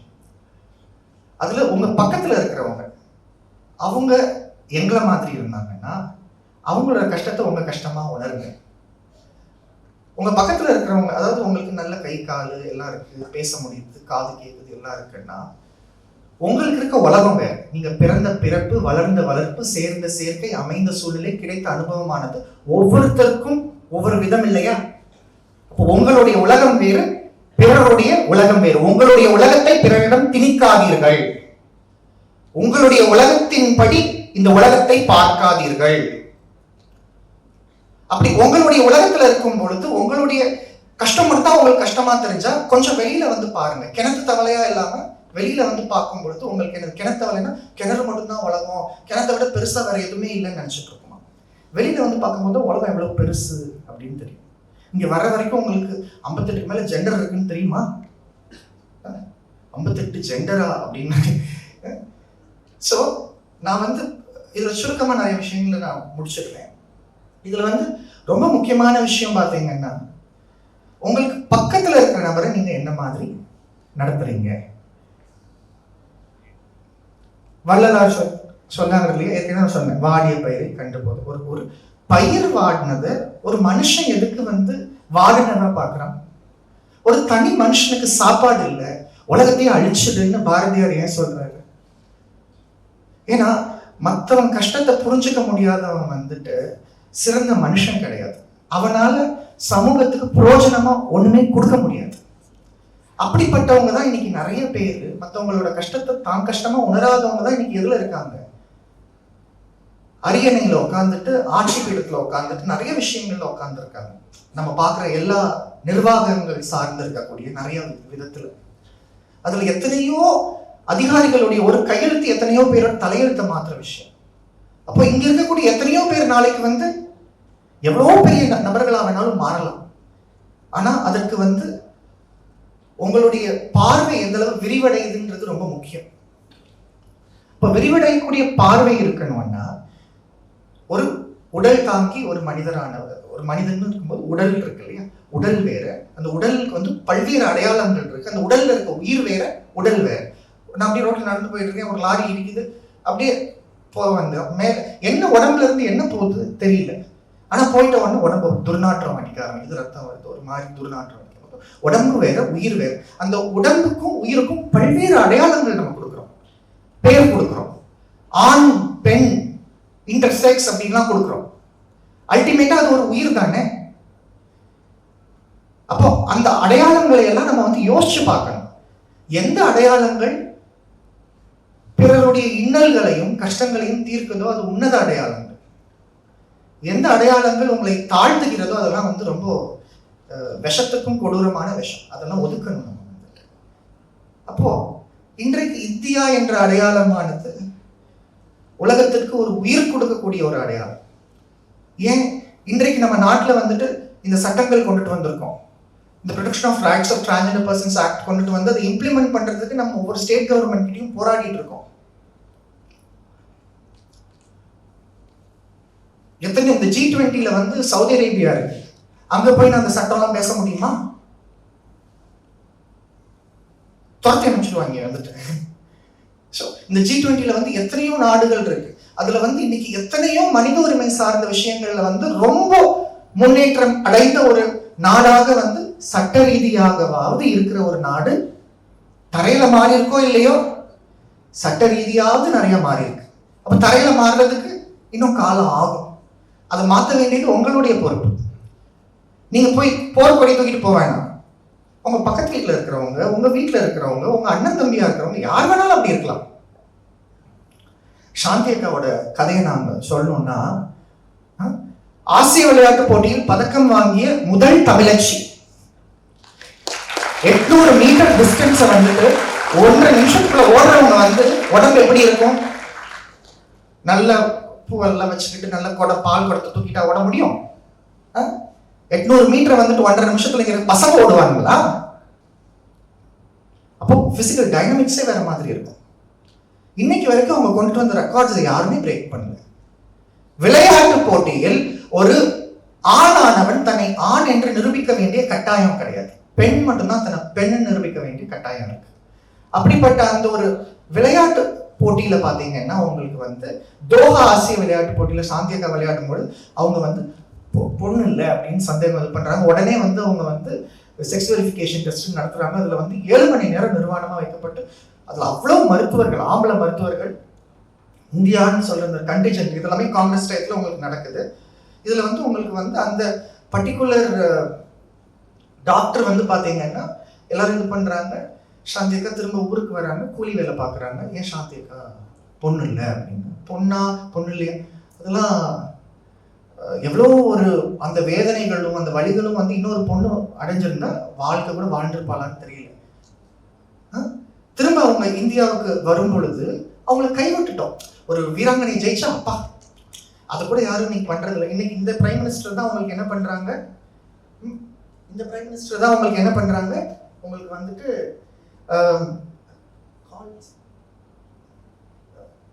இந்த பிரைம் மினிஸ்டர் மட்டும்தான் உங்களுக்கு பாத்தீங்கன்னா ஒரு அத்லீட் வர்றாங்கன்னா கூட நின்று போட்டோ எடுக்கிறாரு. இதுக்கு முன்னாடி வந்து ஜெயிச்ச அத்லீட்ஸ்க்கெல்லாம் இது மாதிரி நடந்திருக்கா? லோக்கல் எம்எல்ஏ கூட பார்க்க மாட்டான்.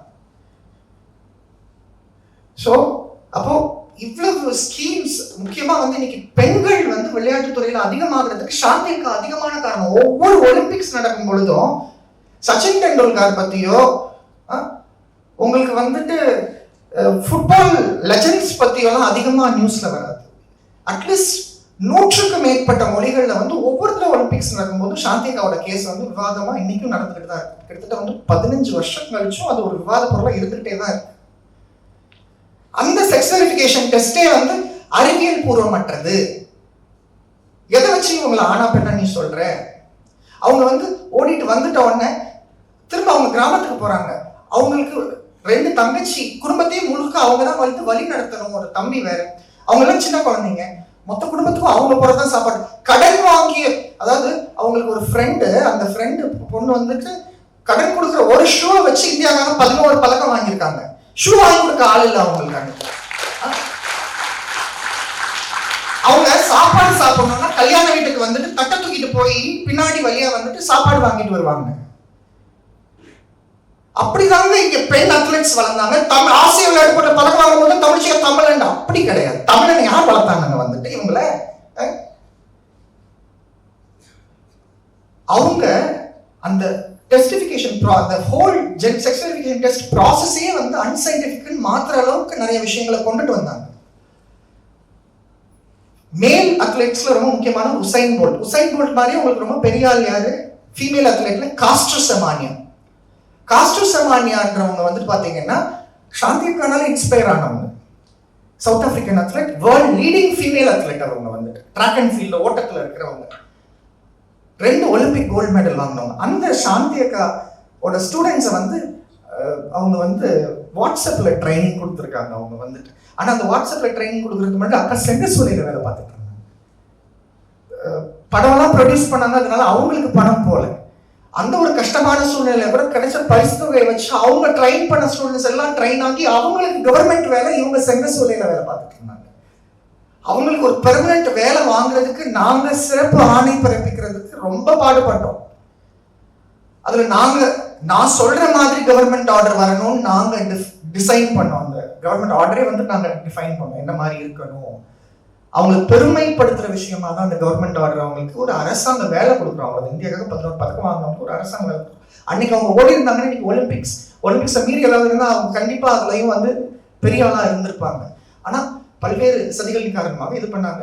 திரும்ப ஊருக்கு வந்துட்டோன்னே இவங்க பொண்ணு அது வந்து அப்படியே அவங்களுடைய தங்கச்சிங்களையும் பாதிக்கும் இல்லையா. நைட்டு வந்து கூலி வேலைக்கு போறவங்க வந்துட்டு புடவை கட்டி பூ வச்சு நல்லா ஹேண்ட்பேக் போட்டு நல்ல எல்லாம் அப்படியே நல்ல செட் இதெல்லாம் அடிச்சுட்டு தான் போகணுமா? போனா விடுவாங்களா? அப்போ ஷர்ட்டை பேண்ட் போட்டு தான் போகணும். எத்தனையோ பொண்ணுங்க சித்தாள் வேலை பார்க்குறவங்க எல்லாம் நல்ல இது தலையில கட்டிட்டு இந்த மாதிரி தான் போவாங்க இல்லையா. அப்படி போய் போய் போய் போய் அப்படியே தன்னோட உடை நாகரிகத்தை மாத்திக்கிட்டாங்க அக்கா வந்துட்டு. இன்னைக்கு ஏன்னா பேப்பர் போடுறவன், மிக்சர் கடையில வேலை பார்க்குற ஒரு பொண்ணு, அதில் ஒருத்தவங்க குடும்பத்தில் இருக்கிறவங்க எல்லாம் அவங்க அம்மா வந்துட்டு அந்த பொண்ணை வந்துட்டு விடவே இல்லை.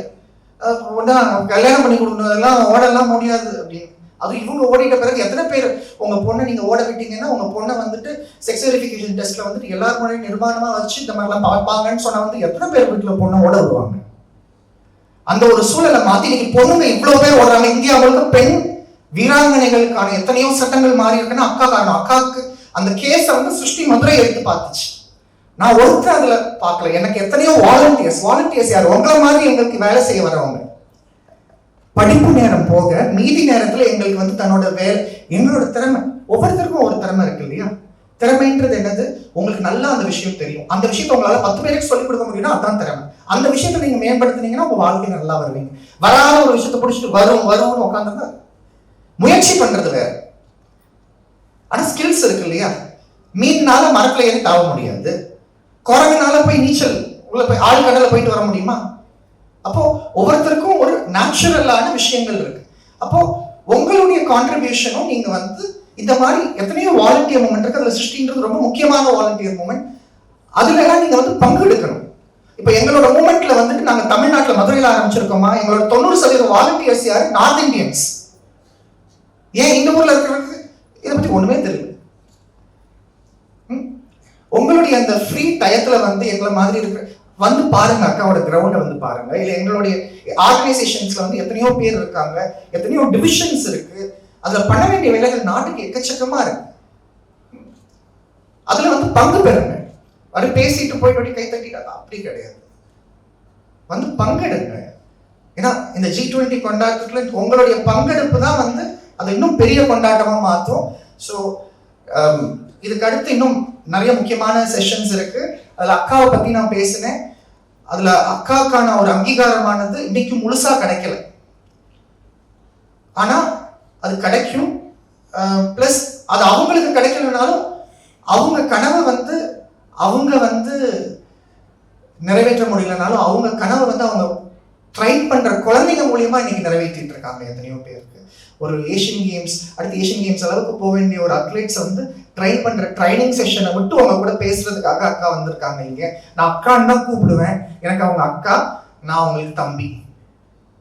ஸோ நம்மளும் எல்லாருமே கொடுக்கலாம். ஸோ எனக்கு வந்து அத்தனை விஷயங்கள், நான் வந்து 14 வயசுல வீட்டு விட்டு திரும்ப அப்பப்போ வீட்டுக்கெல்லாம் போயிட்டு வரது உண்டு. ஆனா வந்து எனக்கு ரொம்ப நான் அவங்கள கேர் எடுத்துக்கிறேனோ இல்லையோ அவங்க எனக்கு கூப்பிட்டு நல்லா கேர் எடுத்துப்பாங்க. டெல்லியில இருக்கேன், சாப்பிட்டையா வச்சையா, சண்டைக்கு போகாத, அது பண்ணாது, ரொம்ப ஒரு இதோட பார்த்துப்பாங்க எங்களை வந்துட்டு. ஸோ கண்டிப்பா எங்களுடைய அந்த உலகத்துக்கும் வந்து பாருங்க, அந்த உலகத்துல வந்து எத்தனையோ விஷயங்கள் இருக்கிறது. அந்த உலகத்துல வந்து உங்களோட பங்கு இருக்கும் பொழுதுதான் இந்த சோகியசி கம்யூனிட்டிஸை மையப்படுத்தி வரக்கூடிய பொருளாதாரம். Global purchasing power of the Sogiasi community is more than $3 trillion. How much? $3 trillion. World Bank போட ரிப்போர்ட்ல நாங்க வர்க் பண்ணிருக்கோம். அந்த ரிப்போர்ட்ல வந்து எவ்வளவு சொல்லுது? $3 trillion. 3 trillion. இன்னைக்கு வந்துட்டு 25 ஐரோப்பிய ஐக்கிய ஒன்றிய நாடுகள், யூரோப்பியன் யூனியன்ல இருக்கக்கூடிய அயர்லாண்டோட பிரசிடென்ட் லியோ வதாக்கர் வந்துட்டு இந்தியன் ஆரிஜின்ல, மராட்டி பிளஸ் ஐரிஷ் ஆரிஜின்ல இருக்கக்கூடிய அவர் வந்து கே. உங்களுக்கு வந்து ஐஸ்லாண்டோட former prime minister lesbian women. 25 நாடுகளில் வந்து எத்தனையோ பேர் டிரான்ஸ்ஜெண்டர் பர்சன், இன்டர்செக்ஸ் பர்சன், இல்லை கே லெஸ்பியன்ஸ் இந்த மாதிரி இருக்கிறவங்க எல்லாம் பெரிய பொறுப்புகள்ல இருக்காங்க.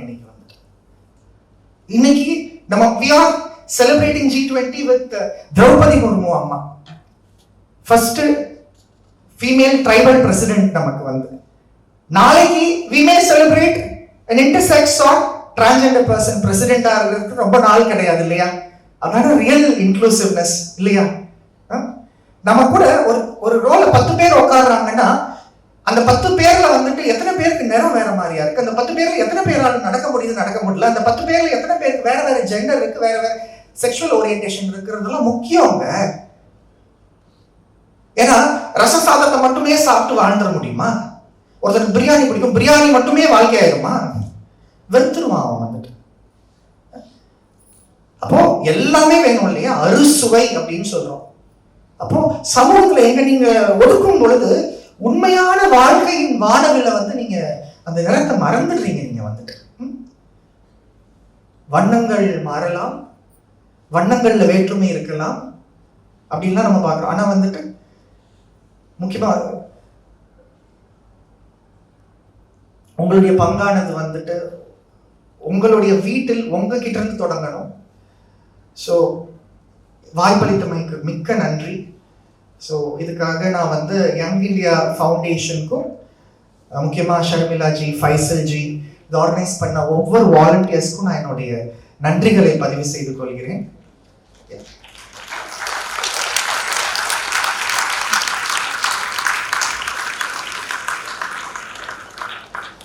Thank you so much, Shri Gopi, for throwing the light to the young minds about really what is gender is about, what is sex is about.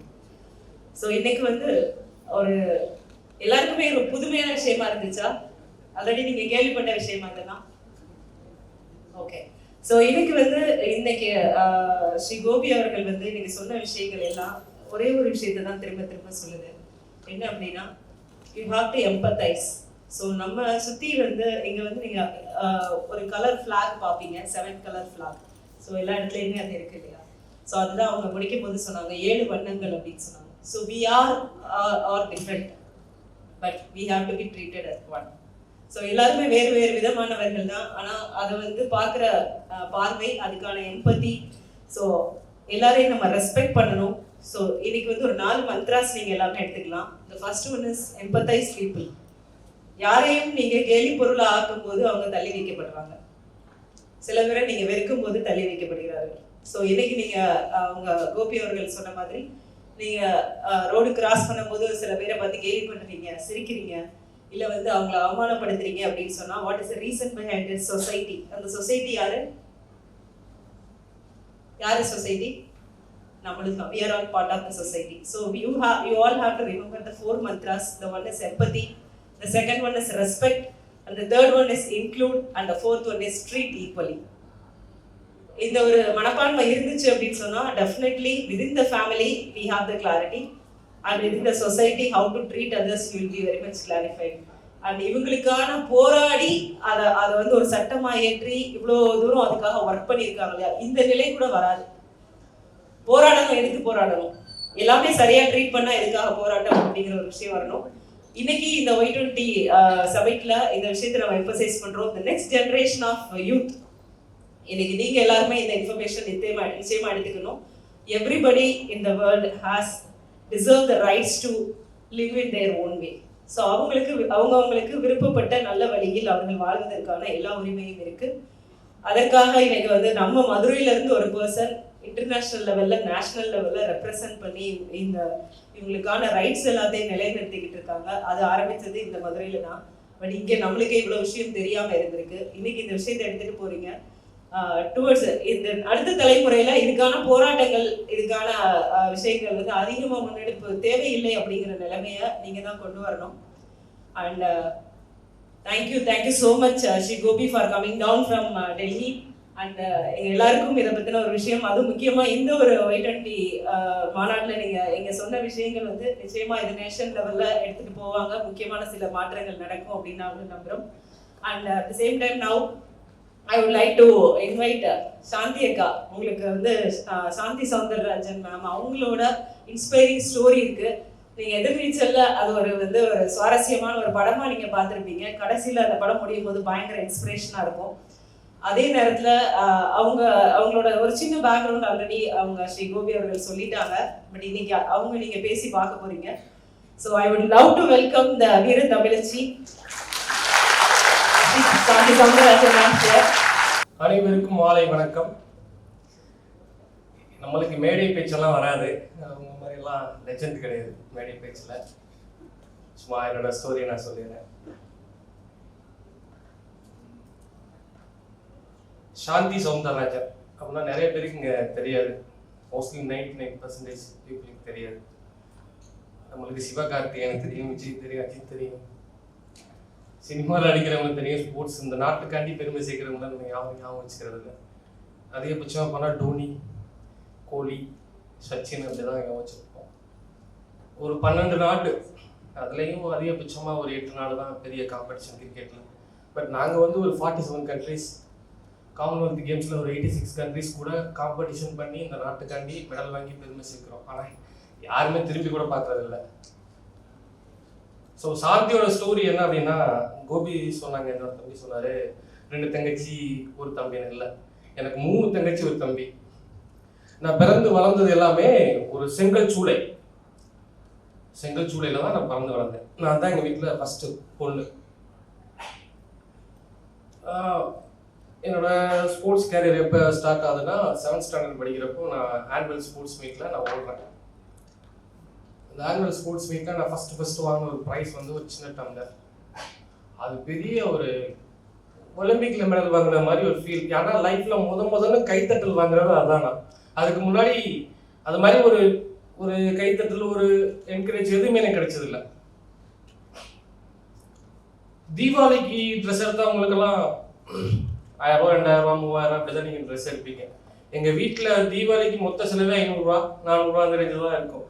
எங்கள் வீட்டில் 4 பிள்ளைங்க இருக்கப்போ 4 பேருக்கும் ஒரே ஊதா கலர் பாவாடை, வெள்ளை கலர் சட்டை, ஸ்கூல் யூனிஃபார்ம், 2 பெப்பர்ஸு. ஒன்று வீட்டில் தீபாவளி செலிப்ரேட் பண்ணணும், அடுத்த நாள் ஸ்கூலுக்கு அதெல்லாம் போட்டு போகணும். அப்படி தான் ட்ரெஸ் எடுப்பாங்க. ஒரு நல்ல சாப்பாடு சாப்பிடணுன்னா அதுக்கு ரொம்ப கஷ்டம். கறி சோறு சாப்பிடணுன்னா கோபி சொன்னாப்புல கல்யாணக்காரனுக்கு பின்னாடி போயிட்டு தட்டெடுத்து போயிட்டு நிற்கணும். உண்மை அது.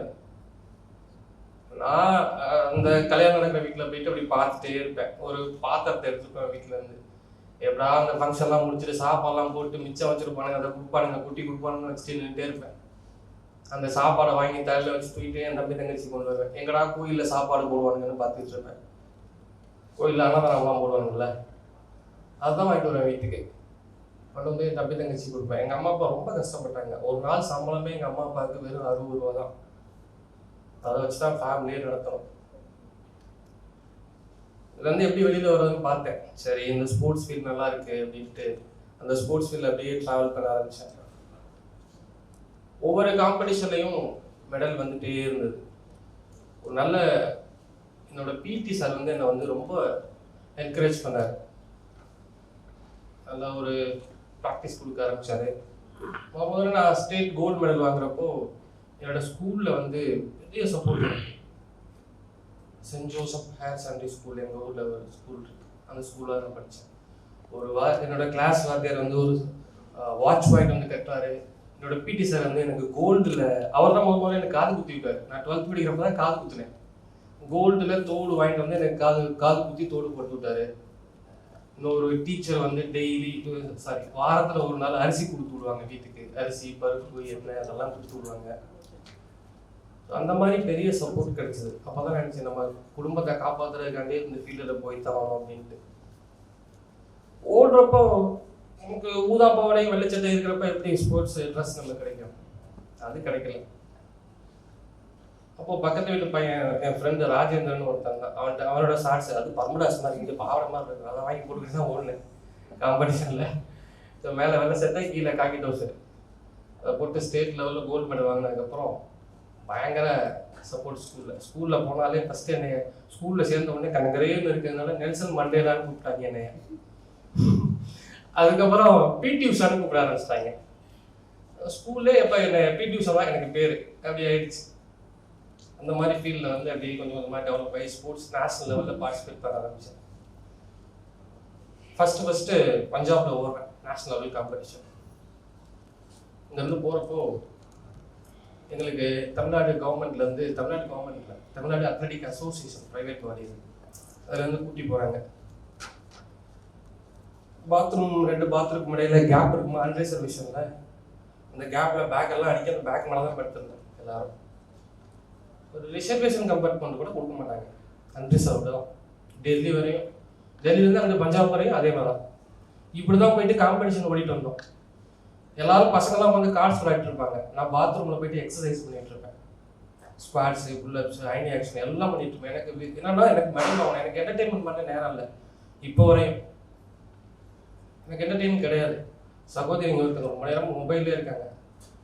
சகோதரி பாருங்க, எங்களோட வழிகளை சொல்லிட்டு இருக்கோம் உங்களுக்கு, சரிங்களா? ஸோ அந்த மாதிரி கஷ்டப்பட்டு இந்த மாநிலத்துக்கும் இந்த நாட்டுக்கும் மெடல் வாங்கி கொடுத்து பெருமை சேர்த்துட்டு இருந்த நேரத்தில் ஒரு பெரிய ஆப்பர்ச்சுனிட்டி, என்னோட வாழ்க்கையை புரட்டி போடுறது மாதிரி. ஃபஸ்ட்டு கொரியாவுக்கு போனேன். இது மாதிரி ஒரு சுடிதார் மாட்டிக்கிட்டு, ஒன் சைடு ஒரு பேக், அந்த காலத்து பேக் இருந்ததை மாட்டிக்கிட்டு ஃப்ளைட்டுக்குள்ளே போயிட்டு ஏறி உட்கார வித்தியாசம் பார்க்குறாங்க. அப்போ எனக்கு காலில் வந்து ஒரு பெரிய இன்ஜுரி, நீ இன்ஜுரி ஆயிடுச்சு. என்னால் நார்மலாக நம்ம வெஸ்டர்ன் டாய்லெட், நார்மல் டாய்லெட்டு எதுலையுமே உட்கார முடியாது, காலம் மடக்கி உட்கார முடியாது. 7 தையல் போட்டுருந்தது. ஸோ அந்த 7 தையலோட நான் காம்படிஷன்லாம் வார்ம் அப் கூட பண்ண முடியாது, டைரெக்டாக காம்படிஷன் ஈவெண்ட்டு தான் ஓடுவேன். இப்போ ஃபஸ்ட் நாள் ஓடுறப்போ 5000 மீட்டரில் பிரான்ஸ் மெடல் வாங்கினேன். செகண்ட் டே வந்து சில்வர் மெடல் 800 மீட்டரில், தேர்ட் டே வந்து 400 மீட்டரில் கோல்டு மெடல் வாங்கிட்டேன். So Korean president award கொடுத்தாருங்க.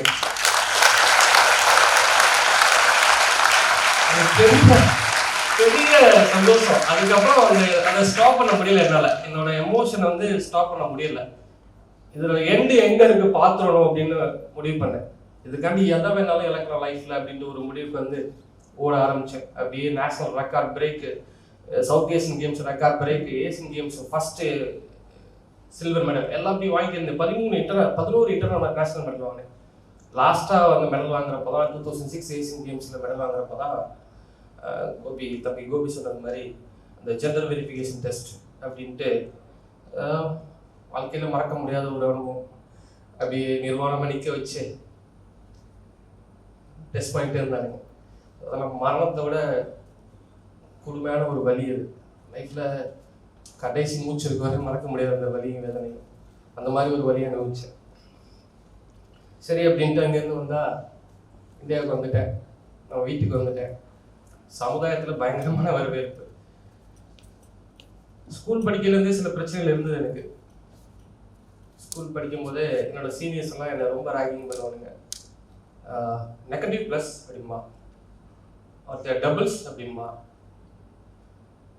ஒருத்தன் என்னென்னமோலாம் சொல்லுவானுங்க. அது என்னன்னு தெரியல. எனக்கு அப்போதான் நெகட்டிவ் ப்ளஸ்னா என்னன்னு தெரியாது. அவன் சொல்கிறாங்க, ரொம்ப மனசு கஷ்டமாக அப்படியே தொடர்ந்து வந்துக்கிட்டே இருக்கு. ஸ்டில் இப்போ வரையும் இருக்குது, அந்த பிரச்சனை இருக்குது. அப்படியே 2006 ஏசியன் கேம்ஸ் முடிச்சுட்டு வந்தப்போ வீட்டுக்கு வர முடியலை என்னால். சொந்தக்காரங்கள்லாம் ஒரு மாதிரி வித்தியாசமாக பார்க்குறது, கிராமத்தில் இது மாதிரி பார்க்குறது, சொசைட்டியில் நம்மக்கிட்ட நல்லா பேசினாலும் கொஞ்சம் தூரம் போனதுக்கப்புறம் ஏய் அதுரா அப்படிம்பாங்க. ஸோ இப்படியெல்லாம் அவமானத்தை சந்திக்க வேண்டியதாச்சு. அந்த நேரத்தில் குடும்பத்தை காப்பாற்றுற வேறு வழி இல்லை, மறுபடி செங்கல்சூளைக்கே வேலைக்கு போக வேண்டிய ஒரு சூழ்நிலை வந்துச்சு. எங்கள் அம்மா அப்பா கூட நானும் போயிட்டு செங்கல்சூளையில் வேலை பார்த்தேன். அதுக்கப்புறம் எப்படியாவது தம்பி தங்கச்சியில் கல்யாணம் பண்ணி கொடுக்கணும், அவங்களுக்கு படிக்க வைக்கணும், அவங்களுக்கு வேலை வாங்கி கொடுக்கணும், எல்லாமே என் தலையில் தான் இருந்தது. எல்லா ரெஸ்பான்சிபிலிட்டியும் எனக்கு தான் இருந்தது. அம்மா அப்பாவுக்கு பெருசாக ஒன்றும் பண்ண முடியாது, அவங்களால எதுவும் செய்ய முடியாது, வயசாகிடுச்சு. ஸோ அப்போ தான் நான் ட்ரை பண்ண ஆரம்பித்தேன்.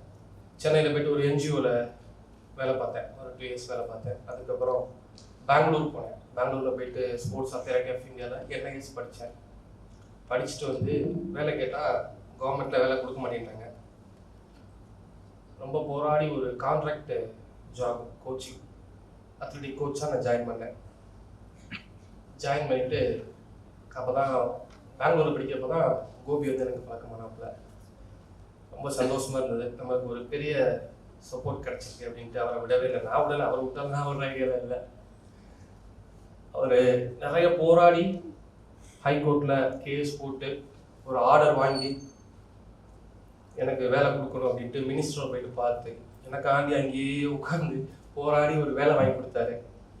கோபி இல்லைன்னா எனக்கு லைஃப்பில் ஒரு லைஃப்பில் அது எதுவுமே இல்லை. அந்த மாதிரி ஒரு சூழ்நிலைக்கு நான் தள்ளப்பட்டிருப்பேன். அந்த வேலை வாங்கினதுக்கு அப்புறம் கூட நிறைய பிரச்சனைகள். கூட வேலை பார்க்குற கோச்சஸ் அவன் என்ன பண்ணுவான்னா, ஏய் சாந்தி அவனாப்பா அப்படின்பா. நான் உன்னை என்னடா பண்ணேன், நான் பாட்டுக்கு என் வேலையை பார்த்துட்டு போயிட்டு இருக்கேன் அப்படின்ட்டு வேலை பார்த்துட்டு இருந்தேன். ஸோ அதுலேருந்து போராடி இவங்களுக்கெல்லாம் ஒரு பதில் சொல்லணும். எப்படி சொல்றதுன்னு யோசிச்சேன். நல்ல சொல் செயல். இவனுக்கு பதில் இவங்களுக்கு பதில் கொடுக்குறோன்னா நம்ம வாயில சொல்லிட்டு இருந்தோம்னா வேலைக்கு ஆகாது, செயல்ல தான் காமிக்கணும்னு முடிவு பண்ணேன்.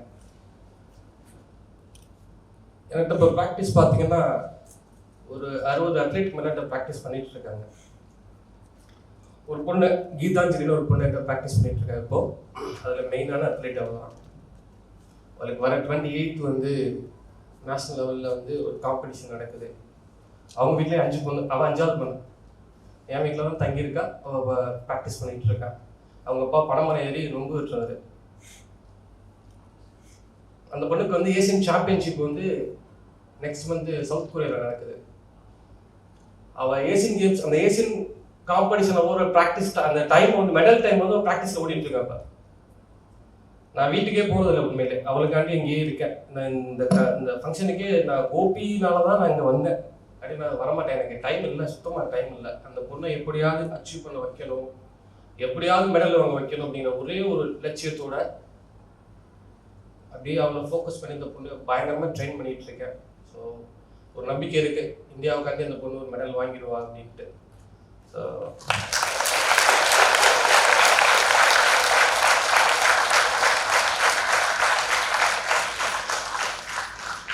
ஸோ தேங்க்யூ மேடம், எல்லாருக்கும் நன்றி சொல்லிக்கிறேன். என்னோட வழி வேதனை இங்கே ஷேர் பண்ணிட்டதுக்கு. இன்னும் நிறையா சொல்லலாம், உங்கள் டைம் வேஸ்ட் பண்ண விரும்பலை.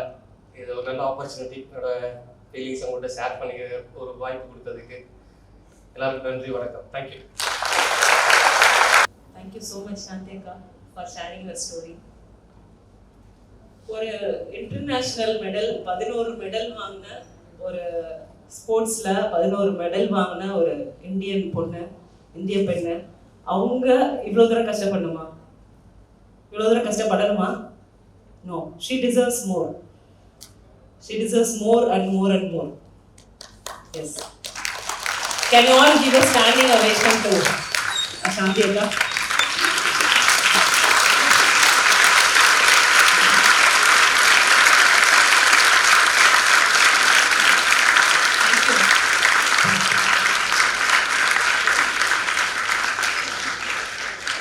So these kind of talents are always there within us. நம்மளுக்குள்ள நிறைய talents இந்த மாதிரி இருக்காங்க. But economy is not, shouldn't be a factor to become a winner ஆவோ, அவங்க மரியாதை கொடுக்கறதுக்காகவோ ஜெயிக்கிறதுக்கு எக்கனாமி ஒரு ஃபேக்டராக இருக்கவே கூடாது.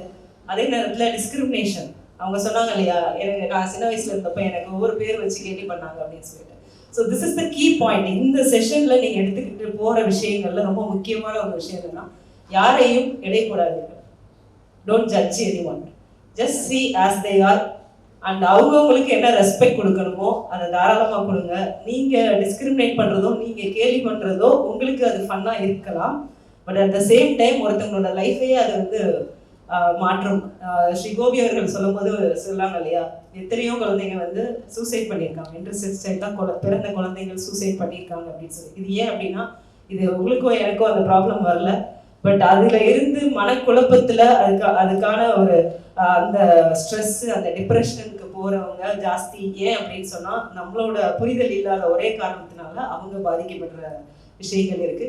இன்னைக்கு சாந்தி அக்கா வந்து சொன்னாங்க இல்லையா, செங்கல் சூளையில வேலை பார்த்து என்னோட குடும்பத்தை காப்பாற்ற வேண்டிய நிலைமை. அன்னைக்கும் நான் வந்து 11 மெடல் இன்டர்நேஷனல் லெவல்ல நான் மெடல் வாங்கி இருந்து, இன்னைக்கு நான் நேற்று ஆக்சுவலா அவங்களுக்கு 2-3 நாளைக்கு முன்னாடி கால் பண்ணும்போது, அக்கா முந்தின நாளே வந்துடலாம்ல, ஏன் அன்னைக்கு கிளம்பி வர்றீங்க, முந்தின நாள் வந்தா கொஞ்சம் ரிலாக்ஸா இருக்காங்க. இல்லை என் பொண்ணுக்கு மேட்ச் இருக்குன்னு சொன்னாங்க. என் பொண்ணோட லைஃபே அதுதானே, அவங்க தான் அந்த கீதாஞ்சலி.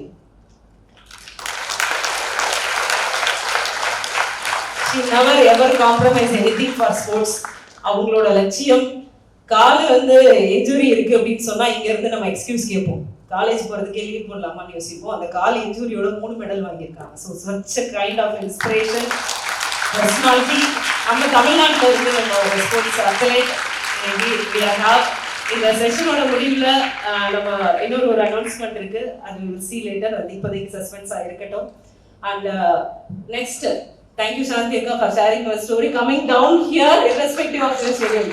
எவ்வளோ விஷயங்கள் பண்ணிட்டு இருக்கீங்க, அதுக்காக எனக்கு நிறைய இருக்கீங்க. Thank you so much. And Kamakshi Swaminathan அம்மா, இப்போ ஸ்ரீ கோபி அவர்கள் இவங்க 3 பேருக்குமே ஒரு கனெக்ட் இருக்கு இல்லையா? என்ன அப்படின்னு பார்த்தீங்கன்னா, ஸ்ரீ கோபி அவர்கள் வந்து சொல்லும் போது ஒரு விஷயம் சொன்னாங்க, இந்த இன்டர்செக்ஸ் சில்ட்ரனுக்கான உரிமம் பெற்ற ஒரே நாடு ஒரே இடம் எங்கன்னா தமிழ்நாடு மட்டும்தான், உலகத்திலேயே இங்க மட்டும்தான் அது அங்கீகரிக்கப்பட்டிருக்கு அப்படின்னு சொன்னாங்க. அதற்கு காரணமா இருந்தது ஜட்ஜி சுவாமிநாதன் அப்படிங்கிறவங்க. ஸோ ஜட்ஜி சுவாமிநாதன் அவர்களோட அந்த ஜட்ஜ்மெண்ட் அது வந்து உலகம் முழுக்க ஒரு பாப்புலரான ஒரு ஜட்ஜ்மெண்ட். அது தமிழ்நாட்டில் நடந்துச்சு. அதுக்கு வந்து போராடினது வந்து ஸ்ரீ கோபிசங்கர் அவர்கள். அதை வந்து இம்ப்ளிமெண்ட் பண்ணி அதை வந்து ஒரு சட்டமாக நிறைவேற்றினது வந்து ஜட்ஜி சுவாமிநாதன் அவர்கள். அதே மாதிரி அவங்களோட மனைவி காமாட்சி சுவாமிநாதன், அவங்க வந்து சக்ஷம் சேவா அதோட தலைவராக இருக்கிறாங்க. சக்ஷம் சேவா எதை பற்றின விஷயங்கள் அப்படின்னு என்னோட நாலேஜுக்கு தெரிஞ்சது நான் சொல்கிறேன். இதில் வந்து ஆர்டிசம் சம்மந்தமான குழந்தைகள் மற்றும் physically challenge, so mentally challenge, இந்த மாதிரியான குழந்தைகளோட அவங்களோட டெவலப்மெண்ட்டுக்காக தீமகி அப்படின்னு சொல்லிட்டு ஒரு முக்கியமான ஒரு ப்ராஜெக்டை வந்து காமாட்சி அம்மா வந்து நம்மளுக்கு கொடுத்துருக்காங்க. நிறைய குழந்தைகளோட லைஃப்பை மாற்றிருக்கிறாங்க. ஸோ இந்த செக்டரில் உள்ள நிறைய குழந்தைகளோட வளர்ச்சியையும் அவங்களுக்கான சமூக அமைப்பையும் ஏற்படுத்தி கொடுத்துருக்காங்க. இவங்களும் நிறைய, அதாவது நம்ம சொல்றோம் இல்லையா, அந்த DEI அதில் வந்து முக்கியமானவங்க வந்து ஆக்சசிபிலிட்டி அப்படின்னு சொல்லுவோம். நம்ம போக வரும்போது நிறைய பேரை பார்க்குறோம் ஃபிசிக்கலி சேலஞ்சு, அவங்கள வந்து பார்த்துட்டு நம்ம கடந்து போயிடுறோம், இவங்க எப்படி இருக்காங்க. நிறைய நம்ம செய்கிற தப்பு என்ன அப்படின்னா, அவங்க வந்து ஒரு டிரான்ஸ்ஜெண்டர் பர்சனாக இருந்தாலோ, வித்தியாசமாக பார்க்கக்கூடியவர்களாக இருந்தாலோ, இல்லை வந்து ஒரு ஃபிசிக்கலி சேலஞ்சாக இருந்தாலோ, மென்டலி சேலஞ்சு நம்ம பக்கத்தில் உட்கார்ந்தாலோ, அவங்க எல்லாரையுமே நம்ம வேடிக்கை பொருளாக பார்க்க ஆரம்பிச்சிடும். நம்ம யாராவது அவங்கள சாதாரணமாக கடந்து போகிறோமா, வித்தியாசமாக இருக்காங்கன்னா அவங்கள வேடிக்கை பொருளாக பார்க்க ஆரம்பிச்சிடும். ஸோ இது வந்து அவங்களுக்குள்ள என்ன ஒரு பாதிப்பை ஏற்படுத்தும். அவங்களுக்கு நம்ம என்னைக்காவது அதுக்கு டைம் கொடுத்து யோசிச்சிருக்கோமா? இன்னைக்கு ஒரு கோபி இங்க இருந்து உருவாகி அந்த சட்டத்தை, அரசியல் சட்டத்தையே மாத்துற அளவுக்கு வளர்ந்துருக்காரு. இன்னைக்கு நம்மள எத்தனை பேர் எத்தனை விஷயங்களை கடந்துட்டு போறோம். உங்களோட நீங்க ஸ்டூடெண்ட்ஸா நம்ம கூட இருக்கிற சக மாணவர்களுக்கும் மாணவிகளுக்கும் என்னென்ன ப்ராப்ளம்ஸ் இருக்கு, அதை ஏதாவது மாற்றணும்னு நினைச்சிருக்கோமா? நம்ம சொசைட்டில கிராஸ் பண்ணும்போது இதை ஏதாவது சேஞ்ச் நம்ம கொண்டு வரணும்னு நினைச்சிருக்கோமா? ஸோ இங்கிருந்து இவங்க 3 பேருமே அதற்கான உதாரணங்கள். அந்த ஆஸ்பெக்ட்ல now I invite Kamakshi Swaminathan ma'am to deliver her speech, inspiring speech. Over to you ma'am. Welcome ma'am. எல்லாருக்கும் வணக்கம். ரொம்ப பேசுறதுக்கெல்லாம் பேப்பர் பார்த்தோன்னா பயப்பட வேண்டாம், நான் மறந்துடுவேன், அதனால நோட் பண்ணி வந்திருக்கேன், ரொம்பலாம் பேச மாட்டேன். ஏன்னா நாங்கள் 3 பேருமே பேசினதோட பாட்டம் லைன் ஃபிலாசபி ஒன்று தான். நாங்கள் டிசபிலிட்டியோட வாழறதுக்கோ இல்லை அந்த டிசபிலிட்டி இருக்கிறவங்களோட கூட வாழறதுக்கோ அதெல்லாம் எங்களுக்கு கஷ்டமே கிடையாது. நாங்கள் பயப்படுறதே இந்த வெளியில் இருக்கிற சமுதாயத்தை பார்த்து தான். ஸோ இதுதான் ஒன் லைன் நாங்கள் சொல்ல வர விஷயம். ஸோ நான் ரொம்பலாம் பேசுறதுக்கு இல்லை, 2 பேருமே ஆல்மோஸ்ட் எல்லாத்தையுமே கவர் பண்ணிட்டாங்க. நீங்கள் எல்லாருமே யோசிக்கலாம், சோஜிசி இஷ்யூஸை பற்றி பேசுறதுக்கு Gopi is the right person and apt person. And women space, dignified women space பற்றி பேசுறதுக்கு சாந்தி தான், because she lost all her dignity in the process. So அதை பற்றி பேசுறதுக்கு சாந்தி தான் சரியான ஆள். சரி, டிசபிலிட்டியை பற்றி பேசுறதுக்கு why is this lady here? She is a so called able bodied woman. இந்தம்மா ஏன் இருக்காங்க இங்கே? நான் இங்கே வந்ததுக்கு ஒரே காரணம், அஃப்கோர்ஸ் அவங்க சொன்ன மாதிரி I am part of NGO. ஆனால் நான் இங்கே இருக்கிறதுக்கு காரணம், உங்களில் பல பேருக்கு ஒரு டிஃப்ரெண்ட்லி ஏபிள்டு குழந்தை இருக்கக்கூடிய ஃபேமிலி என்ன ப்ரெஷர் சந்திக்கிறாங்க, ஒரு உங்களை மாதிரி ஒரு நார்மல் சமுதாயத்துலேருந்து அவங்களுக்கு வரக்கூடிய ப்ரெஷர் என்ன. நான் அதுக்கு முன்னாடி ஒரு விஷயம் சொல்லிடுறேன். பேசும்போது ஊடையில் ஷர்மிளா மேமாக இருக்கட்டும், கோபியாக இருக்கட்டும், சில விஷயங்கள் ஆமாமா இல்லையா, சாப்பிட்டீங்களா சாப்பிடலையா, ஒன் வேர்ட் ஆன்சர் கேட்டது கூட நீங்கள் யாருமே பதில் சொல்ல. எனக்கு கொஞ்சம் அந்த வருத்தம். நீங்களாம் தூங்குறீங்களா, சோஸ் நாட் டு ஆன்சர் ஆகுறது எனக்கு தெரியல. ஸோ கொஞ்சம் இன்ட்ராக்டிவாக ஒரு கேள்வி கேட்டால் எஸ் ஆர் நோ இல்லை கையை தூக்குறது ஏதாவது ஒரு ரெஸ்பான்ஸ் இருந்ததுன்னா நான் சீக்கிரம் முடிச்சிடுவேன். So yes, coming back to the topic. the differently abled or disabled அப்படிங்கிறது கொஞ்சம் dry subject for many of you because உங்களுக்கு ரொம்ப அனுபவம் இருக்காது. It's a very hard subject to understand and take in also. நான் 2-3 வாழ்க்கையில் நடந்த சில சம்பவங்களை மட்டும் உங்களுக்கு ஒரு சுருக்கமாக சொல்லிட்டு then I will complete my topic. உங்களில் எத்தனை பேருக்கு ஃபேமிலியில் வக்கீலுங்க ஃபேமிலியிலேருந்து வரீங்க, அதாவது legal background? Okay, only 2 or 3 of you fine. Madras ஹைகோர்ட்டில் ஒரு கேஸ் ஒன்று ஃபைல் ஆகுது. I come from a legal background. So எனக்கு அதுலேருந்து உதாரணம் ஈஸியாக சொல்ல முடியும். மெட்ராஸ் ஹைகோர்ட்டில் ஒரு கேஸ் ஃபைல் ஆகுது.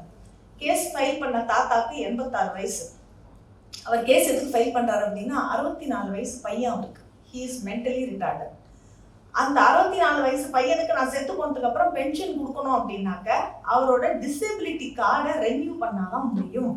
அப்போதான் நீங்கள் செத்து போனதுக்கு அப்புறம் உங்கள் பென்ஷன் அந்த பையன் உயிரோடு இருக்கிற வரைக்கும் கிடைக்கும் அப்படின்னு சொல்லி சொன்னதுக்கு அப்புறமா அவர் இந்த டிசபிலிட்டி டிபார்ட்மெண்ட்டை போய் பார்க்க போறாரு. அவங்க என்ன சொல்றாங்க, உங்க பையனை கூட்டிட்டு வாங்க, நாங்க பார்த்தாதான் கொடுப்போம். ஏமா அவர் பர்மனென்ட்லி டிசேபிள்டு, நான் கார்டு அவன் பிறந்து கொஞ்ச நாள்லயே வாங்கிட்டேன், பர்மனென்ட் டிசேபிலிட்டிக்கு அப்ப என்ன அர்த்தம் அப்படின்னு கேட்குறாங்க. They are not giving you right answer. அவங்க சொன்னதெல்லாம் ஒண்ணுதான், நான் கண்ணால பார்த்தாதான் சர்டிஃபிகேட் கொடுப்பேன், உங்க பையனை கூட்டிட்டு வாங்க அப்படின்னு. இந்த அண்ணாக்கு 64 வயசு. இந்த 64 வயசும் அந்த அண்ணன் நம்ம நீலாம்பரி மாதிரி ரூம் விட்டே வெளில வந்தது கிடையாது. எப்படி கொண்டு வருது அவர் வெளியில? So he had to be sedated. Kilpauk ஹாஸ்பிட்டல்லேருந்து வராங்க, வந்து அவரை சடேட் பண்ணுறாங்க. அவர் சடேஷனுக்குள்ள போகிறதுக்குள்ள பவுன்சர் மாதிரி ஒரு 4 பேர் ஆம்புலன்ஸ்லேருந்து இறங்கி அவரை குண்டு கட்டா தூக்கி போட்டு வேனில் ஏற்றிட்டு கூட்டிட்டு போயிடுறாங்க. கூட்டிட்டு போய் ஹாஸ்பிட்டல் அவரை உட்காத்தி வச்சு அவரை சுற்றி நின்றுட்டு கேள்வி கேட்டால் அவர் பிதாமகன், நம்ம அவர் பேர் என்ன, விக்ரம் மாதிரி பதிலே சொல்லாம பேசாம இருக்காரு. ஸோ இவங்களால அவர் அசஸும் பண்ண முடியல, சர்டிஃபிகேட்டும் கொடுக்க முடியல. So this 86-year-old man he had such a horrible experience in the Kilpauk hospital. நீ கூட்டு போங்க, அவர் பதிலே சொல்ல, நாங்கள் பார்த்தாச்சு, எங்களுக்கு தெரிஞ்சதை நாங்கள் போட்டு கொடுக்குறோம், போங்க, திருப்பி கூப்பிட்டா வரணும் அப்படிங்கிற கண்டிஷனோட அனுப்புறாங்க. வீட்டுக்கு வந்ததுக்கு அப்புறம் அந்த 64 வயசு குழந்தை என்ன பண்ணிட்டு தெரியுமா, ஜன்னலையே பிடிச்சிட்டு உட்காந்துட்டு இருக்கு. 4 பொழுது தூங்க மாட்டார். கண்ணை முடியும் தூங்கினா தூக்கிட்டு போயிடுவாங்க, ஜன்னலை விட்டாச்சுன்னா தூக்கிட்டு போயிடுவாங்க. ஜன்னலை பிடிச்சிக்கிட்டே அந்த 64 வயசு குழந்தை வாழ்ந்துருக்கு 1 மாசம். யாராவது நம்புவீங்களா? டாய்லெட் போறதுனால அங்கேயே இந்த தாத்தா வாரி போடணும். இதுக்கு யார் காரணம்? இந்த காரணத்துக்குலாம் அப்புறம் கடைசியில் வரும். அதுக்கப்புறம் அவருக்கு ஹைகோர்ட்ல போட்டு இந்த மாதிரி இருக்கிறவங்கள துன்புறுத்தாம வீடு வரை கல்வி போகுதில்ல. அது என்ன ஒரு ஸ்கீம் ஒன்று தமிழ்நாடு கவர்மெண்ட் வந்தது. என்ன ஸ்கீம் அது? இல்லம் தேடி கல்வி. இல்லம் தேடி கல்வி போகுதில்லை, இல்லம் தேடி டிசபிலிட்டி கார்டு போகணும் அப்படின்னு ஹைகோர்ட்ல ஒரு ஆர்டர் ஒன்று வந்திருக்கு. ஸோ இதுக்கு காரணமா இருந்தவர் அந்த ராமநாதன்கிற தாத்தாவும் அவங்க பையன் குமார். ஸோ இது ஒரு கேஸ். அடுத்த கேஸ் நம்ம மதுரை கார்பரேஷன். 23 வருஷம் சர்வீஸ் முடிச்சவர். ஒரு நாள் வேலையை விட்டு போகும்போது வீட்டுக்கு போகாம காணா போயிடுறாரு, வீட்டுக்கு வரல திரும்பி. So man missing case file ஆகுது. கடைசியில் என்னடான்னு பார்த்தா suddenly the man goes out of his brains. இது யாருக்கு வேணா நடக்கலாம். வீட்டுக்கு வரல, தொலைச்சு போயிடுறாரு. ஸோ ஆஃபீஸில் வரலன்னா நம்ம பதில் சொல்லி ஆகணும்ல. ஆஃபீஸில் என்ன பண்ணிடுறாங்க, காரணம் இல்லாமல் வேலைக்கு வரல, ஸோ சம்மர்லி டிஸ்மிஸ்ட். திடீர்னு அந்த ஆள் வராரு, வந்து எங்கே போனீங்க, என்னைக்கு இருந்தீங்கன்னு கேட்டால் பதில் சொல்ல தெரியல. Man is last. அதுக்கப்புறம் நம்ம ஹைகோர்ட்டில் கேஸ் ஃபைல் பண்ணுறாங்க. ஃபைல் பண்ணதுக்கு அப்புறமா ஹைகோர்ட் என்ன ரிலீஃப் கொடுக்குறது, இவரை டிஸ்மிஸ் பண்ண முடியாது, 23 வருஷம் சர்வீஸ் பண்ணவர். Now he has become mentally imbalanced. So இவரை retired from the date of leave absence. இவரை நீங்கள் ரிட்டையர்டு ஸ்டாஃபாக ட்ரீட் பண்ணி ரிட்டையர்ட் ஸ்டாஃபுக்கு என்ன கொடுப்பீங்களோ அதை கொடுங்க அப்படின்னு சொல்லி ஹைகோர்ட்டில் ஒரு ஆர்டர் வருது. 3வது இன்ஸ்டன்ஸ். நடக்க முடியாத ஒரு பொண்ணு சேலத்துலேருந்து என்னை பார்க்கணும்னு சொல்லிட்டு மதுரைக்கு வரா. ஒரு பஸ்ஸையும் ஏற பார்க்குறா, அவளால் ஏற முடியல. ஏன்னா இப்போ இருக்கிற பஸ் எல்லாம் 1.5 அடியில் இருக்காப்படி. உங்களில் எத்தனை பேர் சௌரியமாக பஸ்ஸில் ஏறுறீங்க? கை தூக்குங்க. கஷ்டப்பட்டு ஏறவங்க தான் ஜாஸ்தி. நீங்கள் எல்லாம் ஸ்கூட்டியில் வரீங்களோ? Probably fine. ஸோ அந்த பொண்ணு கிரச்சஸோட கஷ்டப்பட்டு இந்த 1.5 அடி உயரம் இருக்கிற பஸ்ஸில் ஏறி உக்காந்ததுக்கு அப்புறமா கண்டக்டர் வந்து இறக்கி விட்றாரு, இறங்கு, ஒன்னாலாம் அந்த பஸ்ஸில் ஏற்ற முடியாது அப்படின்னு. ஸோ இந்த பொண்ணு லோக்கலில் இருக்கிற அந்த போலீஸ் பேட்ரோல் வெஹிக்கிளில் போய் பார்த்து அவங்க ஹெல்ப்பை கேட்டு ஒரு பஸ்ஸில் ஏறி உக்காந்துக்கிறதுக்கு ஒரு டிஃப்ரெண்ட்லி ஏபிள்டு பர்சனுக்கு போலீஸோட உதவி தேவைப்படுறது. இது சேலத்தில் நடந்த ஒரு இன்சிடென்ட். இதை விட மோசமான ஒரு இன்சிடென்ட். எல்லா டிசபிலிட்டியை பற்றி உங்களுக்கு தெரியணுங்கிறதுக்காக நான் சொல்கிறேன். உங்களுக்குலாம் அது தெரியாத ஒரு உலகம். லெப்ரசி பற்றினது. என்கிட்ட ஒருத்தர் ஃபோன் பண்ணுறாரு, காமாட்சி என்னமானு பண்ணி ஒரு 2 லட்சம் ரூபா ஏற்பாடு பண்ணி கொடு அப்படின்னு. நான் சொன்னேன், எதுக்கு 2 லட்சம் ரூபா அப்படின்னு. அவர் காரணம் சொல்கிறார், போன வாரம் வந்தேன், இந்த பேஷண்ட்டுக்கு நான் வந்து அல்சரை க்யூர் பண்ணும் பேண்டேஜ் போட்டு விட்டு போனேன். கிட்டத்தட்ட 40 வருஷமா லெப்ரசி பேஷண்ட்டோட வாழக்கூடிய ஒரு நபர் அவர். போன வாட்டி நான் க்ளீன் பண்ணும்போது காலில் அவனுக்கு 5 வரலும் இருந்தது, அல்சர் மட்டும்தான் இருந்தது. இந்த வாரம் கட்ட ஊத்து பார்க்குறேன், 2 வரலாம் காணும், பெருச்சாடி தின்னு போயிடுச்சு அப்படின்றாரு. நம்ப முடியுதா? நமக்கு லெப்ரசி இருக்கிறவங்களுக்கு சென்சேஷன் இருக்காது, கை காலில் உணர்வு இருக்காது. நாங்கெல்லாம் சின்ன பிள்ளை, இப்போ மிஷின் வந்துருச்சு. நாங்கெல்லாம் சின்ன பிள்ளையா இருக்கும்போது கடலை உருட்டுறதுக்கு லெப்ரசி அஃபெக்டட் பீப்புள்லாம் வைப்பாங்க. ஏன்னா பாகு கையில் ஒட்டும், அவங்களுக்கு சென்சேஷன் இருக்காது. அந்த கடலை உருண்டையை தின்னு வளர்ந்த ஜெனரேஷன் நாங்களாம். அவங்களுக்குலாம் மெக்கனைஸ்டு கடலை உண்டாய் வந்துருச்சு. ஸோ இது ஒரு லெப்ரசி அஃபெக்டட் பேஷண்ட்டோட லைஃப். தன் விரல்ல காலில் இருக்கிற விரலை பெருச்சாடி திட்டு போனால் கூட அவங்களுக்கு தெரியாது. அந்த மாதிரியான ஒரு கண்டிஷனில் தே ஆர் லிவிங். வீடு கிடையாது, தலைக்கு மேலே கூரை கிடையாது அவங்களுக்கு. மதுரையில் ஒரு பெரிய லெப்ரசி ரூமில் கிட்டத்தட்ட 134 லெப்ரசி பேஷண்ட்ஸ் இருக்காங்க. உங்களை எத்தனை பேருக்கு அந்த இடம் தெரியும்? கை தூக்குங்க. ஃபைன். இன்னுமே தெரிஞ்சுக்கணும்னு ஆசைப்படுறவங்க எத்தனை பேர்? கை தூக்குங்க. Thanks for Deva, thank you so much. இன்னொரு நபர், கிட்டத்தட்ட அவருக்கு உங்களை மாதிரி காலேஜ் எல்லாம் படித்த பையன், 4 காலில் நடப்பாப்புல, ஸ்பைன் சரி கிடையாது. அந்த பையன் சொல்லுவாங்க, காலேஜுக்கு ஸ்கூலுக்கு போயிட்டு வரும்போது நாய் குரங்கெல்லாம் துரத்துமா. கிராமத்து பையன், ஏன்னா இவன் 4 காலில் போவான். அது தன்ன மாதிரி ஒரு மிருகம் அவனை நினச்சிக்குமா. கூட இருக்கிறவங்க இவங்க 2 பேர்ல யாரு ஜெயிக்கிறாங்கன்னு தான் பார்ப்பாங்களே தவிர ஒருத்தர் கூட அந்த நாயையோ குரங்கையோ விரட்டணும் அப்படிங்கிற எண்ணம் கிடையாது. நின்று வேடிக்கை பார்ப்பாங்க. அதுலேருந்து நான் இன்னைக்கு முன்னேறி டுடே இஸ் அ தெரபிஸ்ட். அவன் இன்னைக்கு வருமா டாக்டர், ஓகே, அது அவனோட அவன் சுயமா தனக்கு பண்ணிட்டு. ஆனா வேடிக்கை பார்த்த சமுதாயம் ஒரு காலத்துல எல்லாரையும் விடுங்க. என்னோட எக்ஸ்பீரியன்ஸ், என் பையன் I am a special mother. நான் எந்த கெப்பாசிட்டியில் உங்க முன்னாடி நிற்கிறேன் அப்படின்னா, I am a special mother. I have a son who is 23 years old, who is autistic. So எல்லா அம்மாங்களோட ரெப்ரசன்டேட்டிவாக தான் நான் இப்போ முன்னாடி நிற்கிறேன். என் பையனை ஒரு வாட்டி ஹோட்டல் கூட்டின்னு போகிறேன். கூட்டின்னு போயிட்டு அவனுக்கு அந்த ஹோட்டலில் பலூன் கட்டியிருக்காங்க. அவனுக்கு பலூனை பார்த்தா பயம், ஏன்னா வெடிக்கும், சவுண்டு வரும். He is allergic to sound. So பயங்கரமாக கத்திக்கிட்டே வெளியில் ஓடி வந்துட்டான். கார் பார்க்கிங்லேருந்து கார் வரதுக்கு டைம் ஆயிடுச்சு. அவனை திமிர்றான். நான் அவனை கண்ட்ரோல் பண்ண ட்ரை பண்ணுறேன். இது நடந்து ரொம்ப வருஷம் ஆகுது. ஏமா என்ன இந்த பையன் ஏன் இப்படி இருக்கான், என்ன பண்றீங்க இந்த பையனை, நான் கடத்திட்டு போறேன் போங்கப்பா அப்படின்ட்டேன். ஆனா the same instance took place to one of my students. அந்த குழந்தைய ஹாஸ்டலுக்கு அனுப்பினவங்க அம்மா அப்பா இவங்க வீட்டுல இருந்து கூட்டிட்டு போறாங்க, வெளியில போலாம் வா அப்படின்னு சொல்லிட்டு கொஞ்சம் தூரம் தள்ளி ஹாஸ்டல் வண்டியை நிப்பாட்டி வச்சிருக்காங்க. ஹாஸ்டல் வண்டியை பார்த்தாலே இந்த பையன் திமிர ஆரம்பிச்சிட்டான். இதே எக்ஸ்பீரியன்ஸ் அந்த அம்மாவாக்கு ஆச்சு. ஏன் இந்த பையனுக்கு உங்களுக்கு என்ன சம்மந்தம், ஊரே கூடிருச்சு, உங்க பையனுக்கு இந்த பையனுக்கு உங்களுக்கு என்ன சம்மந்தம், ஏன் இந்த பையன் உங்ககிட்ட இப்படி திமிர்றான் அப்படின்னு இந்த பையனை கூப்பிட்டு கேள்வி கேட்கறாங்க. இந்த குழந்தைங்களுக்கு பதில் சொல்ல தெரியாது. ஸோ அந்த ஊருக்காரங்க என்ன நினைச்சுட்டாங்க, இவங்க ஏதோ பையனை கார் கடத்துறாங்க போல இருக்கு அப்படின்னு. It's so happen I live in that area. So என்னடா ஏதோ ரோட்ல ரொம்ப ரகலையா இருக்கு என்னன்னு போய் பார்க்கும்போது பார்த்தா அவன் ஏன் ஸ்டூடெண்ட், அவனை வந்து ஹாஸ்டலுக்கு அனுப்பிட்டு இருக்காங்க. ஸோ அதுக்கப்புறம் I had to explain to the people, அப்பா இந்த குழந்தைக்கு இந்த மாதிரியான ஒரு பாதிப்பு இருக்கு. பார்த்தா நல்லா தானே இருக்கான், பாதிப்பு இருக்கிற குழந்தை மாதிரிலாம் இல்லையேன்னா அதான் ஆட்டிசம். இல்லை இருக்கு, நீங்களாம் போங்க, எனக்கு உங்களுக்கு தெரியும் சொல்லி சமாதானப்படுத்தி அனுப்பி வச்சுட்டேன். இந்த தெளிவு, இந்த ஒரு மென்டல் மெச்சூரிட்டி உங்கள எத்தனை பேருக்கு இப்போ ஆட்டிசம்னா என்னன்னு தெரியும்? Fine, I am happy.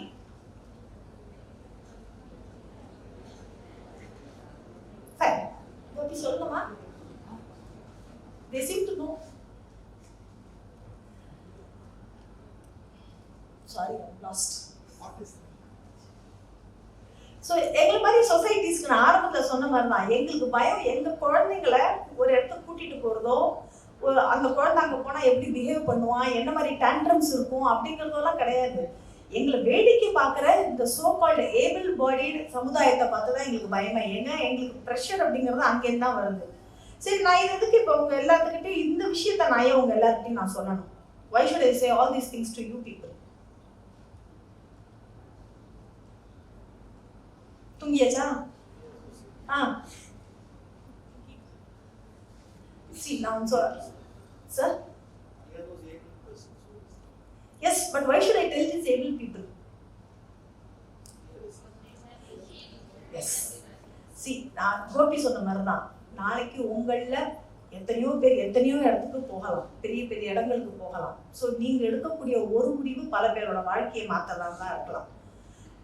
நம்ம பழமொழி சொல்லுவோம்ல, மன்னன் எவ்வழி மக்கள் அவ்வழிலாம் சொல்லுவோம் இல்லையா? So see people from elite community, people from educated background, நீங்கள்லாம் ஒரு விஷயத்தை எவ்வளோ சப்போர்ட் பண்ணுறீங்க, எவ்வளோ புரிஞ்சுக்கிறீங்க, அந்த விஷயத்துக்காக நீங்கள் எவ்வளோ என்ன சொல்கிறது, நீங்கள் எவ்வளோ கூட நிற்கிறீங்க, உடல் நிற்றல்னு சொல்லுவோம் தமிழில், இன்க்ளூஷன், எவ்வளோ நீங்களாம் கூட நிற்கிறீங்க அப்படிங்கிறது எல்லாமே இந்த பொதுவாரியான சமுதாயம் உங்ககிட்டேருந்து கற்றுக்கும்.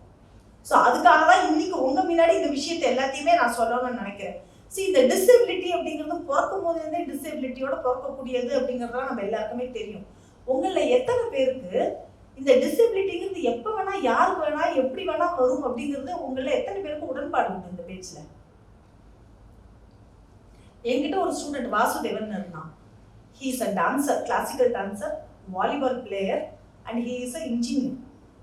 ஆக்சிடென்ட்ல 2 கண் பார்வையும் போயிடுது இந்த பையனுக்கு. ஸோ எங்ககிட்ட சக்ஷனில் ட்ரைனிங்க்கு வந்தான். அந்த பையன் பட்ட கஷ்டம் கொஞ்சம் நெஞ்சம் கிடையாது. He became disabled all of a sudden at the age of 26. He lost both his eyesights. ஆனால் பார்த்தா அவனுக்கு கண் பார்வை இல்லைன்னு தெரியாது. கிட்டத்தட்ட நம்ம ராஜபாளைய கமலஹாசன் மாதிரி இருப்பான், அவ்வளோ ஸ்மார்ட்டாக இருப்பான். So this is one example where you become disabled. இப்போ இந்த locomotor disability is on a rise because of bike racing and road accidents, spinal cord injuries. இதனால இந்த லோகோமோட்டர் டிசபிலிட்டி ரொம்ப ஜாஸ்தியாக இருக்குது. ஸோ இந்த டிசபிலிட்டி அப்படிங்கிறது நடக்கணும்னு நான் சொல்லலை, நடக்காதுன்னு உத்தரவாதமும் கிடையாது. நம்ம லைஃப்பில் என்ன பண்ணுறோம்? இன்சூரன்ஸ் எடுக்கிறோமா? எதுக்கு எடுக்கிறோம்? எதுக்கு எடுக்கிறோம்? ஒரு சேஃப்டி, ஃபியூச்சரில் ஏதாவது ஒன்று இருந்தால் நமக்கு ஒரு செக்யூரிட்டி. ஸோ நான் இன்னைக்கு உங்கள்கிட்ட இந்த விஷயத்தை பேசுறதுக்கு காரணம் என்ன அப்படின்னா, this is high time we change our attitude. It is high time we open out to these societies. நாளைக்கு நமக்கு நடக்கலாம், நடக்காம போகலாம், அதெல்லாம் வேற விஷயம். பட் இன்னிலேருந்து இப்பத்திலேருந்து இந்த மன மாற்றம் அப்படிங்கிறதுக்கு இந்த ஆடிட்டோரியம்லேருந்து ஒரு ஆரம்பம் இருக்கட்டும். இதுக்கு உறுதிமொழி எத்தனை பேர் எடுத்துப்பீங்க? எஸ், இந்த விஷயத்துக்கு மனமாற்றம் தேவை அப்படின்னு.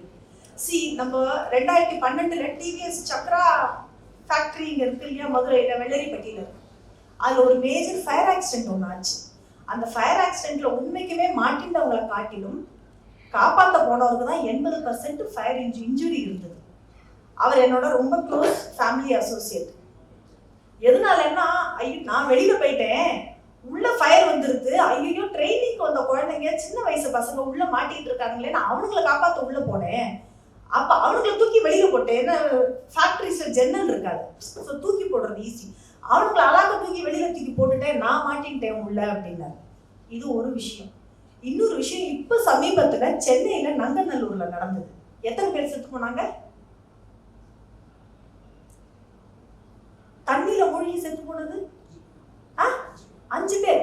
பசங்களா நீங்க நியூஸ் பேப்பரே படிக்கிறது கிடையாதா? எல்லாம் இதானா வெத்தலை பாக்கில் சுண்ணாம்பு தடவர மாதிரி படிக்கணும்பா. 5 பேர் செத்து போயிருக்காங்க நங்கநல்லூர்ல. ஏன் செத்து போனானுங்க? 3 பேர் முழுகிட்டானுங்க. இந்த 3 பேரை காப்பாற்ற போன 2 பேர் செத்து போனாங்க. இவங்க 2 பேரும் ஏன் காப்பாற்ற போனாங்க? அந்த ஒருத்தர் ஃபயர் ஆக்சிடென்ட்ல ஏன் காப்பாற்ற போனார்? யாராவது ஒருத்தர் பதில் சொல்லுங்க பாப்போம்.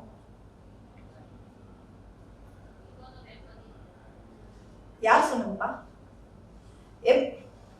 அதுவும் எங்க புள்ளதான் ஏன் சொல்லுது?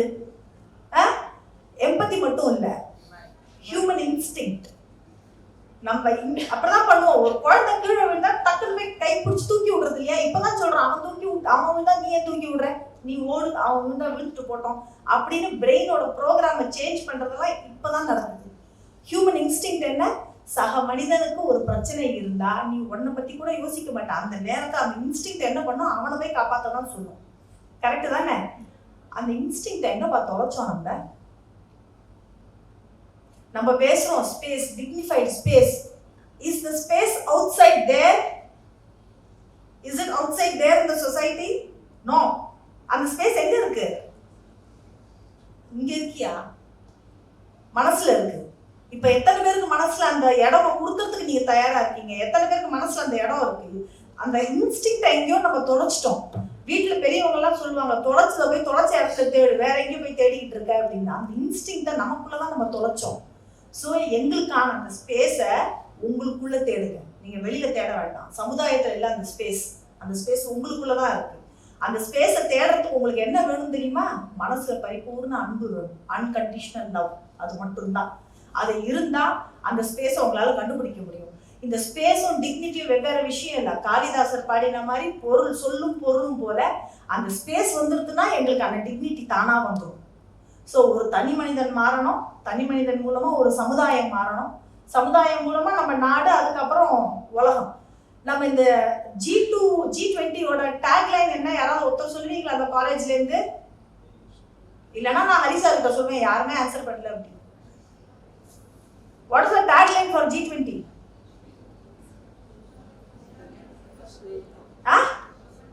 வசுதைவ குடும்பகம். என்னது Vasudhaiva Kutumbakam? One earth, one future, one family. அந்த ஒன் ஃபேமிலி, ஒன் எர்த்துங்கிறதுனா இதுதான் வசுதைவ குடும்பகம் தான். அந்த ஒன் ஃபேமிலிங்கிற ஃபீலிங் எப்போ வரும்? when you people start finding the space in yourself. So டிசபிலிட்டிக்கோ, ஒரு சோஜிஎஸ்சி சமுதாயத்துக்கோ, இல்லை நம்ம சாந்தி மாதிரி இருக்கக்கூடியவங்களுக்கோ அந்த ஸ்பேஸுங்கிறத முதல்ல உங்கள் மனசில் நீங்கள் எல்லாம் ஏற்படுத்த ஆரம்பிங்க. உங்கள் மனசில் இடம் வந்தாலே எங்களுக்கான டிக்னிட்டி ஆட்டோமேட்டிக்காக வந்துடும். இங்கே உங்கள் முன்னாடி பேசுறதுக்கு எனக்கு வாய்ப்பு கொடுத்த ஷர்மிளா ஜிக்கு என்னை அறிமுகப்படுத்தி வச்ச Gopi and all of you, thanks a lot. Thank you so much Kamakshi அம்மா. இன்னைக்கு நம்ம எல்லாருக்கும் ஸ்பேஸ் அப்படிங்கிறது இடைவெளி அப்படிங்கிறது வெளியில சொசைட்டில நம்ம கிரியேட் பண்ண வேண்டியதில்லை. அது நம்ம நம்மளுக்குள்ள கிரியேட் பண்ண வேண்டிய ஒரு விஷயம். நம்ம எத்தனையோ விஷயத்த பார்த்துட்டு அப்படியே நம்ம கடந்து போய்கிட்டு இருக்கோம். ஸோ அந்த இடத்துல அங்கேருந்து யாரோ ஒரு ஸ்டூடெண்ட் ஒரே ஒரு வார்த்தை கேட்டுச்சு, எம்பத்தி அப்படின்னு சொல்லிட்டு. So the empathy can only change lives. நீங்கள் இன்னைக்கு இன்னைக்கு காலையில் டெக்னாலஜிக்கலாக நிறைய விஷயம் பேசினாங்க. நீங்கள் இல்லை இண்டஸ்ட்ரி 4.0 இதெல்லாம். ஸோ எல்லாத்துலேயுமே நீங்கள் ஒரு இன்னோவேஷன் கொண்டு வரணும், ஒரு ஸ்டார்ட் அப் ஆரம்பிக்கணும், இல்லை ஒரு டெக்னாலஜியை நீங்கள் கிரியேட் பண்ணணும் அப்படின்னா அது எல்லாத்துக்குமே ஸ்டார்டிங் பாயிண்ட் என்ன அப்படின்னு பார்த்தீங்கன்னா எம்பத்தி. ஒரு ப்ராப்ளத்தை உங்கள் ப்ராப்ளமாக நீங்கள் நினச்சி பார்த்தீங்கன்னா மட்டும்தான் ஒரு விஷயத்தை உருவாக்க முடியும். அதுதான் சிருஷ்டி. ஒரு விஷயத்த மற்றவங்களோட பிரச்சனைகளை என்னோட பிரச்சனையாக நான் பார்த்ததுனால இன்னைக்கு பல அந்த கம்யூனிட்டி எத்தனையோ நபர்கள் இன்டர்செக்ஸாவோ டிரான்ஸ்ஜெண்டராவோ சொல்லக்கூடிய அந்த 16 விதமான ஜெண்டரில் இருக்கிறவங்களுக்கோ அவங்க அத்தனை பேருக்கும் வாழ்வதற்கான ஒரு ஹியூமன் ரைட்ஸ் அப்படிங்கிறது இன்னைக்கு கிடைச்சிருக்கு அப்படின்னா அப்போ நம்ம எவ்வளோ விஷயத்தை தாண்டி நம்ம போய்கிட்டு இருக்கோம். how much space we have to create within ourselves and the one decision. So the first one is empathy and the second one is what is the decision you are going to take about it. அப்படியே நான் போறேனா அப்சர்வரா அப்படியே தாண்டி போறேனா இல்லை அப்படின்னா the one decision I want to take as a leader of the nation. இங்கே நம்ம ஸ்டூடெண்ட்டுங்கிற role இங்கே காலேஜோட முடிஞ்சு போயிடும். அதுக்கப்புறம் நீங்கள் கிராஜுவேட் ஆயிடுவீங்க. அதுக்கப்புறம் எம்ப்ளாயி ஆக போறீங்களா, சேஞ்ச் மேக்கர் ஆக போறீங்களா, லீடர் ஆக போறீங்களா? And what is the role you are going to take? So that is a question I want to throw to you. And the one decision you are going to take from the society and seeing or perceiving the society will definitely change the lives of many people. And அழகா காமாட்சி அம்மா ஒரு விஷயம் சொன்னாங்க, மன்னர் எவ்வளியோ மக்கள் அவளி. So இங்கே மன்னர் அப்படிங்கிறது only it doesn't only denotes the leader அப்படின்னு நான் நினைக்கிறேன். இங்கே இருக்கிற இங்கே உட்காந்துருக்க ஒவ்வொரு இளைஞரும் ஒவ்வொரு இளைஞி இதை யாராக இருந்தாலும் இங்கே இருக்கிற ஒவ்வொரு ஸ்டூடெண்ட்டும் எல்லாருமே இந்நாட்டு மன்னர்கள் தான். அதனால தான் இவ்வளோ பேசிக்கிட்டு இருக்கோம் உங்ககிட்ட. ஜஸ்ட் ஒரு ஸ்டூடெண்ட் தான் அப்படின்னு நினச்சி பேசல. You are the future pillars of the nation and we have 100% trust over you that definitely you will become a change maker. And we all understood that from this session, we all understood that disability is not only due to birth. அதனால மட்டுமே வரப்போறது கிடையாது. It can happen to us anytime. அன்னைக்கு நம்ம நினைப்போம், ஏன் நம்மளுக்கு இப்படி ஒரு நிலைமை அப்படின்னு சொல்லி நினைப்போம். அது யாருக்கும் வர வேண்டாம். பட் இருந்தாலும் அந்த லைஃப் அப்படிங்கிறத நம்ம இன்னைக்கு புரிஞ்சுக்கிறதுக்கான ஒரு தருணம் நம்மளுக்கு கிடைச்சிருக்கு. அதுக்கான கதைகள், அதுக்கான உண்மையான நடந்த நிலவரங்கள் இது எல்லாமே நம்மளுக்கு தெரிஞ்சிருக்கு. அந்த ஹியூமன் இன்ஸ்டிங்க்ட் அப்படின்னு சொல்லி ஒரு விஷயம் சொன்னாங்க. அந்த உந்துதல், ஒருத்தங்க கஷ்டப்படும் போது உள்ள இருக்க உந்துதல் அப்படிங்கிற விஷயம் தான் ஒருத்தரை காப்பாற்ற வைக்குது. அதனால சில பேர் உயிர் கொடுக்குறாங்க. ரெஸ்கியூக்குன்னு போய் அவங்க ஒரு வீரராக மாறுறாங்க. இன்னைக்கும் கவர்மெண்ட்ல உயிர் காப்பாற்றப்பட்டவங்களுக்கான அவார்ட்ஸ் இருக்கு. அதில் 5 வயசு பையன்லேருந்து 10 வயசு குழந்தைலேருந்து எல்லாருமே வாங்கியிருக்காங்க.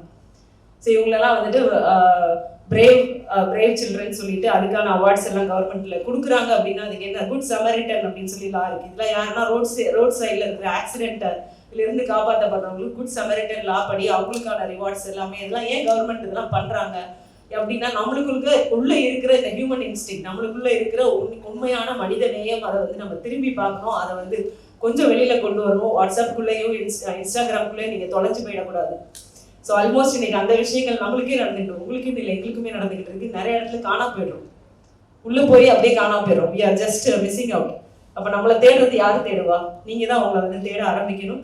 அண்ட் எண்ட் ஆஃப் த டே இது எல்லாத்தையும் சேஞ்ச் பண்ணக்கூடிய ஒரே ஒரு விஷயம் என்ன அப்படின்னா, see people and accept people as they are and give unconditional love to the people around everyone.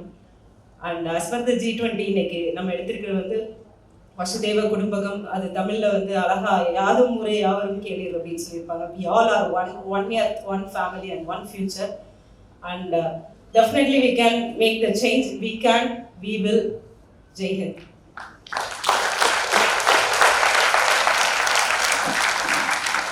One more interesting announcement is going to happen.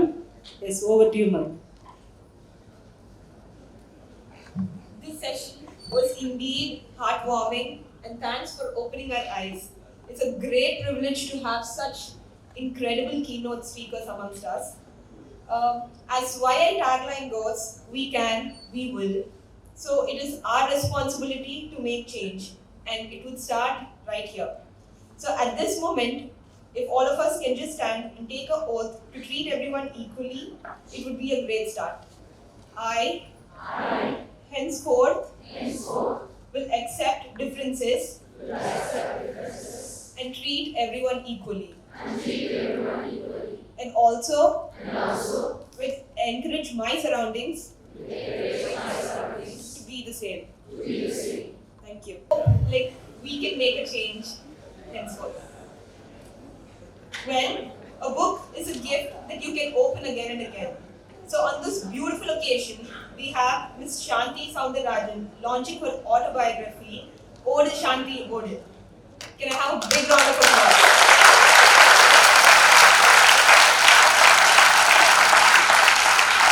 And I take utmost pride to say that this is the first autobiography by a Tamil woman.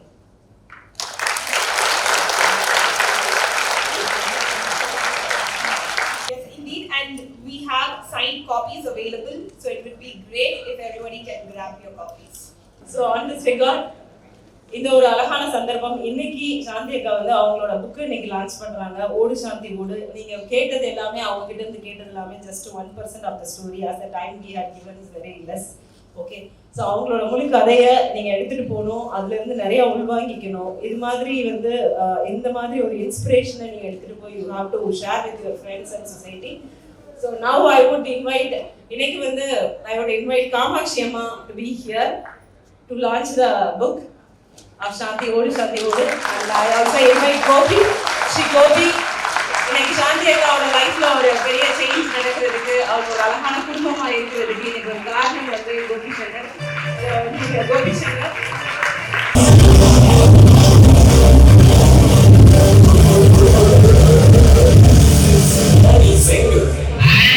Everyone for the big round of applause.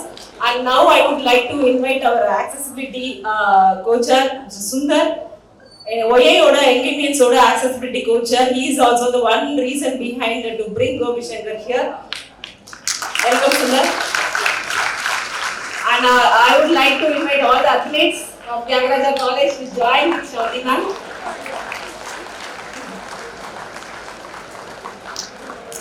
So வருங்கால gold medallist, international medallist எல்லாருமே on board.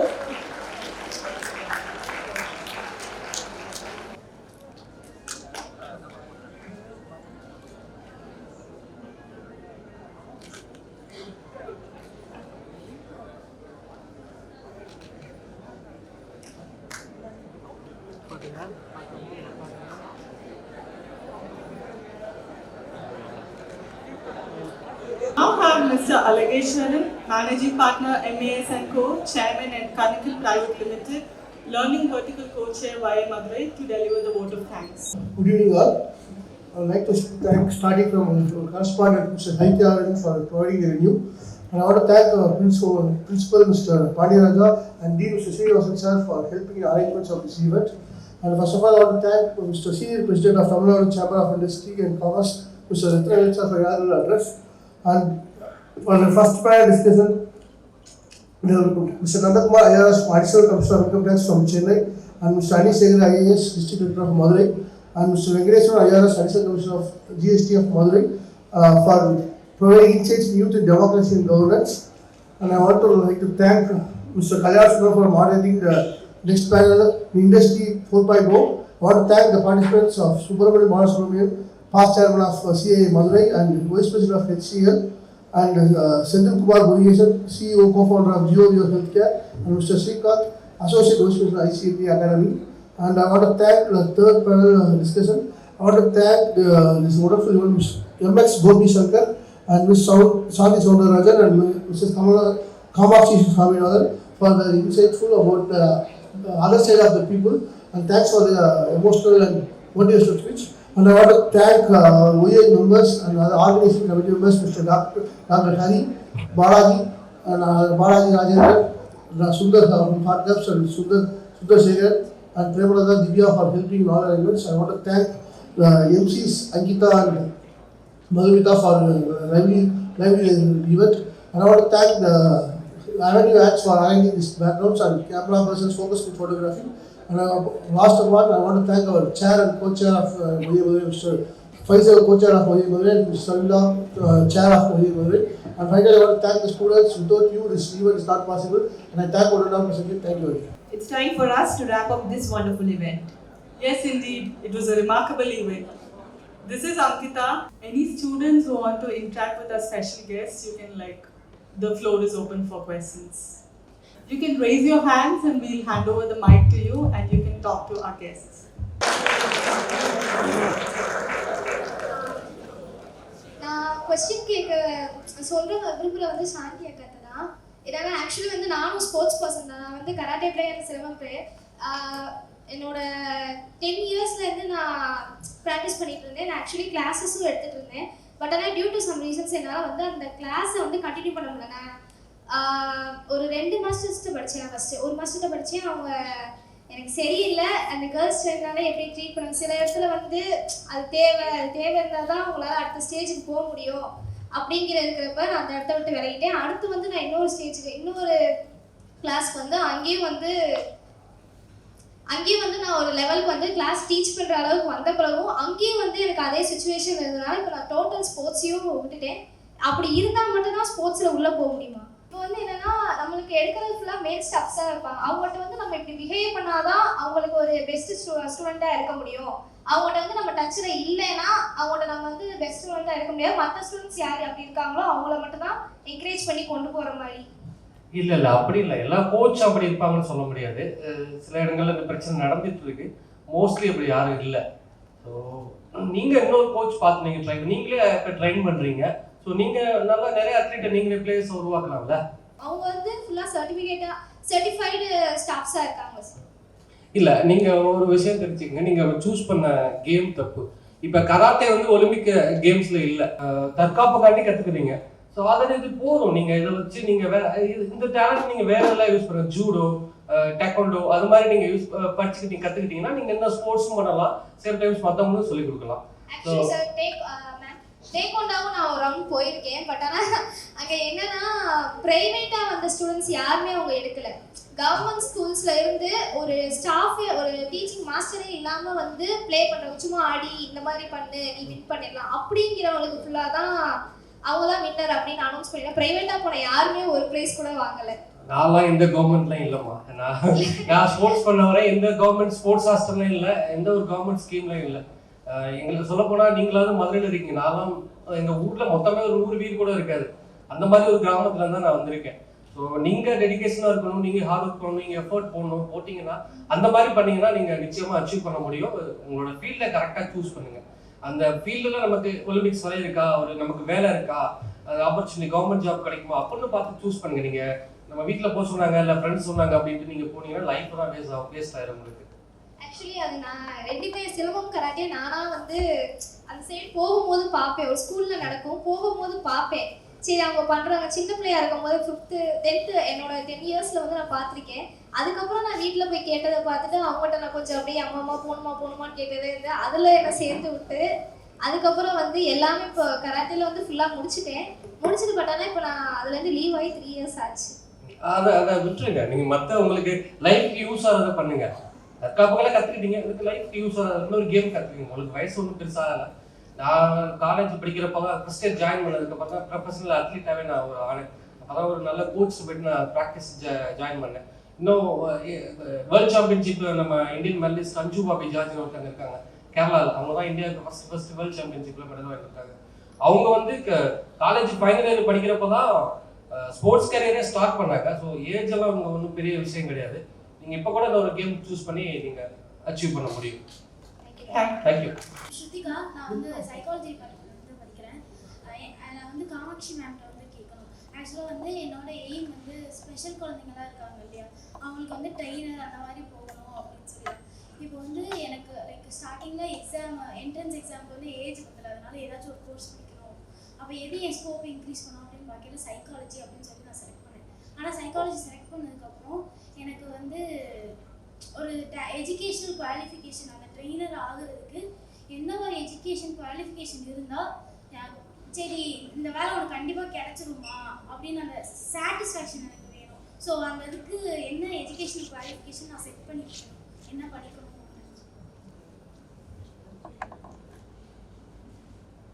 BEd special education. பிஎட்லேயே special education ஒன்று இருக்குது. BEd special education படிக்கலாம். மதுரையில் 1-2 காலேஜஸில் இருக்குது, மெட்ராஸில் இருக்குது. இப்போ நான் இப்போ நீங்கள் சைக்காலஜி இருந்த மாதிரி நான் பிஸ்னஸ் அட்மினிஸ்ட்ரேஷன் தான் எடுத்திருந்தேன். என் பையனுக்காக வேண்டி அதுக்கப்புறமா நான் பிஎட் ஸ்பெஷல் எஜுகேஷன் பண்ணேன். பிஸ்னஸ் அட்மினிஸ்ட்ரேஷன் பண்ணால் இது பண்ண முடியாது, பட் ஆஸ் அ பேரண்ட் எங்களை அலோவ் பண்ணாங்க பண்ணுறதுக்கு. பட் உங்களுக்கு சைக்காலஜி பேக்ரவுண்ட் இருக்கிறதுனால it will be easy for you to enter. B Ed special education பண்ணலாம். Remarkable event. This is Nihankita and Madhumita, your host of the day, signing off. Thank you one and all for joining us. Thank you. ஆக்சுவலாக இது question இல்லை, எல்லாருக்குமே ஸ்டேஜில் இருக்க எல்லாருக்குமே ஒரு feedback மாதிரி கூட இருக்கலாம். ஃபஸ்ட்டு சாந்தி மேம்க்கு. ஆக்சுவலாக நான் ஒரு அத்லட் மேம். நாங்கள் வந்து டிவிஷனல் லெவலில் செலக்ட் ஆகிட்டோம். ஸ்டேட்டுக்கு போகும்போதுன்ற போது அங்கே நிறைய ப்ராப்ளம்ஸ் வந்துச்சு மேம். எங்களுக்கு வந்து நாங்கள் ஸ்கூல் லெவல்லேருந்து கம்ப்ளீட் ஆகி எங்களுக்கு வெளியிலேருந்து கோச்லாம் இல்லை, எங்களுக்கு ஸ்கூலில் யார் பிடிஓ அவங்க தான் எங்களுக்கு ட்ரைன் பண்ணி கூப்பிட்டு போனாங்க. அங்கே போகும்போது நீங்கள் ஒரு பர்சனுக்கு 5000 பே பண்ணால் தான் உள்ளே வர முடியும். ஸோ அங்கே வந்து வெளியே இருந்து நிறைய பேர் வந்து ப்ரொஃபஷனல்லேருந்து வரவங்க ட்ரெயின் பண்ணி ஸ்கூல் லெவல்லேருந்து போகிறவங்களுக்கு இந்த மாதிரி ப்ராப்ளம்ஸ் இன்னும் இருக்குது மேம். ஸோ அதனாலே நிறைய பேர் வந்து எந்த ஒரு இதுக்கும் காம்படிஷனுக்கு அவங்க செலக்ட் ஆகியுமே போக முடியாமல் கூட இருக்காங்க. ஸோ அந்த ப்ராப்ளம்ஸ் மட்டும் அது இல்லாமல் அது ரெடியூஸ் ஆச்சுன்னா எனக்கு தெரிஞ்சு நிறைய பேர் வெளியே வரலாம்னு நினைக்கிறேன். இல்லை உங்கள்கிட்ட யார் 5000 rupees பணம் கேட்டாங்க? நாங்கள் அத்தாரிட்டி என்னோட கோச் வந்து எங்களுக்கு சொன்னாங்க. 1% மட்டும் இல்லை, நாங்கள் வந்து டிஸ்கஸ் த்ரூ ஜாவ்லின்னு சொல்லிட்டு 2 பொண்ணுங்க நாங்கள் போயிருந்தோம். அவங்க வந்து சொன்னாங்க மதுரையிலேருந்து நீங்கள் வரீங்கன்னா மதுரையிலேருந்து இன்னும் 4-5 பேர் வராங்க. ஸோ இந்த மாதிரி பே பண்ணால் மட்டும்தான் உங்களால் வர முடியும் அப்படின்ற மாதிரி சொன்னாங்க. என்ன லெவல் காம்படிஷன் பண்ணீங்க? State level. ஸ்டேட் லெவல் காம்படிஷனுக்குலாம் யாரும் பைசா கேட்கக்கூடாது, கேட்குறதும் இல்லை. உங்கள்கிட்ட அவர் வந்து அவருக்கு பைசா கேட்டிருக்காரு.